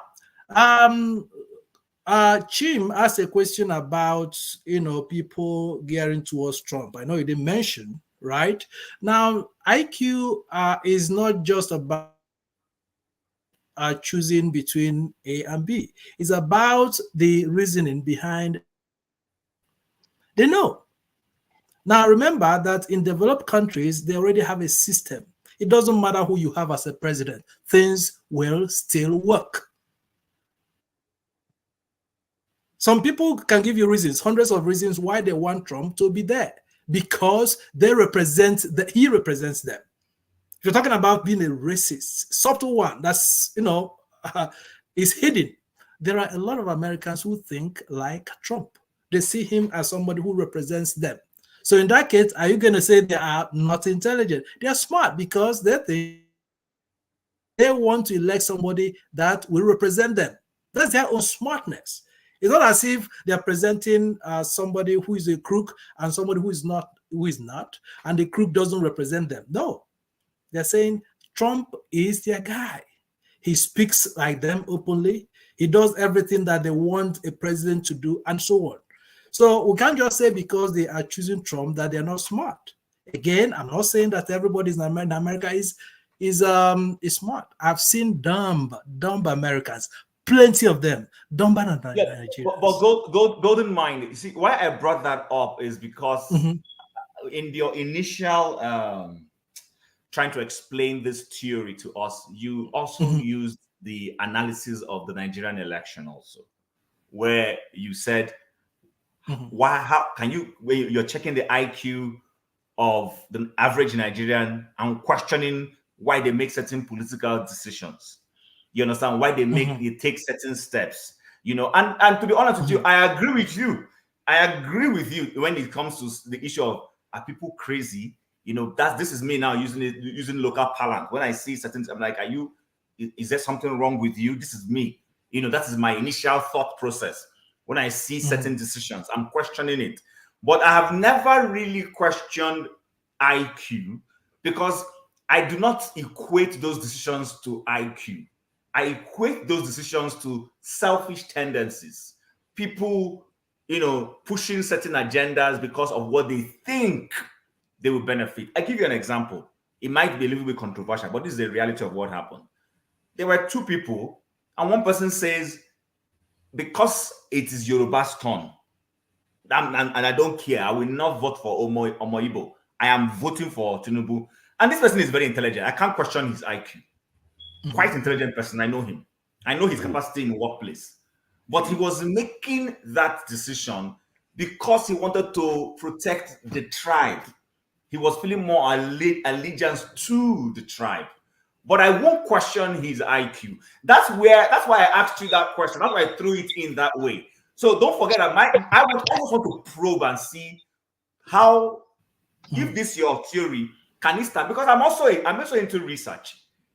And I know that sometimes, even though I work in market research and all those things, I also know there are always agendas behind certain theories that are being thrown out.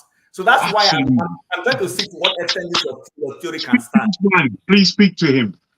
Well done. But the floor is back to you. Go ahead.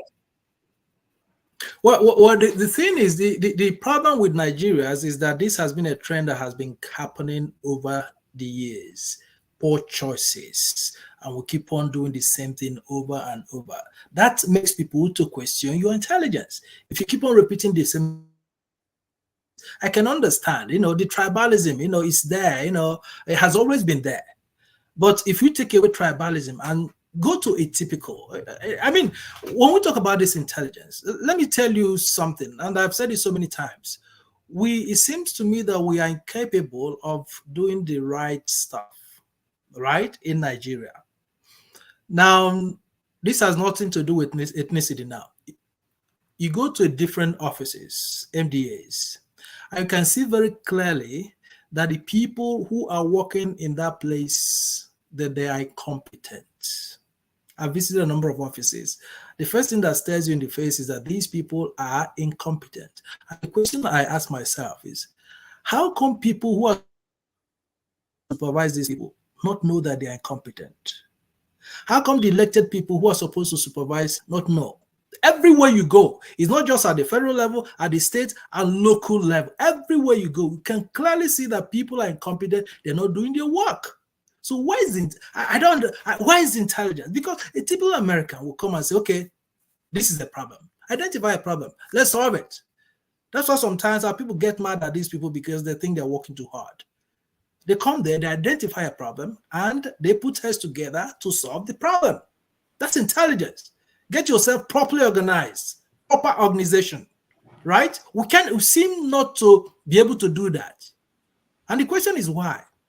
So the question I ask everybody, why is it that we have not been able to solve the most basic of problems in Nigeria since 1960? Why? If it's not intelligence, can someone tell me why? If it's not an IQ issue, can someone tell me why? We keep on talking about these things every year. Can I tell you why? I can tell you why, Oga. Yeah, tell me why. Okay, thank you. You see that what you asked is one of the questions that some of us have asked, because before I got into all this, I first asked one of my heroes, reading Nigerian history was Chukwuma Nzogu, who I used to have his photograph. One of my heroes those days, and I want to find out. I scouted for all that they had been able to do and where they failed and all that. One of the things I found out that the system had been right from the beginning had been cued to always throw up the wrong people into positions. And just like someone said on this panel earlier on, at the beginning of independence, they also, Chim said that, there's so much of compromise to the fact that those who are not so intelligent amongst us were thrown to the position of leadership, and they were forced, they were kind of favored to always find themselves in that position of leadership. If you go through the Nigerian constitution, you find out that, and I've said this on this panel, for you to run for the president of Nigeria, you must have to be a billionaire, even more than that, because they made it such a way that it's difficult for you to operate without having offices in all the several 74 local governments in Nigeria. That is one. And for you to have offices in 74 local governments in Nigeria, it's a lot of money. It's not going to come easy. And so you find out at the end of the day, those who have perpetually stolen from the system are those who are there and who have their friends. You see, let's say take example of the national item. Policies in Nigeria that are thrown up by these same people are thrown up in their own favor, to favor their friends and cronies.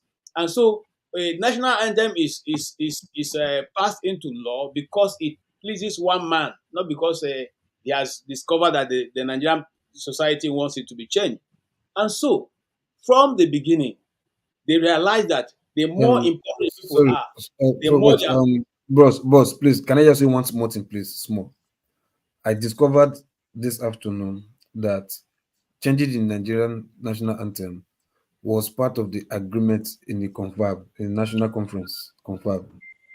That it is not just now, that it has been there during Jonathan's time when they did the confab. I discovered this afternoon that changing the national anthem was part of what they agreed on in the national confab in Jonathan's time, 2014. Look, I was what you're saying is not small thing. This is a big topic here. Say you want to say small thing. no, hold on, because truly, I was still guilty of this, like insulting Tinubu. That what is wrong with him? Okay, so Why look, should So he are we change applying? Are we it? applying the confab? Look, No, guys, hold on. Look, Yeah. I hear you, but Yeah. the issue that most Nigerians, at least intelligent Nigerians, are saying is that they don't have a problem with changing anthem. Sorry, can somebody please? Somebody's mute is extra talk. Jago, is that you? Oh, I beg your pardon. Sorry, I thought it is me. Okay. All right. So what people are saying is this: this is a country where the people are the sovereign. You represent the sovereign. The people, we the people of Nigeria, are the sovereign. What you should do is, if you want to go and deal with the components of that confab, let Nigerians know that, okay, we have a confab document that's been gathering dust we haven't discussed. We want to discuss it. You can't go into that document, pick one item that suits you, and act like a dictator and throw it at us. What if it's just one at a time? You should, even if you are, whether you are dealing with the whole document or you're picking a single line item of it, you need to respect Nigerians and tell Nigerians there is this item of importance. We want to throw it to the National Assembly, but we want to come back to you guys and say, do you agree with what the confab of 2011 or 2012 or whenever it was said? If majority of Nigerians say no, then you hold status quo. If they say yes, then fine. You have not done any of that. That is a stupid confab recommendation to go back to old colonial this thing. Don't old go there. colonial this thing, colonizer. And that is just a stupid decision. Okay, I don't know what's wrong with people like that. I want to KG, speak continue. to this Continue, national KG, anthem that you threw in. I'm coming, sir. Now, this same government threw in the Orisanyas report. How far have they implemented that? Have they done anything since the time they threw it in? So now, why go into the document that you are not even thinking of implementing and go and pick out national anthem? It doesn't make any sense. See, so if some people say, well, we don't have intelligent leaders, I don't know whether you should even grade that document if that is the where it starts from. What kind of mumu people write that kind of document where they were saying, let's go and put the British Woman song as their national anthem when they have 200 million people in the country to write a new song?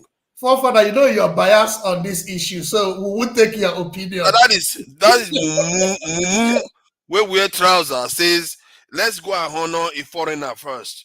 You know how much they paid the foreigner for winning this thing? They paid her £1,000, equivalent to £22,000 today. That's what they paid her when 500 Nigerians entered the listing. They went and gave it to a foreigner.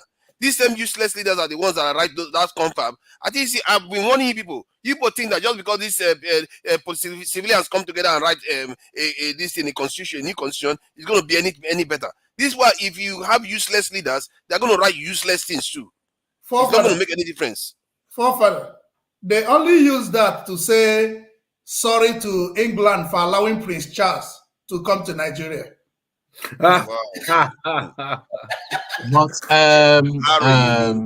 guys, you forget to remember that Ahmadu Bello said on camera that instead of giving a job to an Igbo person, they rather give it out to a foreigner. What does that tell you? That's Mumu mindset now. That is not what I'm talking about. This Exactly. Mumu mindset Exactly. is pervasive in our culture. It's not today the thing starts. Not today the thing. All That this was rubbish where I stuff. was going with Okay, going let there. KJ finish, please. KJ, go ahead. I was going there to say that, you see, right from the onset, these things have been occurring, and it's occurring for a purpose. If you go and read the writings of Lord Lugard, he said something very, very interesting. He would rather deal with those who do not know anything, who they can manipulate, than give power to those who will question their authority. I just want to put it mildly. I don't want to quote verbatim what he said. So right from the beginning, it has been cued to always look for the worst of us to make them leaders, so that they can keep perpetuating the same system over and over and over again. I said on this panel, there used to be a electric company called NASCO that was supplying light, uninterrupted light supply in Plateau State. NASCO is still there, but NASCO is not doing well as it was doing before, because government took over everything, and all of a sudden they ran down that system that was working. So what I'm simply saying that they run down the system deliberately because they want to give their cronies opportunity to keep doing business. If you listen, there was an interview Dangote granted 2 days ago to one of these foreign districts, and he said that if he knew what he knew now, he would never have gone into doing the industry, the petroleum company he built.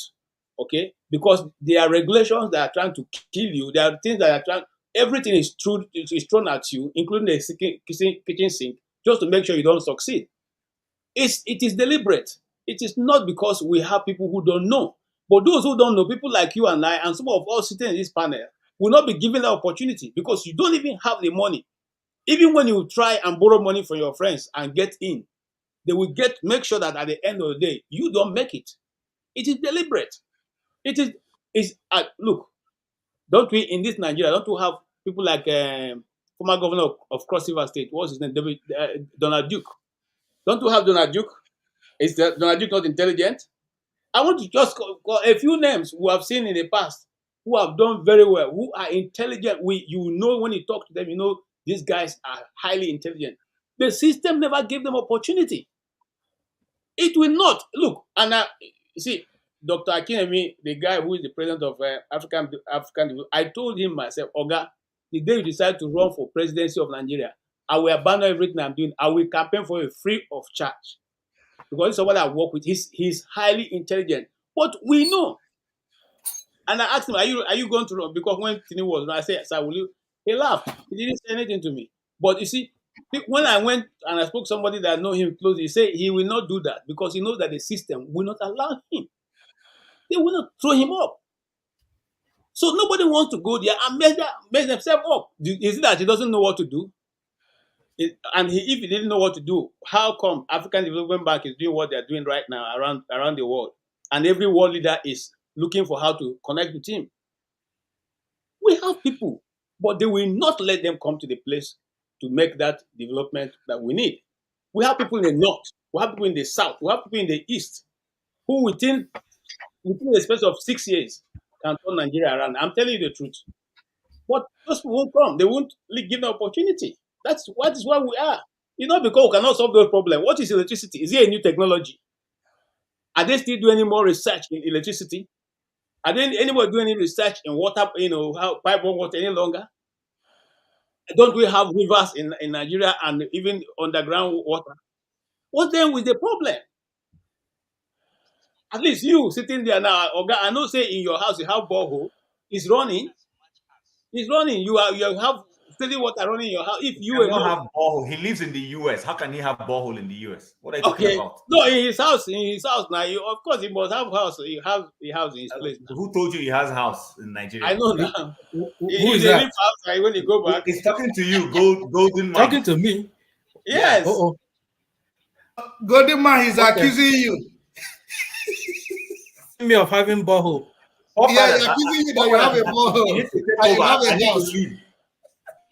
You must have borehole now. You go drink gutter water. You must have borehole. You don't have to have borehole. You don't have to have borehole.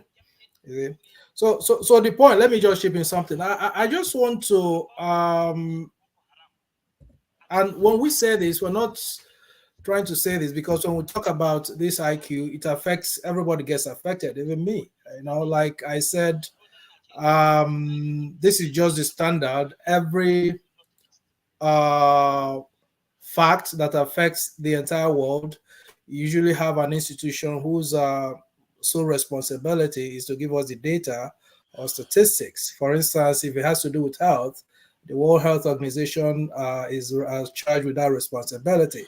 And we can't just say if World Health Organization comes up today and says that the mortality rate for women is high, and we say we don't believe data. You got to believe in it, unless you have a counter evidence, you know, against what they are churning out. My point is not to denigrate Nigerians, but the reason why that led to me coming to that conclusion is because of my observations over time, right? Just like on the chat session, somebody is accusing Chim that he voted for Buhari. That's why he's not smart, you know. And I've said that, you know, voting for somebody has nothing to do with your is the guidance, right? Very important. So we need to start really think deeper, because we have complained enough in this country, and the more we complain, the more things remain the same, right? I can't just let me respond to him. When you finish, I will respond. Yeah, I can't really point to anything that gladdens my heart that somebody's working towards a problem, solving a problem. Because my way of seeing things is that, first of all, we have to identify a problem, and then we need to think about ways of solving the problems. And then get the right people to start solving the problem. And we have end in sight, clear objectives, measurable, right? So you say year one, this is what you're going to do, year two, year three, year four, year five. And at the end of the day, there will be a solution to the problem. How do you explain to anybody that for how many years we have been battling with electricity in Nigeria? How? Corruption, unemployment. How do you explain? The more we try, the worse it gets. I can't seem to understand that, you know. So I don't know. I've said, okay, let's change our political system. How can it be changed when people benefiting from it do not want it changed? They will not like it changed, right? Because I believe that if the National Assembly or the legislature at the federal, states, and even the local governments are doing their work, most of our problems will be solved. But they are not there to change anything. They're just there for their selfish benefits. So I can't tell you for sure this is the magic one needed to fix the problems, because it's deep-rooted in the sense that it's going to take a miracle. My solution is get people who were born in a place where things work, move them to Nigeria. Without work, that's not going to happen, right? Because a lot of Nigerians grow up in a society where the wrong things are the normal things. The wrong things are normal. So they don't even have any idea of how things work or how things should work. That's just a fact. Okay. Thank you for that. But you seem to be holding on to the individual intelligence quotient. Sorry, I didn't say individual. Sorry. Let me correct this again. And I've said this so many times, people are not listening. What I mentioned that I send data on is the average IQ for countries. This has nothing to do with individual IQ. Yes, it is based on individual quotient, intelligence quotient. That's what I was referring to. But you never took on the idea of collective intelligence as a different aspects of intelligence. As a matter of fact, can you explain to me what you mean by collective intelligence? I did explain it the first time. I don't know how he missed it. I Okay. think he has frozen, but go ahead, Prophet, and explain it. Maybe. All right. The Prophet explained it already now. Are we listening? This is what I don't like about this platform. No, now, Jago, we're learning, but there's no. No. Forefather said clearly. This is what he said clearly. He said, for any individual, black person, against any individual in the whole planet, a black man will stand up. Then he said collectively, if there are 10 black people against 10 Oyimbos, this is something I've known from a kid. I don't know why we don't understand this. 10 black people against 10 anybody else, we are going to lose. That is the paradigm we are in. That is what he means by collective. Please keep up. I don't like this kind of thing. No, Jago, I'm not listening to you. Yeah, you're not listening to anybody else. What kind of rubbish is that? Jaguar, if you watch me, let me say something. Jaguar, if you watch me a lot of time, I don't interrupt people. I hate being interrupted. So what if you don't interrupt? That's up to you what you do. That's up to you, my friend. All I'm asking you to do is to listen to what people are saying, just as people are listening to you. Give them that respect. Listen, if you can't listen to me, I won't listen to you. That's the way it works. But right? you didn't hear what forefather said. No, I heard it, and everybody on the platform heard it. Hold on, guys. Hold on. Jago, there is nothing wrong in asking for clarification. We're having a conversation. Let's give him the benefit of doubt to say that, okay, maybe perhaps he didn't understand or he didn't hear well. He's asking for others. Can you explain to me what you mean by collective intelligence? It becomes a basis to continue the conversation. I don't want us to, kill this beautiful conversation on those bases. You are quite right. It is a beautiful conversation, and I didn't mean to kill it. It's only that when you put people's conversation back, forefather could explain it quickly like I did, but he didn't, because what he wanted was a progressive from what his point. And I'm saying if the salient points on this platform are not being listened to by those who are propagating a paradigm, then I think that's quite unfair. I think it's unreasonable. I think it's myopic. I think it's just looking at your own point of view and considering nobody else's. That's what I think. Continue. Okay. So let me try to explain. Well, excuse me. Before you continue, I think it's very absurd and unacceptable when we come to a place like this and people. That's part of what we're talking about. When we come to a place like this, I asked you a question, my friend. I asked you a simple question. You're being rude. Of logic. I'm going to do it all the time as long as you talk rubbish. I put something to you and you couldn't answer it, and yet you're speaking about intelligence. Yeah, especially go away, arsehole. I didn't mean that to happen, but you see, if you can't, Jago, my brother.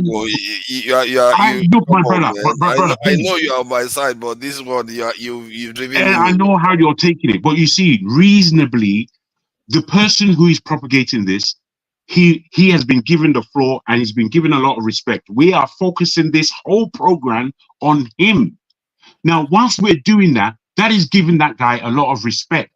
If he is not taking that respect on board and he just wants to throw out some kind of blame against me, I think that, who is he? Who is that kind of person? It is a slap in the face, my friend. If you can't stand up here, then go away, arsehole. I haven't got no time. Please, let's not be swearing no, now. I just can't do it, bro. I'm sorry. Maybe you should take me off.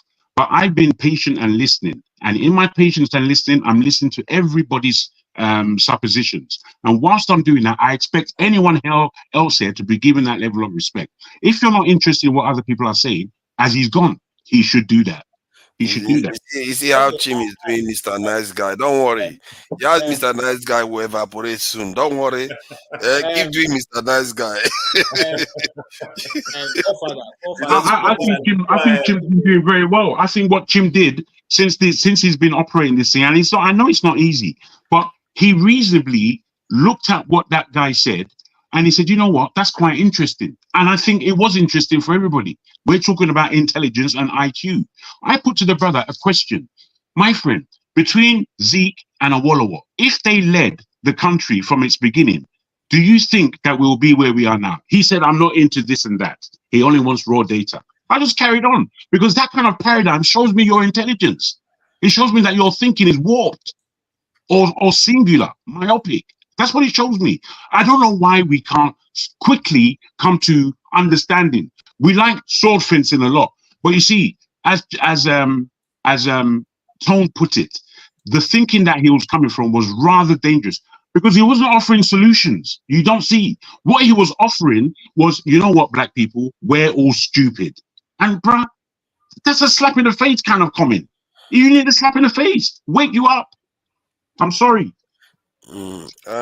Golden Mind, please, if you can come back so that we can carry on with the discussion.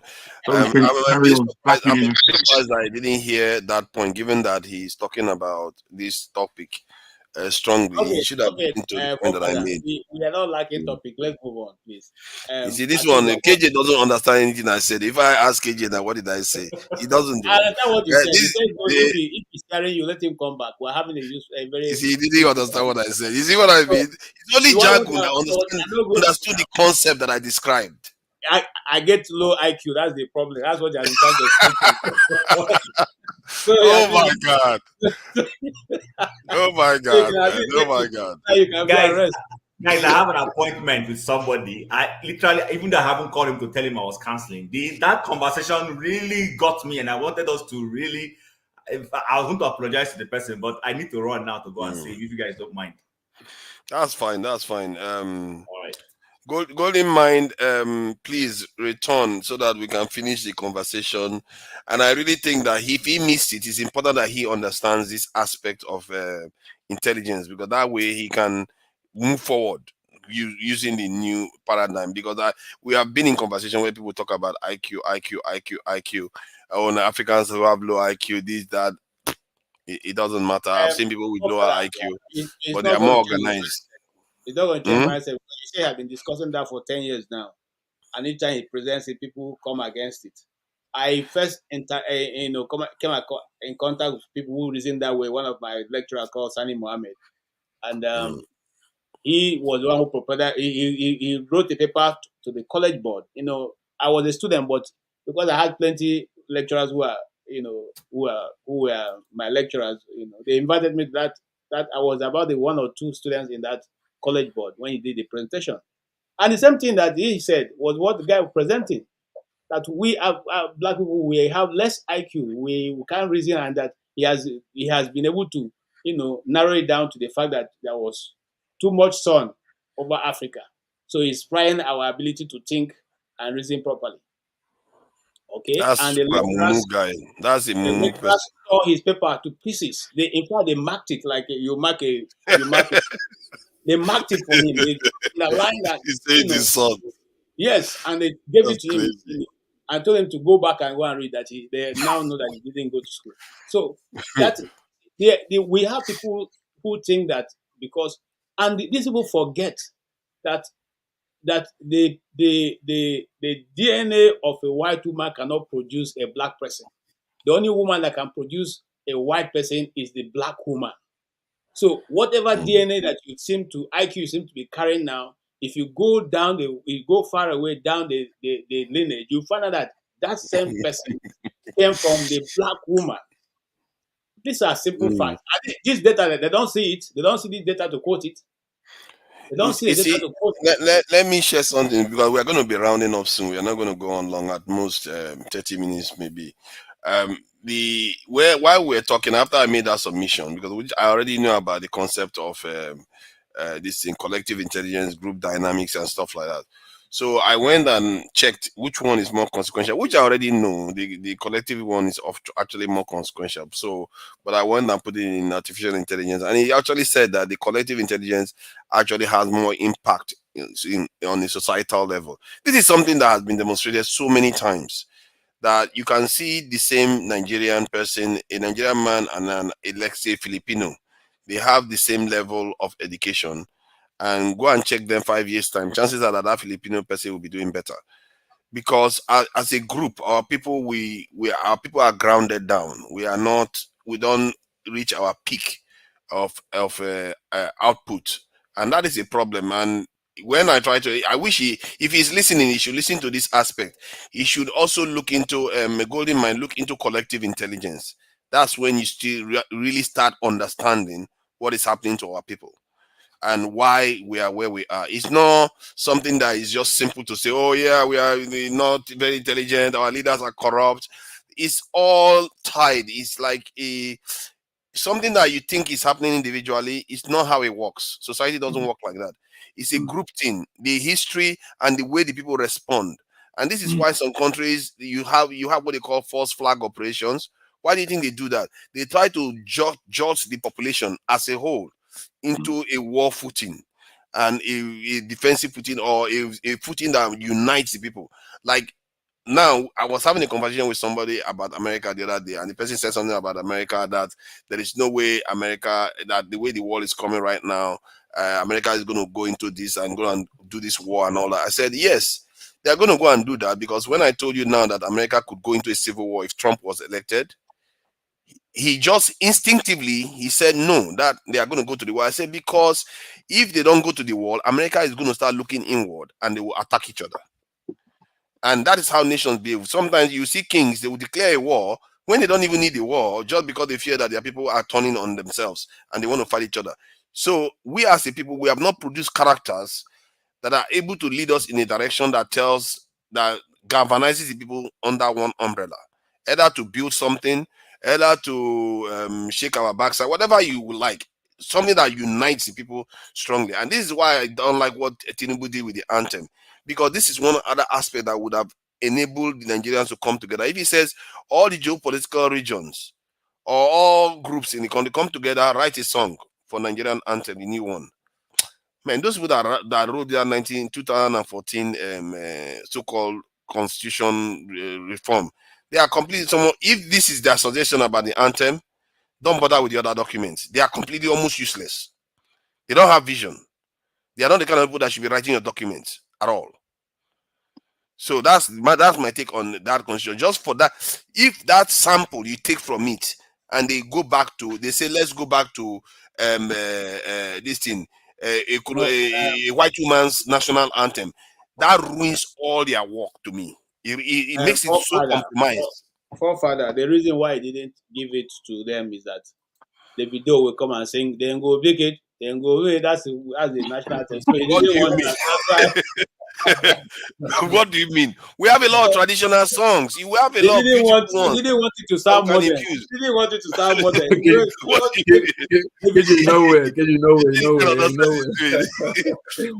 have a lot of traditional songs. You know, we can infuse our own character into our songs. That's how it's supposed to be.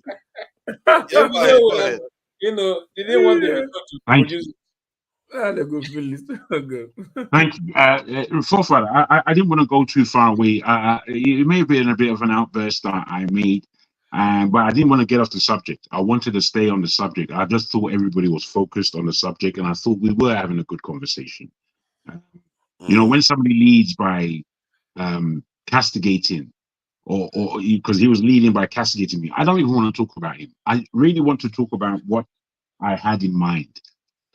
You see, I don't know if any of us followed the rise of China over the last 30 years and how Europe and the West were looking at China. They never believed that China could get to where they were. They never believed it. They used to look at, they used to say, there was a big documentary I watched, it was about 3 hours long. It went really deep. This is a long time ago I watched this, and it was speaking about the development of Chinese companies. And they said family-run businesses are excellent. And then businesses that come up to about 100 employees, they're very good. But businesses that are over 2,000 and more employees, the Chinese can't really do it. They're not up to it. This is what they were putting to them.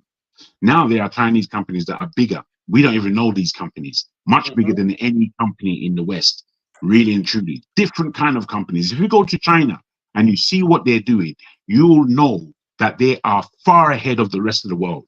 Far ahead. Yeah, the kind of developing faster. Sorry? I said they are developing faster. Yes, the kind of infrastructure they're putting in, the amounts of people that they've drawn out of poverty, 800 million people out of poverty. The world didn't believe what the Chinese did. They were calling them all kinds of names. Yeah. You understand? But you see, I want now to move on just to understand that.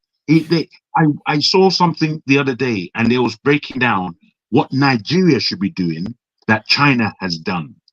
And when I looked at this, I was flabbergasted by the suggestions. But for me, the suggestions were real. What they were saying that China's real growth was in espionage and stealing of technology, of stealing of information, stealing of what they will call copyright. They just did not care. They broke down what they needed for their society. Stealing. Mm-hmm. Now, what they put to her is that Nigeria should be doing this instead of 419. Exactly. This was an Oyinbo guy speaking. It wasn't one of us. It was an Mm-hmm. Oyinbo guy telling that the power in Nigeria is so much. The Nigerians who are running around the world doing so much, if they did what the Chinese did, which was to focus management and organization. If we did this, we're not looking at anybody. Do you think China is looking at somebody else's rules? China has witnessed that the West has stolen everything from the world. Why am I now, Chinese, going to pay for it? The thing that you stole, you're going to sell me. You see, our problem is not what this guy was saying. Our problem is that we are not organized. Our problem is that we don't focus. Our problem is that we bow too low for the Oyinbo, which is what people do when they bring up data that means nothing to me or you. You understand? What does that data mean? Who brought that data? Who put that there? For what reason? Nobody's asking these questions. They're just saying, look at this, and that's how bad we are. And I'm saying I reject all of that because Yeah, I how know do who we I. break the spell, though? That is at the end. We need to break that spell. How do we Well, galvanize people? I think that's a more intelligent question. Now, In terms of trying, you see, my feeling is, I put to you, I think KJ underlined it. I said that Nigeria can be on its feet within 5 years, not with the people that are there now, not with the polity as it is. No, the way we do it. I know that this may be offensive to many, but the way we do it is regional. We have to be regional. I don't want to use the word tribal, but we almost have to be tribal. But it doesn't mean that the tribes can't shake hands. Me, man, I've lived with Igbos since I was young. Not today or yesterday. I lived with Mr. Abakaba, Ogo Abakaba. This man, it wasn't easy. I used to come back from school late. He said to me, Soji, I think you want to challenge me. By the time he said those kinds of words, you have to re-register yourself and know how to interact with such a person. The house was a lovely house. Today, I go to see that man more than his own children.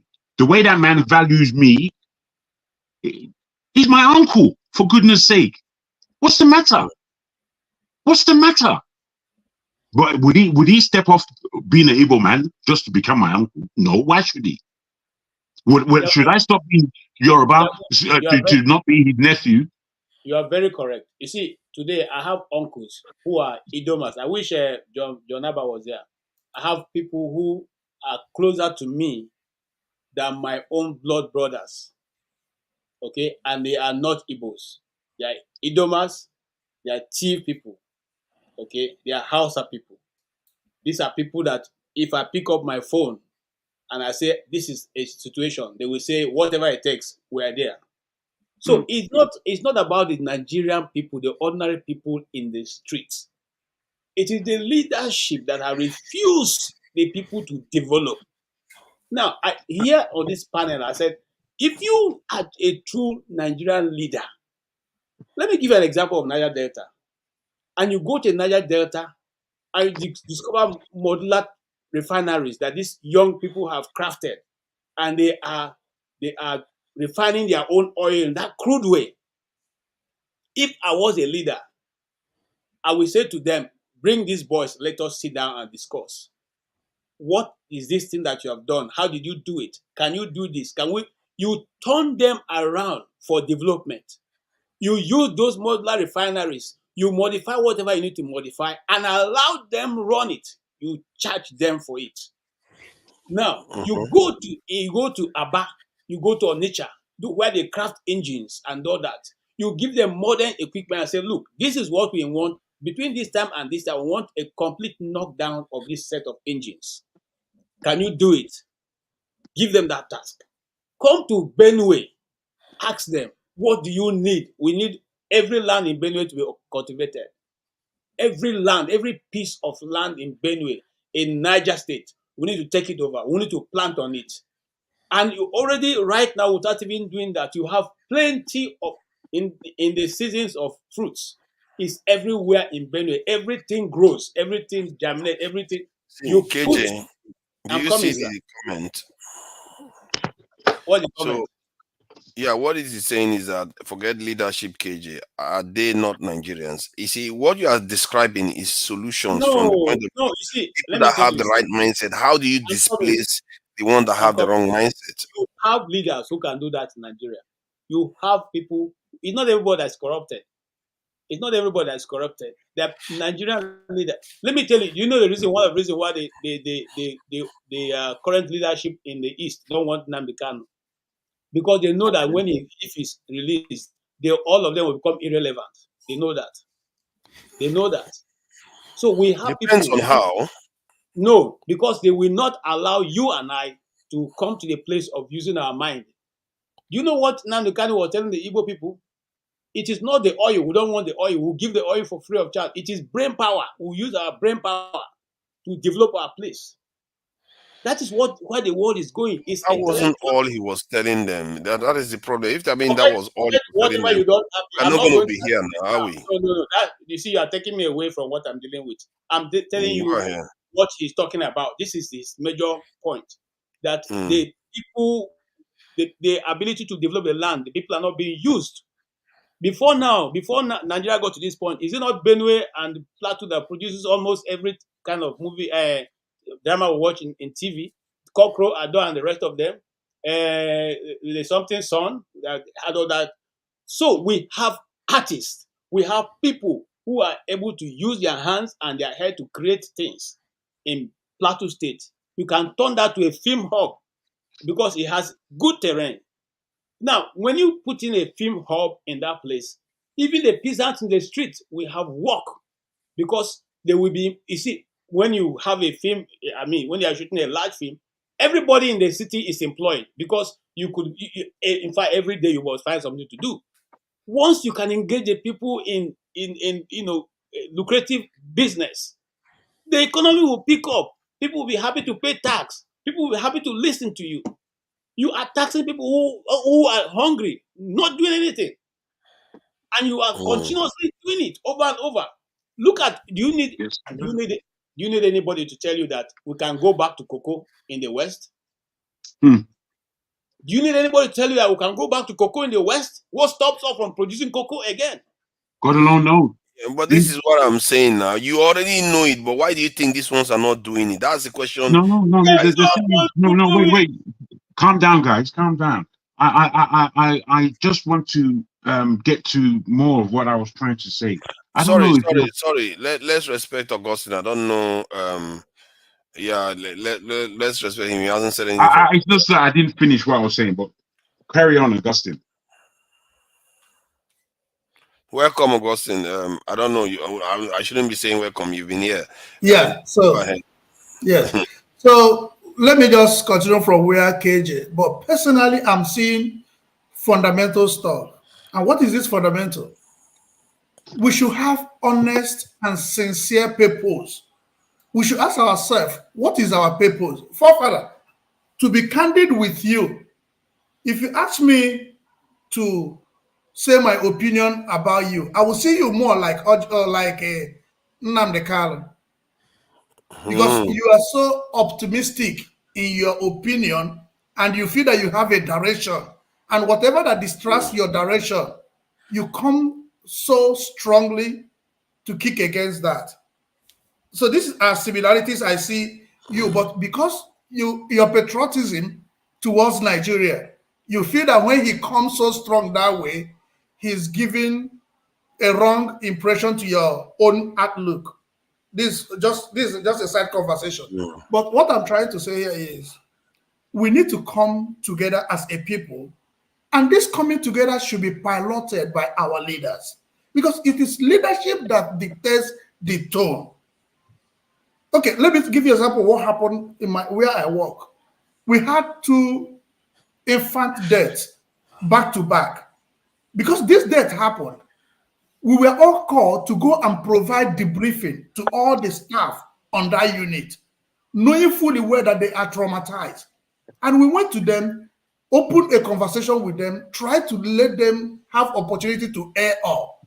But if such a thing happens in Nigeria, we come on those people and traumatize them the more. So there should be, there is nothing wrong with citizens suffering. There's nothing wrong with citizens holding their purchasing power. If you convince them and they see you doing the same thing, that you are going in a direction that will help them tomorrow. People go to bank and put their money and go hungry because they know that that money will save them tomorrow. But when you have leadership that is not coherent, that is directionless, of no purpose, you see that we've not started. So as a country, we really need to come back and have a conversation and decide on what we want. Yeah, thank you. I think that makes sense. Jago, please go ahead. Thank you. It does make sense. In terms of togetherness and moving forward. There are a lot of people in the comment section, and you know me, I don't always argue about the comment section. I can deal with them myself. But when you look at the comment section and what people say, especially about me, because I'm different as a Nigerian, they know that I hold myself as a Nigerian, but because I'm different and I'm not like any other kind of person, they just abuse haplessly. They tell me I'm a British man. He's been in England too long. That's why he's so rude. If there were more Nigerians like me, you wouldn't have the Nigeria that you have today. I can guarantee you idiots that. Okay, so I'm moving on. You see, I don't know if you've understood, in terms of this thing that we call intelligence, the heart has been found over the last 5 years. I don't know if you follow this science. The heart has been found to have stronger brain cells than the brain itself. I don't know, have you heard that? No, I haven't. Now, this is where the emotional intelligence comes from. Do you know also they have found brain cells in the stomach? You know, my grandmother used to say when she wasn't happy, she would say, my belly no good, you no good, my stomach you no good. And this is old. That's my grandmother. Then I read in the monthly scientific journals that I get that there are brain cells in the belly. You see, there are things that we kind of know intrinsically, what they call it a gut feeling. I've got a gut feeling. These things come from somewhere for the science now to say the brain cells in the heart are stronger than the brain cells in the mind. This is where the relationship between the mind and the heart is a reality. They speak about it in the good books. Because what they ask you is to think, but how you make decisions, you make it with your heart. And that's how they judge who it is that you actually are. That's how I wanted to just round up the thing between what the Chinese have done in terms of breaking through the glass ceiling of family businesses into conglomerates that can organize throughout the world. And then what they actually did in making sure that the science that they were bringing in was real science from the people who have it. And fundamentally, how do we make decisions? We honestly, many of us think that we are, people say, that's why I look at data, or I'm using my brain, where you're being emotional. All these things, we're a human body, and that human body is one, and it consists of all its parts. The Nigerians in the comment section that don't understand who I am, the difference that I have is so much for them that they can't encompass me. Imagine, how are you going to encompass another tribe when that's your thinking? How do you do it? When somebody like me, who is of whatever, you can't encompass me as a Nigerian, but to say, this guy is too rude. I know that's how I am. I am bloody rude, and I make sure I'm rude because I don't like idiocy. But you people that want to be polite in the face of corruption and idiocy, look, it's led you outside of the country. Me, I didn't come to this country of choice, one. And secondly, my parents didn't come here because they were desperate. They didn't come here because they were desperate. You understand? They've been here since the 60s and since the 50s. My great-grand uncle brought them here from the 1920s. You don't know who I am, but you're speaking your rubbish. That's how I deal with the comment section. Where is KJ. No, not KJ. The other brother that likes to complain about the school. Told. That's how we deal with comment section, or you just castigate them. They think they can have. They're there. This brother. Rubbish. You lot in the comment section who are extremely disagreeable. You are a pile of doo-doos. Not even my doo-doos. Jago, please, castigate them. What do you mean? You are not taking on this thing. Let me just give credence to the brain, this thing that you talked about. So that we take your attention away from the so the brain cells, he says that it does have brain cells. It's called, so some of the brain cells that are in the heart is called intrinsic cardiac nervous system. The heart contains a complex network of neurons, neurotransmitters, and proteins that can function independently of central nervous system. That's interesting. This system can sense, process information, and make decisions independently. That is quite interesting. That's quite a bit. And the stomach one, that one I've not checked. We need to check that stomach one. And the one regarding IQ, this thing. These are the things that the IQ test that Golden Mind is referring to doesn't measure. It doesn't measure these things. It doesn't measure emotional intelligence. It doesn't measure creativity.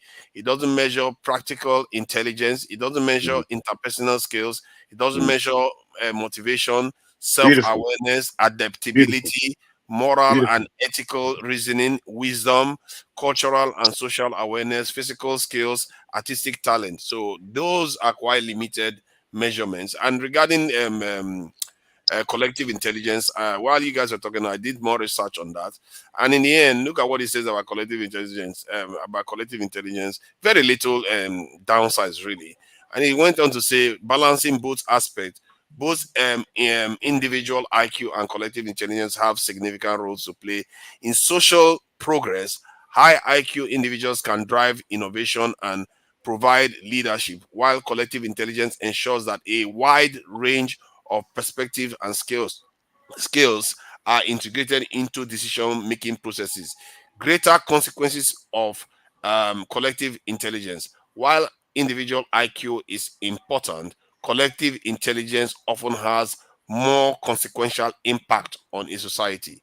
That is the point I was making earlier on, and that he didn't pay attention to. If he had done that, maybe he wouldn't have been having that 10 years. My own take on this Goldman stuff, right? Look, I think when he spoke that first time, because that was the last time I spoke, I tried to, make him understand that, look, what we are saying is the same, right? But he was trying to say as I would call it, to isolate his own thoughts, where he's coming from. Like, no, Nigerians are unintelligent people. Their IQ is low. You start others trying to say, like, no, we are intelligent. Sometimes we don't really show this intelligence because we don't really come together. So because we don't come together and we don't work with each other, nothing works. You feel the IQ is low or we don't have IQ. You understand? But if these people individually can excel, like somebody coming with a promising certificate from Nigeria or somebody schooling certificate from Nigeria goes to America and outshine the people that had foundational qualification from America, that means to tell you that these people are coming from Nigeria are extraordinarily intelligent. Their IQ is very, very high. You understand? So, but where it's coming from, because things do not work because of the failure of our leaders, he thinks our IQ is low. You understand? So I try to tell them, look, what you are seeing or experiencing is not low IQ, it's not coming together. And because of that, things don't work well. So you think, because it does not work, the IQ is low. No, you understand? So I think he should have maybe focus on the not coming togetherness of Nigeria, not the IQ. Because if you say Nigeria is an IQ, that means it's just like we'll just be Dundee for the full country. Nobody to do anything. You understand? So I think that was where I tried to give him heads up, but he was trying to stick on what he has believed already, or what somebody has convinced him to believe, that Nigerians are unintelligent people, the IQ is low, and this and that. Hence, where we are today, things are not working for Nigerians. You understand? So sorry, I know everyone wants to come in, but Loco, what you're saying that was why he read a research, which is okay. And that was why I was talking about improving your research. And what forefathers said about collective intelligence is where he would have known that his research needed to be added. Because what constitutes collective intelligence? It is the system. When people with high IQ builds up a collective, a system that will make the coming together of many people with high IQs to be able to build collective intelligence. So it is the lack of system that you won't be able to pinpoint collective intelligence in our area, because those who take the position of leadership have failed to build the system. Over here, you see how the magnet school, they collect people from childhood and they tailor them towards a direction. And these people, it was so in Nigeria before. When people that comes out with first class are automatically hired into high institutions, into civil servants. And what do? They go there to deepen and widen the horizon. Just to add to what you are, the difference in what his opinion is that we are done. Nothing can be remedied. When we are telling him that we can be remedied. I know, and the funniest is like we are not dumb, like, because the lack of togetherness is not bringing results. So he's basing that on low IQ of Nigerians, that we are dumb. No, he's just like, oh, these guys are intelligent, these guys have IQ, these guys are smart people.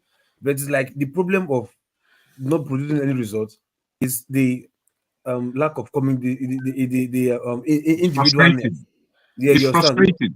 You're not coming together yourself. That is where is probably, maybe the way he's trying to put it, or where he's missing the point. That's right. Where I want to put in, because you see, Nigerians are frustrated. We're all very frustrated with Nigeria and with the existence as we are as Nigerians all over the world. We're frustrated, but within our frustration, we still got to take our time. We can't launch here and there, because that's what we've been doing based on frustration. So when he brings up the point of the data, it is frustration that's telling him that's real. Simple. And he wants us to go from that paradigm. But what was frustrating me with him was that he was not propagating a solution. So when I look at his logic and I take it down to his bare minimum, he's really telling me that as a Black Nigerian, we should give up. We should hand our society and our country back to people that can actually run it. And I can't follow that. How am I supposed to follow that? The fact that he's not on the line right now, to me, shows his commitment to what he says, and it shows his commitment to the focus on what Nigeria and sharing of the information. I didn't ask him to leave. Nobody took him off the panel. And that's what they need to do to me to leave. They need to take me off, bro. Because I'm staying here propagating what I think to be real. Very simple. I must say, Jago, you do have a level of comprehension that is quite, we don't reach the same conclusion sometimes, but you do have some comprehension, because I may be surprised that he didn't pick up on what I said earlier on while you did, and you are not the one even making the major argument. That is surprising. That was Jago's. He's a proponent. He's a proponent of Nietzsche. Nietzsche said that the black do not have a soul. So he's a proponent of Nietzsche. Nietzsche. I like Nietzsche, but I think that's a misunderstanding of Nietzsche. Nietzsche is a German, isn't he? Was it not? And Nietzsche, you don't have German now. He is. Yeah. That never left the shores of Germany. Yeah. And he was there deciding for Africans. Yeah, Nietzsche is smart in his own way, but he does have a lot of blind spots now. He hasn't left Germany, as you said. AY. So you will not let me speak now after you tell me it's time up. Everybody. No, we are going to go backstage soon now. AY, you've become somebody else, though. I'm telling you. AY used to be very precise, but these days, he's joking everybody. You see how Local P is looking at me with one eye. He's having a go at Passat for so long, he's turning into Passat. Passat is scared of me now. He's hey, remove AY before I come in. Remove AY. He's here. Oh He's my- here to see me, man. I hope, I pray he come around. he Good was really discussion cross so with me far. today, man. But the reason I'm coming here, Jaguar, I'm actually coming for you, man. Come You are for my me, man bro. I'm any here. day. Thank You you. are How my are you, man sir? any day. But when it's time to hit on you, you know I don't waste my time. Go You for know, it. like I understand. Just like Fofana said, Jago definitely is one of the smartest here. We learned a lot from him. But you see, your mode of discussion sometimes is very problematic to me, to be honest. Like the Okay. kind of words you use. I know I've spoken to you on this. You say, oh, that's the way you know how to talk. I don't believe that's the way you know how to talk. Because if you're speaking with white people, I'm not sure you're going to speak like that. If you speak it with non-Nigeria, I'm not sure you're going to speak like that. You need to keep the tone down. You know, we are just discussing collective intelligence here. Collective intelligence involve listening to your opponent, somebody you are having discussion with.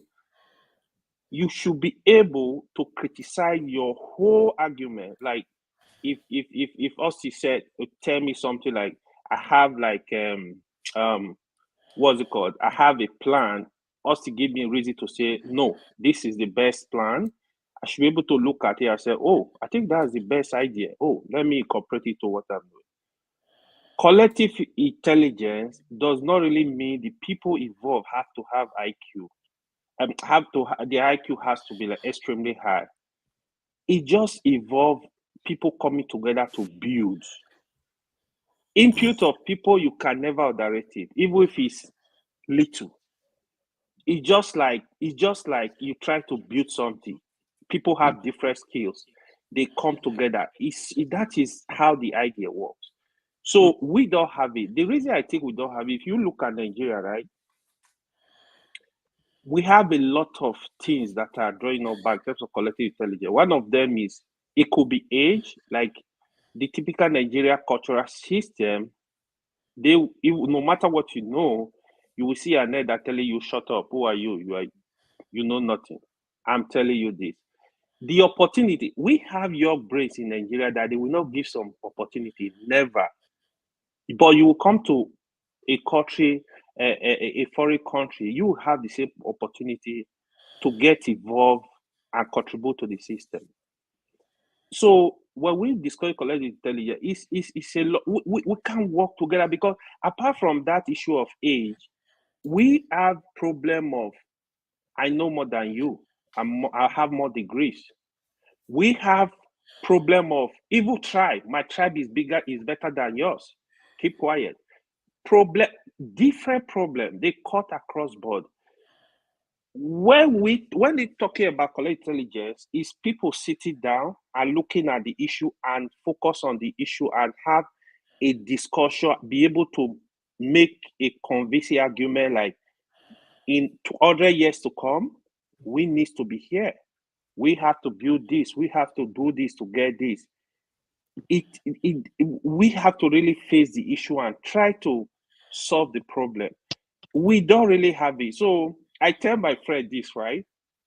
I will sit in a meeting with white people for 8 hours. There is no single argument. But with black people, you can't sit for 30 minutes without argument. And really rough. Each time I go for such meeting, when I leave the meeting, I'm telling my friend, like, why are we like that? And that is just the truth. Bros, can I quickly come in for 2 seconds? I'll step back out. Go ahead. Thank you, sir. You see, you're very right, and I can take what you're saying on board in terms of my conversational skill level. My conversational skill, I like to be peaceful, believe it or not. But my name is Jagun, and it's not a playtime name. Because I can't suffer fools, and I haven't got time to waste. And when these things combine, bruh, you're going to feel me. You're going to feel, whoever you are, you will feel who I am. I can't suffer fools. Now, I'm not saying that my man there was a fool. No, I'm saying that as he was speaking of intelligence and he was not used, because Mio, you don't know. I listen more than I speak. You just don't understand. Me, I'm a skilled salesperson. Skilled. I know how to sell ice to an Eskimo. Believe me. And you know how? I do more listening. When I do the listening, I know where all the gaps are in your argument. All the gaps, I know where they are. And I will come and smash you. I will come and smash you with your leaving gaps all over the place. You understand? I'm too old to waste time. Believe me. I'm not saying I can't change. I like, just like you said, there are meetings that we have with our Oyubo, where the meeting, and in that meeting room, there's a level of sophistication, a level of decorum, and a level of intelligence that goes on. But do you think that you could be an idiot in that room? You cannot be an idiot in that room. They'll sling you out. From the top floor, they'll throw you out the window. You understand? Boardroom, the street is not where a bad man is. The boardroom, I discovered, that's where the bad man is. That's where the bad man is. And if you don't know the language of the bad man, you're in trouble. You're in desperate trouble. So Mio, my brother, let me let you know, I have experienced the conversation of the true bad men of this earth. You understand? So when I come across idiots, bro, they're going to get their neck cut. Simple. Thank you very much. Thank you. Mr. Jago. Well, I think I will see we need to have some level of peace, you know, so we can understand each other. Because me, specifically, like sometimes I just want to listen and learn from people, man. Well, I mean, when we listen, we will learn from each other. We'll understand each other better.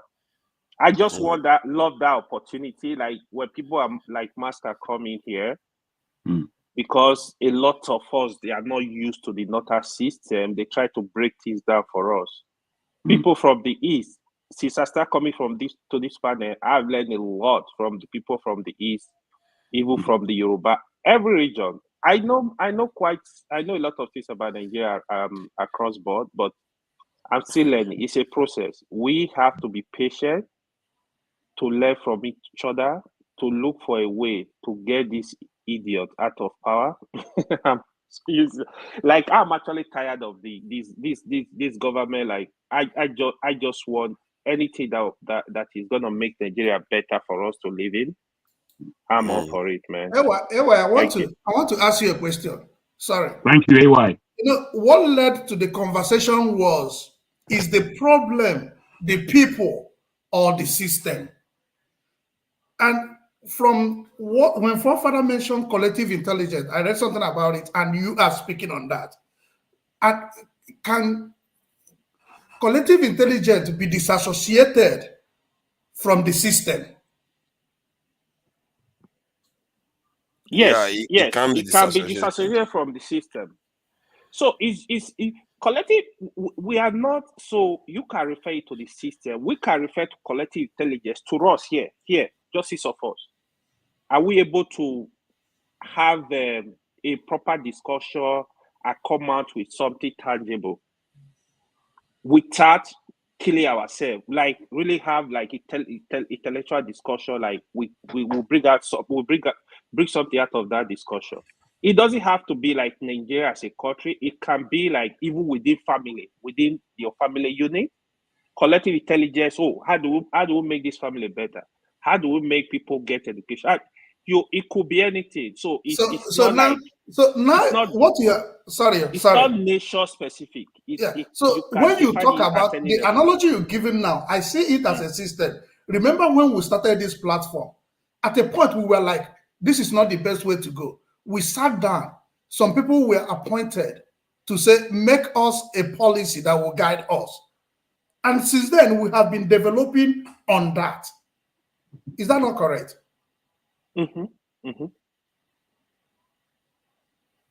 Yeah, forefather and others, they still developing the security plan for us. Yeah, are you finished with your submission? Yeah, I'm done. You can go ahead. I spiritual, please go ahead.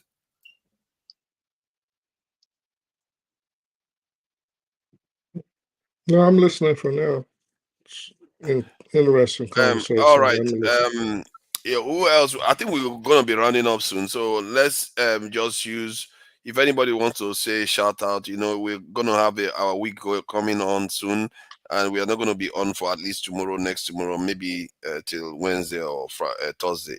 So if anybody wants to say something, they can say it now with the opportunity they have before I close out. Can I just ask, what is with our man Rudolph?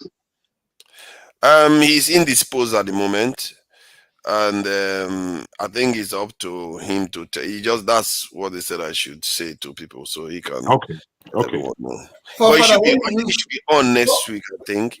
Father, when you use that word in America, it means a different thing. All right, I'll go. Okay, go ahead. Go ahead, this is Ndoko. What do you want me to say?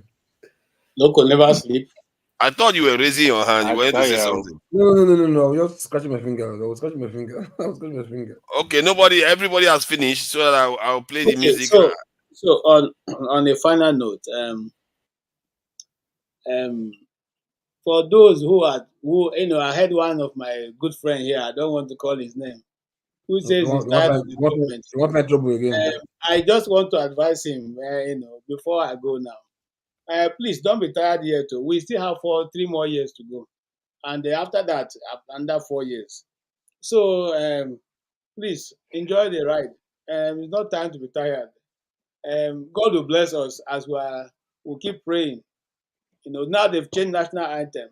We are praying also that they will change the color of the flag so that everything will line up. Eventually, probably the name of Nigeria. So please, I see the funniest thing, even the national anthem itself, even the sound. Have you heard the sound, the tone of the word, like one. One that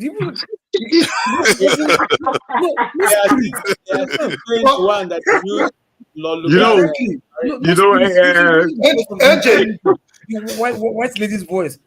Bro, you are what's my man? I forgot my man. You are very correct. When I listen to it, I've never really spoken about this situation. No, it's not that. It's a hymn. It sounds like Anglican. It's Anglican. When I listen, it's a pure Anglican church hymn, which is itself not necessarily a bad thing, but it's not us. Yeah. It's not ours. And I don't really want to speak on this issue because I think it's so weak in the whole polity. But it is us. And I can guarantee you, as that guy comes out, the thing will change. Somebody sensible will come in there and change it. I'll remove it. Yeah. To be honest it won't stay like that. For me, I don't think so. For me, I've not listened to the item. Sorry, I've not listened to the item. But the thing is, I'm just pissed. Like I don't think item is our problem. It's the least of our problem. Yeah. Like it shows. It's not the least of your problem. Why would you say that? It's not the least. It's not even among the problems. It's not among the problems. Shows on seriousness in the part of this government. It's big on seriousness. I have a question. If you measure empirically what it does, it may not matter as much, but it's a symbolic meaning of it signals to you that this is the mindset of your leaders. That they can't even give your own people the chance to write their own anthem. What else are they not going to give you? They are not going to give you anything else. They cannot give you that goes a long way to define what we have been talking about here about IQ. It goes a long way to define that. So, KK, I don't know. Have anyone heard about the strike tomorrow? Have they resolved the issue? No, they were unable. They were unable to resolve it. Wow, so the strike is going on. Yeah. Look, as the information I have this evening, they have not, but they are still in discussion. And I don't take anything away from Labour. The Ghana must go. It's not big enough. Once it's big enough, it will be resolved this night. I'm telling you. So don't be surprised tomorrow morning. They will just tell them to stay, and they are still discussing. I'm happy you're the one saying this. If AY says this, you will come after him. No, how much are they even requesting? What's the minimum now? How much are they requesting? I think it's 600,000, isn't it? If I'm not mistaken. 600,000 to 490. Okay, they've gone down. Okay. Yes. If you ask me, maybe 90 somewhere to peg it there, because anything more than that, inflation will just go out of control. No, what they are looking for is around between 130 and 150. Forefather, nobody will give them 100. Inflation will go up. Nobody And will then give them 100. you lose you will lose the money. That there's no point increasing it, because you will lose the money anyway. Because inflation will just go up, and you use on the other 50 again. Nobody will give them 100. Nobody will give them 100. No, they will not get 100. I'm sure the highest they will get, maybe like 75. 75. They will be very generous. Of which we take some state governors, it will take them like 5 years before they pay it. Do you hold on? Do you know some state governors are not still paying the minimum wage of 35 as we speak? 35. They are not still paying till today. And nobody's holding them accountable. Yeah. Who will hold them accountable? Who are supposed to hold them accountable are collecting Ghana must go. Is it when they're collecting Ghana must go, you hold them accountable? I say the charge to the diaspora is to start coming up with an ideology that is going to displace these people. I don't think there's any hope that democracy in Nigeria is going to transform the country automatically one day. It's not going to happen, because if you look at the way they change the national anthem, they are all in cahoots, every single party. So it tells you that if you want to change the system, you have to come up with a new ideology that displaces these people. I recommend a more advanced democratic system, a direct democratic system. That's what they call it, where you empower the people. The only way you can hold them accountable is when there is production. If there is production and they don't have anybody in the civil service, they will increase the salary to get why would they get you production when it doesn't give them what they want? So that's the point, because you can't just imagine over here you don't pay somebody salary after work, you will not see anybody in your company. Yeah. Are you sure? I think if I might, I think what Forefather has just said, I think it really needs to be underlined. I don't want us to miss out on any nugget that we might be able to grab on this platform. What Forefather just said, he spoke about the diaspora, looking at an ideology of how we can get these people out before the next time. And somehow we have got to stay on that paradigm. Otherwise, this will be just a talking shop. I tell you, we've got work to do. I don't see how we're seeing it, but doesn't matter where we are as individuals on this platform, where we're educating ourselves, where we're sharing information and all the rest. I think when we go back into our own corners, I'll speak for myself. I'm working on making sure that change can come. I don't know about anybody else, but what I'm gaining from here is that I know that there are others similar to myself who are thinking about the country's well-being. And if that's what we're doing, we know that the country is not well at the moment. So I think we're the doctors or the medicine givers. So I like that to be underlined. That's all. Sorry. I think Oga Alexander says he's gonna give this thing Dr. Damage some money for me. When he get that money, what I'm gonna do? I talked about that thing where we will get somebody to make some kind of presentation or something like that. I think I will ask Dr. Damage. We should put it towards that, and this is one of those things, because I think you have to start doing something. You have to start pushing something forward. And you want to see this guy. I speak the truth. So now you smile. Now you come alive. I speak the truth. Because I always listen, but it's like it's really a lot of fantasy on the show. Like, you want an advanced democracy, and then Austin on the right wants production. How are you going to get it when the people on the ground don't even understand their own rights? But that is the point. When I say I want to advance it, what do you think I want to do? I want to sensitize people about these things. How are you going to do that? How are you going to do that, though?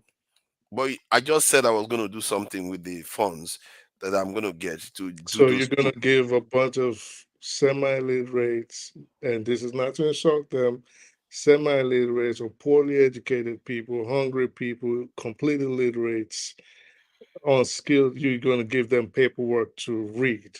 That's how No, you're no, gonna that's not what I said. You don't know what it is. advance. I didn't state what I'm gonna do with it, but it's something that is gonna be along the line of sensitizing people.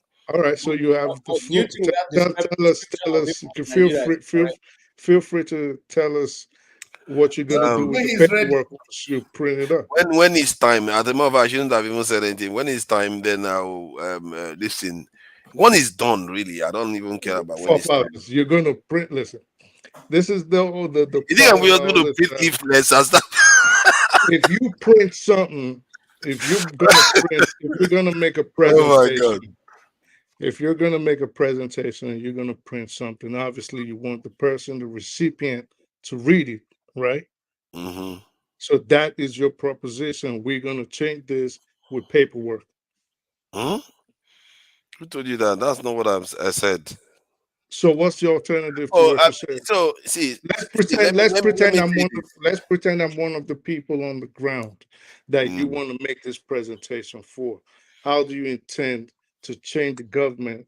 How do you intend to give me that paperwork to change the system and get this advanced democracy we've been spouting and you've been spouting and propagating on here? Okay, the idea is to show them a different way of doing things, a better way of doing things, and let them know that this is the future that they should be heading for towards. And it has to be convincing, obviously. And it's not like I've crafted it completely out, but that is what new ideologies do. If you don't meet the threshold of trying to show people a better way of life, if you don't meet the threshold of being convincing and actually being on the ground too, so that it's something that they can feel, they're not going to sign up to it. And it has to involve things that transform their lives, even without a lot of funds. Just rules change, it transforms their lives, and How that are is you the going kind to of stuff do we it, must do. forefathers? You still See, haven't said anything. why would I tell you how I'm going to do it? This is public this thing, and with enemies of progress everywhere. I think I'm ready to tell you publicly here. I'm not going to tell you that, but I'm just telling you. Let me give you a matrix. Let me give you a matrix. Like, you know how the Bolsheviks were able to transform the system. I'll forget the So, Bolsheviks. Tell me as a oh, what is the matter Nigerian. with you now? I'm giving you a good idea. If you know No, what the because Bolsheviks are, then you forefathers, have me to and understand you have what I'm done saying. this a lot of times. You will start talking about the 4 O's and all kinds of things. No, And I'm not then talking about the four. tell me as a Nigerian Why would that I tell you? is I just told you I'm not going to tell you. Why are you asking again? so that me okay. So why I always be quiet and ask these questions, because I want to dig into the mind of the person I'm talking to. And I'm going to mention your favorite boy that you don't like me talking about, Pido B. Okay. So one of the reasons again. So one of the reasons I did not like his manner of politicism is the fact that when you asked him, where is your manifesto? What are your plans? I don't have to say it. The people that had manifesto before, what did they say? Until like 60 days to the election, then he runs out with a manifesto. And you're doing the same thing. Just believe me, trust me. But what is your plan? This advanced democracy, pretend I don't know how to read, pretend I'm the average Nigerian that is semi-literate. How are you going to sell it to me? That's how I was creating a manifesto in the first place. No, you said the presentation. That's why I said pretend. I used him as an example. So And I pretend. also told you I wasn't going to tell you. What makes you think all this roundabout way of doing it is going to get me there? Yeah, but that's what I'm saying. So that means it's just a bunch of fantasies at this Of point. course, it's fantasy. You know, you can say as you please. If it's fantasy, so be it. But I'm still going to do it anyway. That's the beauty of it. Now, I don't need you to validate whatever I'm going to do. And besides, it's not important. What is important is I'm going to do what I can. And that is all we can all do, isn't it? The little money I get, I'm going to throw it there. And if I be my own channel was making money, I'm going to throw it there because I don't need the money for myself. It's not exactly a lot. But Forefather, do you imagine how much these guys spend to sustain what is obtainable in Nigeria today? sorry, I didn't get that. Do you imagine the amount of money they spend to sustain what is going on in Ah, Nigeria? a lot. They have So money. how much do you think that you can make to change it? You'll be surprised. Sometimes it's asymmetric. That's why they call it. You have a situation where you have asymmetric warfare. Sometimes your messaging can be it will amplify itself. You know how Trump can make a lot of noise and he gets a lot of media coverage that money cannot buy. So, That's the kind of so, technique. so the problem we have, if you look at leadership, almost all the guys there are those that have studied abroad, people that were like us, speaking the way we were speaking. And they are consciously aware of what you're thinking at this point. And they Yeah, are comfortable with the way the system is. yeah, it's true. They're comfortable, but not everybody's comfortable. Especially in the case, the most of the poorer people are definitely don't like what they are doing, No, I what their mean life even is in right now. leadership. I'm not talking about Nigerians. Oh no, let them, the leadership there, let them do their thing. It's And that's what I'm saying. The leadership, almost all of them studied or worked abroad. Almost, at least 70 is okay, let me use 60. Yeah, I know. I hear what you are saying. I've met them. I got educated with them. Fellow Nigerians that are looking forward to go to Nigeria and make money for themselves without not thinking about what they are going to contribute necessarily. So I know Nigerians are like that. However, there are a lot of people that don't think like that. Most people on the planet don't think like that. And on the ground, the poorer people, they are the ones that are going to help change the system, because if you spell out a different path for them, and this is why that way is good. It doesn't matter what leader it is. Once the ideology takes root, the others can talk all the nonsense they want to talk. It's not going to matter. You take one leader out, the rest is going to carry on. Do you think you have a better, okay, for all intents and purposes, you would say you and Shawari, for example, lean towards this, you have the same ideas, right or wrong? Not as entirely the same. No, not entirely. I said for like, to a large extent. You want better governance, you want accountability, right? You want leaner governments, to at I least in didn't say I that want regard, linear right? government. We are Huh? quite different in some ways. I didn't say I don't want linear governments Okay, so you necessarily. want to blow that government. Okay, beautiful. So, but you want I want a government that accountability. works. You want something that works. All right. We all want something that works. So let's say, do you think you have better oratory Hold on. skills? You are literally taking me where I'm not going. No, I'm trying to How ask can you you equate because me and Shori? I've not even slept in the prison no, cell one day. forget about him now. Oh, Forget no, about him. no. I'm talking. What are you talking about? You are equating me where I don't belong. I'm talking Okay, about just doing something small. all right. So forget about him. You don't forget about him. You want a better government. You want accountability. Okay. So all I'm saying is, do you think you have better oratory skills than he does? Would you say you have better oratory skills than he does? You've heard him speak. I even have oratory skills. Exactly. So if you don't think you I even don't know why have you are saying that, that. my point in asking all of this is, how do you think you're gonna just go on the ground and just say, "Oh, I have this ideology I just want to give to the people," and then there's people like Shori that have been trying to do this for the last maybe 30 years, and they still ain't succeeded. But you think you're gonna go there with a bunch of written presentations and papers, and I'm just gonna go there and do what is what I'm still trying to find out. Maybe, who knows? Maybe mine is going to be very compelling. And who knows? Maybe during the time of show where things were looking up, so people were not paying attention to him. Just maybe, there's always a time for everything. Sometimes the right person might be in the right place at the wrong time. But sometimes somebody maybe slightly less might be at the right place at the right time and they succeed. It's just life. You I'm going to do talking what I of can. real round. You should become a politician I, for I told Nigeria. you now. You think you can get some from me when I told you No, I'm not going to because tell you're you. not saying, you're saying a lot of things without saying anything at all. I don't And have to be a politician to have ways of explaining stuff to you in that don't but give if you the you keep information you using have. words like ideology and you're gonna make presentations, Again, this is why I had a problem with Peter.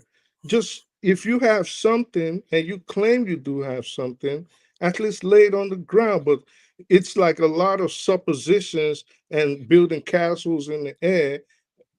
And I if don't know someone why. challenges it, I mean, you have a good nature. You don't get mad when someone asks for your input or challenges it. Like typical Nigerians, if they say all these things and then you challenge it or ask them, and then their ego gets involved and they get mad. But someone like me, I always want, like, you say something, I want to buy into the idea or maybe not buy into it. But you're saying a lot of nothing. Oh, I is it speak, not I good speak enough the for truth. you? Sorry, Yes, can I Go get? ahead. I speak the truth. You said who was your candidate during the last election? nobody. Okay, I didn't but like any of them. you were But if just I was to against. choose, Okay, but let me clarify, nobody, I didn't like any of them. But if I was to choose in the midst of all the horror show that it was, I think the right man, as bad as he is who Nigeria has in power right now. But I think the rest, they were all disasters who? to start off with. Tinubu? The president, yeah, right now, yeah.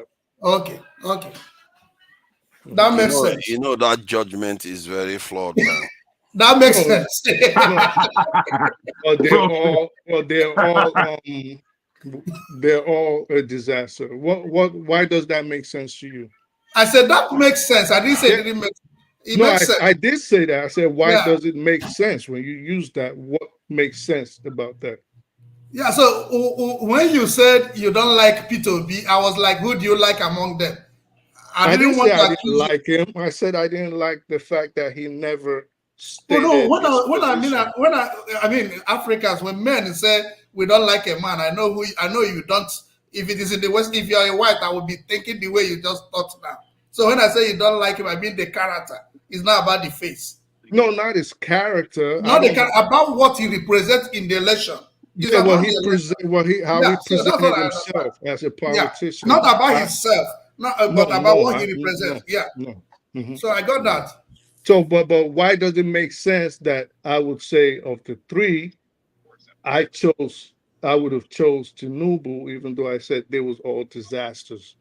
Why does that make sense to you? It makes sense to me because if I don't choose Obi, and because I know it's not so you will choose. So if I don't choose Obi or Shore, then I don't see anyone to choose. So for you, Why wouldn't it be Atiku or Kwankwaso or the others? it is obvious that Atiku, I won't choose Atiku because I No, believe. me. Okay, you. Yeah, we're talking about me. Oh, I mean, I don't know because I wasn't surprised when you hate what Obi represent. That I wasn't surprised that you would like what Tinubu But represent. hate is a strong word. I never said I said don't I like. What's the hated them. opposite of I don't like? Huh? What is the opposite of I don't like? Like. Yeah. Yeah, if you don't like something, it's like. The opposite is like. It's dislike now. It's not hate. I don't hate him. Why would I hate him? Where you did. Englishman is here. Oh my God! This is the problem. Augustine almost cornered the video is tiny corner. Yeah, it's. I don't hate him. I just Not is negating. Not is negating. Negating what? When you say it is, what is the opposite of like? It is Dislike, don't National. like. Hey, Dislike. I think Augustine is looking forward to it. Augustine wanted to hear it. This is Augustine. This is the problem. I think Nigerians always have. Okay, that is why it is usually a all or nothing with them when it comes to discussions. This is why jealousy is prevalent, envy is prevalent, and they can just dislike you based. And I'm not talking about you because we're having a good conversation. Yeah, but they can just dislike you based on if they think you are different. If they think, for example, you are coming to steal their shine, because sometimes in settings like this, some people take it as competition. So ego gets involved, anger gets involved. They decide to attack you based on your positions. There's no reason. That's why they think if you are against me, if you're not for me, you have to be against me. That is not necessarily true. Just like the brother AY was rightfully saying earlier, and me and forefathers, you see, me and forefathers always go at it. But one thing you're going to give forefathers, and he'll never get mad. He'll never get personal. Same with AY. AY, you hear him. I don't agree with everything he says. I lean to a lot of what he says, but he's not going to go at you. So I don't hate him. So there was no I point speak to the think I truth. hate him. So I'm using a dictionary. It said, what is the opposite of like? Dislike. Second one is hate. The third one is despise. So I don't know what you're Context. Yeah, that's good. That's good. Yeah. You're using it. I speak English perfectly, and I was an English major. So context also matters. Okay. In this instance, I dislike what he stood for politically. I do not hate him. Hate is extreme. The way you brought it to say I hate him would sound crazy to anybody. So you hate what he represents politically? No, I dislike. I do not agree with what he stands for politically. Just because I dislike your stance does not mean I hate you. Hate is strong. English language. Hate is just so strong. Hate is extreme. You gotta look the context. The language is extreme. I don't agree with you does not necessarily mean I hate you or I despise you. So you are making a shift. I get what you're saying. You're making a shift. We've been able to deal with that, not his person, not his character. We're talking about the ideology. If I dislike an ideology, it is the dictionary is giving me more words to be used in the same context. After dislike, the next thing is hate. No, it doesn't work like that. It doesn't work like that, brother. So how does it work? Hold on. In English language, there is so-called closest in meaning, right? Even apart from that, English also have denotative and connotative meaning of a word. A word can have multiple meanings. In this context, he say like and dislike. It's not hate. Hate is an extreme word. So you can't use hate here, to be honest. Okay. I stand with what he's saying. Okay, let me ask you a question. What I said about Jago, your people are looking for you in the comment section. What I said about Peter Obi, do you like it or not? Is that what you said? Yeah, about Peter Obi. Do you like it or not? I don't.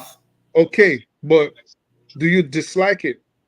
I disliked it. Okay, so if you dislike what I said, and I obviously am not on your side either, so I dislike what you said. Do you think I hate you? No, what I said. No, it's a question, Augustine. Do you think I hate you? No. Do you think I hated what you said? Yes. Why would you think I hated what you said? I don't know this. Exactly, because I cannot hate what you said because we are not at loggerhead. We're discussing, so I disliked what you said. You dislike what I said. You don't agree with what I said. You disagree with what I said. It doesn't automatically transmute into the level of hate. Hate is extreme. Hate is I want to hang you to Forefather, can I ask, where are we taking this conversation? What's this all about? I think the conversation is basically now to leave this place. This conversation is about one individual who's talking about himself. Rubbish. What's this got to do with our politics? If you've got something to teach. Coming here to argue is wasting of everyone's time about this and that. Rubbish. Why are we listening to this? What's this got to do with Nigeria? I try to dump the brother. Dump him. He's a fucking arsehole. About telling people about their personality. Easy now. Jack will take it easy with all this work. Jagun, I will take you complete- backstage if you do that again. Don't do that, please. It's not I nice. have to do it, man. I was patient, and I was thinking, where is this conversation going? What's this got to do with anything? Okay. How is this Let interesting? me bring up a conversation. Okay, don't bring another Fucking one. rubbish. I'm going to round up now. This is a cue to go backstage. You can swear all you want if you're backstage. Why should it be a cue to go backstage? So far, listen. It's 6 hours. We are going backstage. But if my man just wants to argue. He wants to argue with someone. We're going to go backstage. That's what all he does. He comes here, he stays silent, and he waits for an opportunity to come in and argue with someone. It's rubbish. Anybody that He's got nothing to say. Forefather, this man here has. Hold on. Anybody that wants to come backstage, you don't interrupt me, please. Anybody that wants to come backstage can come and join us. Gentlemen, the weekend is over. The work week is about to commence. And we should focus our let me mind. give 1 second. So Augustine, that is wait, hold up, Augustine. That is an example of hate. That is not hate. That's an example. No, but that's true. That's someone that you can't be defending. Hold up. When don't gaslight him when he's not here. Hold on. Let me carry on. I need to round up the tasting. It's not nice. But that's the fact. It's not hate. But that's the fact. You are pushing it too far now. Just as Augustine wanted to force you to say you hate. No. But me and Augustine had a good discussion. Me and you had a good discussion. Me and him had a good discussion. So I'm trying to explain, when someone does not just dislike you or your position, they just hate you. That is an example. That is it. That's not hate. He doesn't hate you. That is hate. It does. From the very first day I came on, he was the first person attacking me. Very first day. Remember that? I didn't know that. Okay, the very first day. Can we discuss the African election in 10 minutes? No, because it's going to go 30 minutes. Sorry. I'm sorry. We can discuss it backstage. We have to go. The week is about to start. Session people to listen. They got. Yeah, it would have been nice. It would have been nice. Okay. You guys, we don't have the sorry, guys. Yeah, you see, so they're even asking that I should end the show. Wait, can you bring Jagu before you end the show? Yeah, let me bring it back. I think it's calmed down now. I'm calm, bro. I'm calm. But can I just say this in my own defense? My man, I speak whatever. I don't have any hate against you. There's a way that you behave that I've been observing. I've spoken to you many times. I've even apologized to you directly, and you said, cool. And I know what I've done. I know the relationship between myself and yourself. I've heard you commend me. I've heard you bring me down. That's not a problem. My issue is, if somebody as intelligent as yourself, who has a lot of information, and you're not, somehow I don't see you sharing your information. What I do see you doing, however, is being extremely divisive in you coming on this show. When you come on this show, you wait. You're there silent with your American aspects, and then you come on with creepy questions that really don't lead us to a full conversation that includes all of the panel. What you like to do, you like to pick on one person and go between you and him and take the show away from the rest of us. And I don't appreciate it. That's the accuracy. If you want to know who it is I am, I'm not afraid to speak to you about anything, but I do avoid you because I don't think that you're coming with anything frugal. I don't believe that you're coming with any heart. I don't. No, it's okay. Let him talk. You can't do that. I hope you heard what I said. All it is, I hope. All right, so let me. He just responded. He just said things about me. So I'm not here to compete, okay? And I'm not here to make friends, and I'm not here to feel like I want to be the smartest guy in the class. What I come here to do is learn. All right. So each time it seems with Jagan like someone is taking the shine off of you because you want to be the central character. Nah, man, no, that's not me. That's just disingenuous. I don't want to argue. Just I'm not arguing either, but I'm not going to allow you to say things. No, bro. I'm not going to allow you to say things that aren't true. you feel like no, someone is it's not taking going the well. sign when All it right, feels all like right. All you when it just feels like someone this is is One at what taking a the you're sign. here time. for. One at a time. Let This me is what you're here for. finish. I did not attack anybody. I You had don't a have to good respond. conversation with forefathers. I was having another one with Augustine, but because you always want to be the central Always, character, always. Okay, it's always, always, always. It's always, always. if this is your life, this is not my Bro, life. This show is bro, not my life. So if this bro. is your life, feel Yeah, free yeah. and All enjoy it. connotations. All I'm not saying it. connotations. None of it means anything. None of what you said means anything. I spoke to you. Jagon, let's end this now. It's not fair on Okay, AY.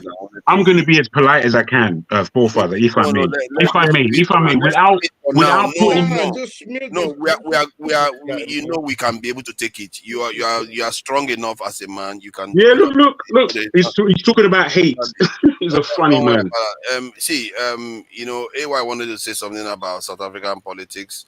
If you have anything to share with the viewers, you can share. Nobody will ask you any questions, and nobody is meant to. So, just give us a breakdown of what you see So happening. what is actually interesting about South Africa I wanted to share, right? We see a country where there is the power is with the people. ANC, they've been misbehaving. Unemployment is high in South Africa. This is the first time for 30 years they were unable to score 50% of the vote. Right now, they are forced to form a coalition government. Again, what this does is who they're going to form coalition with. If it's DA, if it's EFF, if it's MK Party is the party of the Jacob Zuma. So whoever they form a coalition with, these people are going to give their terms. Listen, you guys have to work for the people. That's the only way we can give you support. It just baffles me.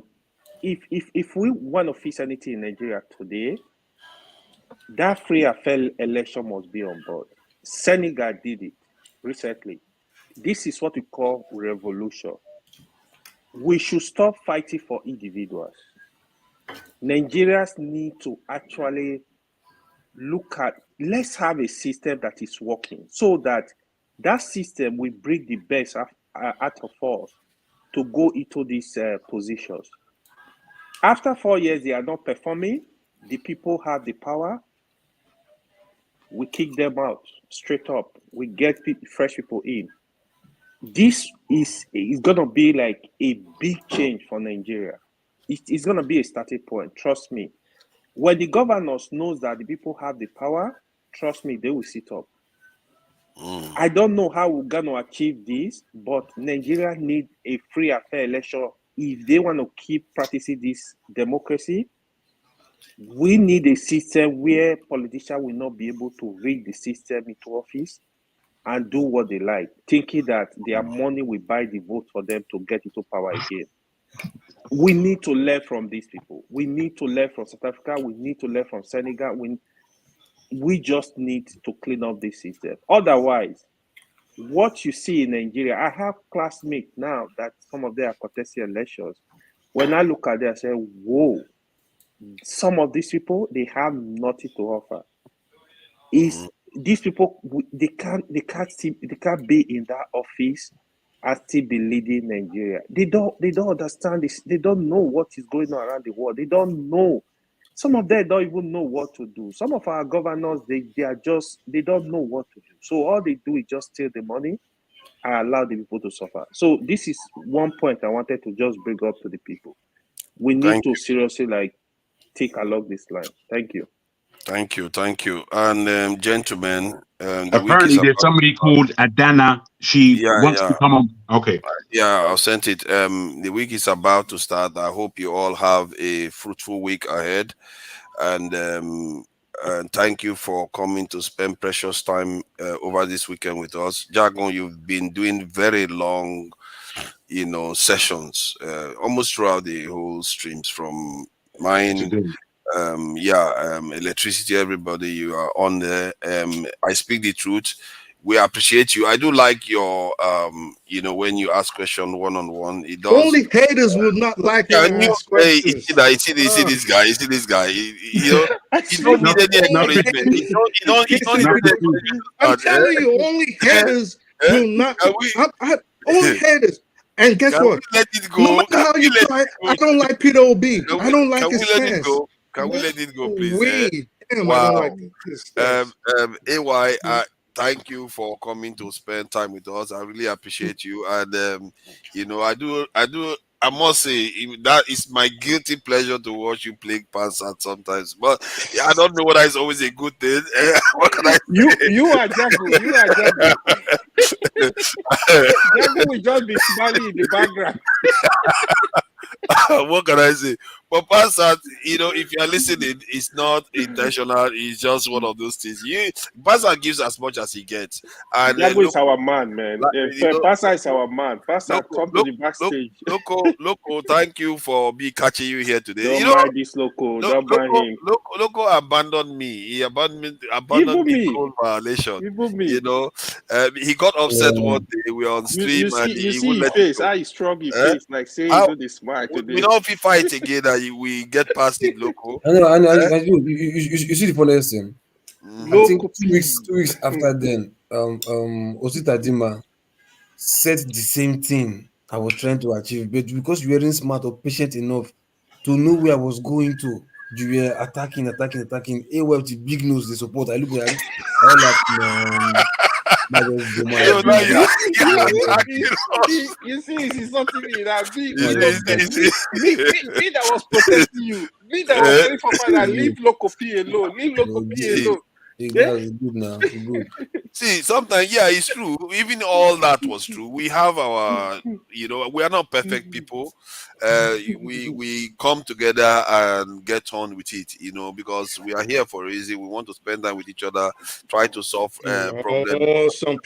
This is some people's life, man, and they think this is their time to shine, you know. So people, when you start talking, this is their continue, bro. Continue your pontification if it helps you. You know what I mean? As I said, this is why you come to the show.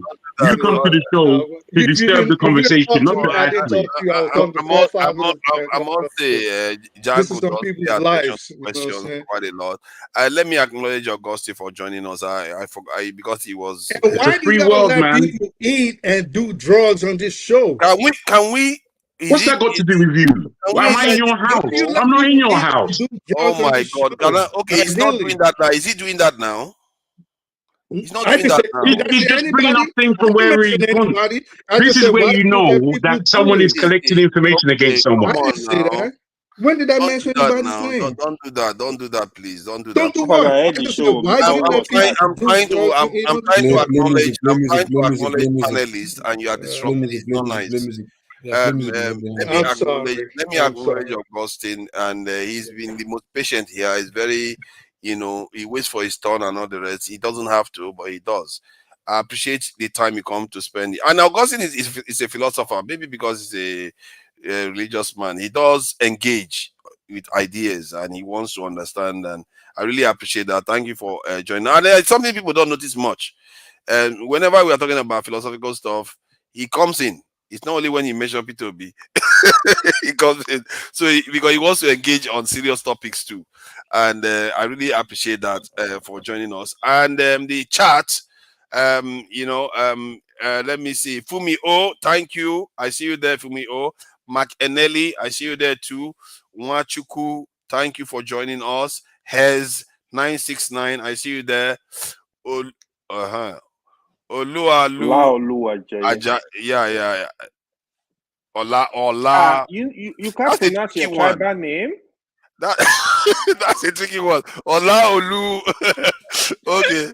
Ola. You can't pronounce your tribal name. Yeah, because it's not like that. He comes in a different way. Ola Olu Ajayi. It's like they put two names together. You know, Ola Olu. I am Destiny. Thank you for joining us. I see you there, Ken Riba, and Adama. I see you there, Adama Soji, Adamo. That is AKA Jagun. It's on the panel and it's on the chat. You know, it's populating everywhere. I think I've said in Wachuku already. Who else is there that is new that I've not said before? One Nigeria, I see you there. Spy Man, I see you there. Spy Man, and I think Chai was around too. I think I can remember that. And let me acknowledge the one donation today. I think in Nigerians you have to remind them to donate, so that they can remember. Yesterday, when I reminded them, they donated a lot. So thank you for the donations, and I really do appreciate it.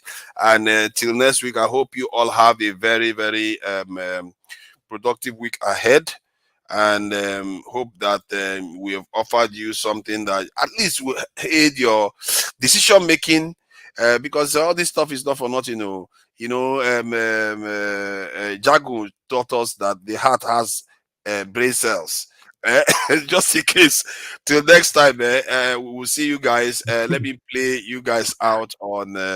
Before you go, when we go backstage, are you staying, Forefather? Because I think that might. Yeah, at least for half an hour to an hour. Yeah, we just hang around briefly. All right, let me play us out. Why, if he stays, you're not gonna feel mad like he's taking your son. You ain't gonna cry about it.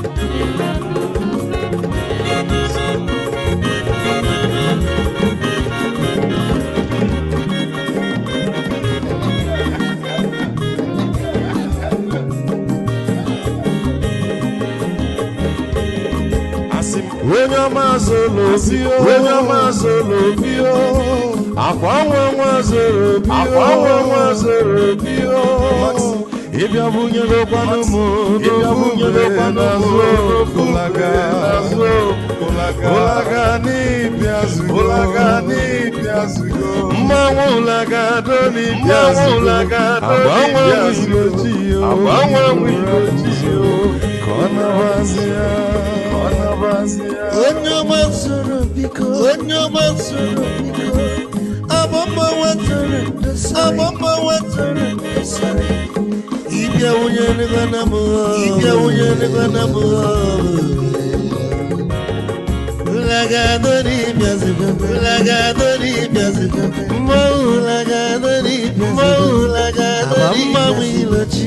abamba wilochila,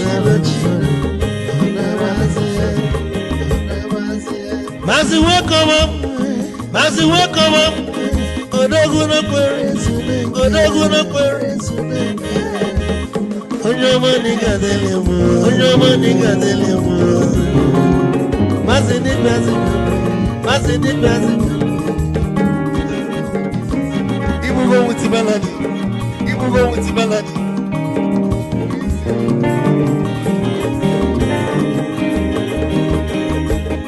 You got to know where you're from. Odogu nachalano. Is he one them nigga dele? Olagado ni pezugo. Olagado ni pezugo.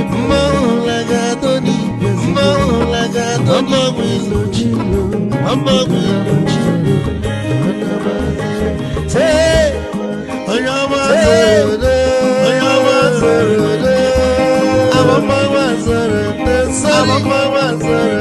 Sorry, ibya muyano panamo, Olagado ni piazugo, mama wilochilo, hanabanzi. Odogu kenenu bikicho, I'm a